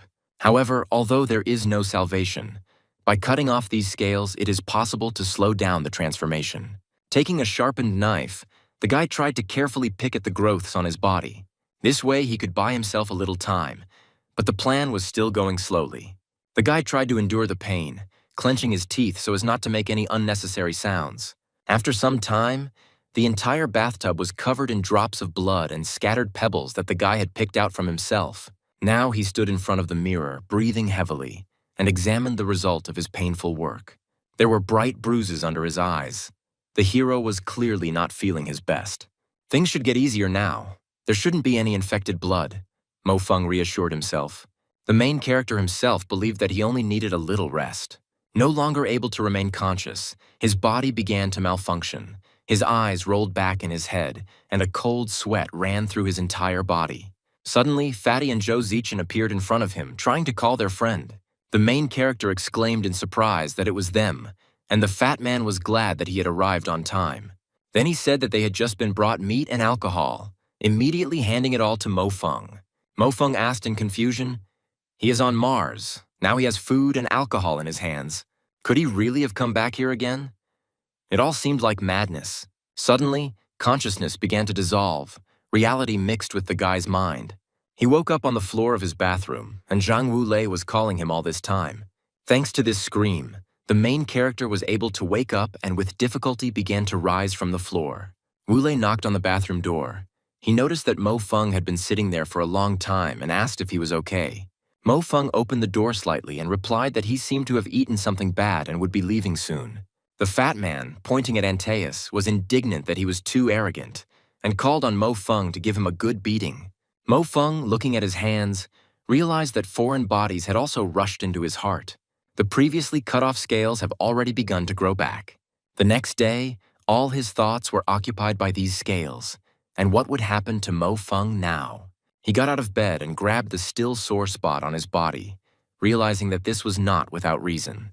Having realized that you can no longer lie around doing nothing, you need to occupy yourself with something, because you might soon simply go crazy from these thoughts. He needs to calm down, because today is the match for the semi-final. To protect everyone he cares about, he must win, even if he dies. The host announced the start of the quarterfinals and introduced the pairs. Mo Feng versus Antaeus. Also fighting were Alan Doyle versus Wu Tzu, Chrissy Da Vinci versus Brandon.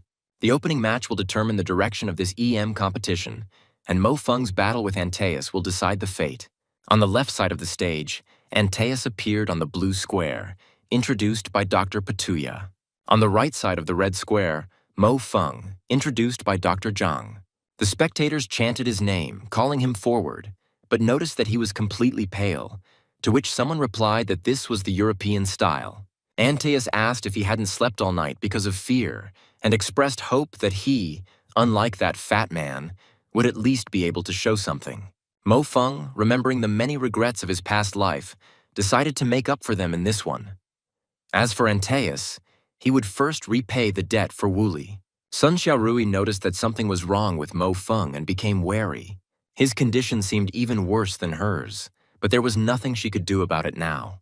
Zhou Zichen, hearing the village chief's suggestion, also tensed up, wondering if something could go wrong. The girl thought, frightened, that maybe this whole condition was because of him. The main character was indeed in bad shape, but he tried to hold on with all his might. Antaeus, preparing for battle, recalled the information about Mo Feng. His strength in long-range combat is amazing, and he was the first to reach the S++ rank. Hearing about this, Antaeus was even scared, but Alan said that he had a good premonition, which had never let him down. According to the operational headquarters plan, Antaeus was supposed to force Mo Feng to resort to firearms. After all, his superpower, the Great Land, will give him an advantage in such a fight, unless they are assigned some strange battlefield. This battle had another important meaning for Mo Feng. He must avenge Zhang Wuli. It's been so long since he returned in time, and he hasn't done anything good, so he has to at least make the fat man happy. When it was announced that Mars had become the battlefield, Antaeus rejoiced as he surveyed the area. He was delighted that Alain's premonition had once again proven correct, and this battlefield was simply perfect for him. Dr. Zhang complained that Antaeus's choice of weapons was too vulgar, but it was noted that with a shield, his movements were already difficult to access. The Riemann rifle, with its good firepower and minimal recoil, allowed him to shoot with virtually no inertia while moving. Antaeus was confident that if he stuck to his tactics, he would win even if he didn't succeed right away. He will be able to drag out time until a convenient opportunity arises. He thought about this looking at the main character. Moreover, Mo Feng is not in the best shape today, and the harsh Martian conditions could very well seriously exhaust him. Critics have been actively discussing rumors that Mo Feng might be the very person who first cleared the EM quest on S++. Considering his sword-shooting technique, it could be assumed that it was him. The news has spread all over the world. It is too late to block it. Now all the spectators were whispering among themselves, discussing this event. On the screens of smartphones or other devices, all viewers had only this news. Throughout the stands, nothing else could be heard except the discussion of the main character. Everyone looked at the arena with delight, comparing the photo on their gadgets. The same news reached General Gu Yu, who read it with some apprehension. However, the general understood that given his current physical condition, now was not the time to reveal it. But the rumors had already gone too far. There was no point in blocking them. Antaeus noted that the energy of this research is quite fluid. It's even easier to control than on Earth, and the only downside is the smell, which makes you feel sick. But he is already quite familiar with this battlefield and can endure it. Even Alain and the others would not dare fight him here. What then could be said about Mo Feng, who was now quite far from the enemy? 2 months have passed since his rebirth, and Mars feels quite realistic. During his time at the academy, he never thought he would find himself in such a location, so deserted and uninhabited, with twice the gravity and a strange smell. Sun Xiaorui looked at Mo Feng with disdain, noticing that he had taken the time to pose. The crowd was happy, hoping that his condition had returned to normal, but Antaeus was calm. He was also cool. The spectators called on Mo Feng to defeat Antaeus, to which he defiantly asked, "I'm looking for death." The battle began, and Mo Feng didn't even look at his formidable opponent. Antaeus prepared for battle, confident of his superiority on a battlefield that was ideally suited to him. An incredible confrontation unfolded in the arena. The battle between Mo Feng and Antaeus began. On a deserted, lifeless plain, where gravity was twice that of Earth, Antaeus immediately took up a defensive position, hiding behind a massive shield and armed with a rifle with minimal recoil. The super ability that showed him every movement of the enemy that came into contact with the surface did not bother the hero. Antaeus, confident in his superiority, was in no hurry to go into close combat. He used his advantage in range and speed, constantly changing positions and firing accurately. Antaeus screamed in amazement at how Mo Feng, this earthly mutated monkey, so deftly dodged his attacks. Every bullet flew right on target, but Mo Feng, despite his condition, dodged them with incredible dexterity. He moved as if he knew where the next shot would land. Antaeus exclaimed in amazement at how this earthly monkey could dodge so deftly, and began to increase the pressure. However, Mo Feng didn't just dodge. He closed the distance, step by step approaching the enemy, ignoring the hail of bullets whistling around. When the distance was close to critical, Mo Feng did the impossible. He rushed forward with such speed that Antaeus did not have time to react. The blow hit the shield, and its force was such that Antaeus was thrown back several meters. He tried to get up, but Mo Feng was already there. His titanium sword slammed down again and again, each blow faster and heavier than the last. Antaeus, accustomed to slow, powerful attacks, could not keep up with this frantic rhythm. The protagonist stood over his opponent and told him that the fight was over. Antaeus cursed, realizing that Mo Feng's words were indeed true. There was nowhere else to run. At some point, Mo Feng froze, and unbearable pain was reflected on his face. The audience was perplexed and asked what was wrong with him, and someone remarked that Ante was very lucky. The hero thought that even though he controlled the power of his super ability, the alien virus would still break through at that moment. Everyone wondered what had happened to him. The alien plaque had made itself known, twisting his insides with fire. The main character remained kneeling in the same position and stopped reacting to everything. Antaeus, seeing this, also wondered what had happened and what he should do now. because the guy saw that just a minute ago the enemy was invincible and now this is happening to him. At that very moment, Antaeus decided that he could take advantage of this moment. And no matter how unfair and cowardly it was, he still wanted to win. Mo Feng seemed to have lost consciousness. The entire crowd screamed, not understanding what was happening. His friends screamed desperately, calling on him to wake up and collect his thoughts. The main character's sister realized that this was not just a coincidence, especially since she remembered that very comment. The voices of loved ones flashed through the protagonist's mind as if he were somewhere in the depths of a pond. Someone asked the guy to come back, shouting that he shouldn't dare leave like that. I remembered how my sister asked me to be the driver at the wedding. Mo Feng mentally screamed that this is not all, he cannot die so easily. In his mind, he was trying to swim out of the depths of the ocean, a depth that was swallowing him up with every second. Suddenly he came to his senses and, gathering his last strength, struck, aiming at Antaeus's head. He exclaimed that he would never be able to defeat the Earthlings again. The main character's eye sockets were almost completely broken, but he still tried to exert himself with all his might. He shouted at his opponent that he should have aimed for the head from the start. Antaeus, defeated, cursed, calling him a damn Earthling. The main character tried to finish off his opponent for sure, so that he wouldn't dare to do anything dirty again. The system announced that Earth's representative Mo Feng has advanced to the quarterfinals. But she immediately added that the EM capsule revealed abnormal indicators of the participant's body condition. Marco Polo watched all this from his laptop and mentally addressed the guy. He was shocked and asked what kind of letter it was and how the people of the moon could do such a thing.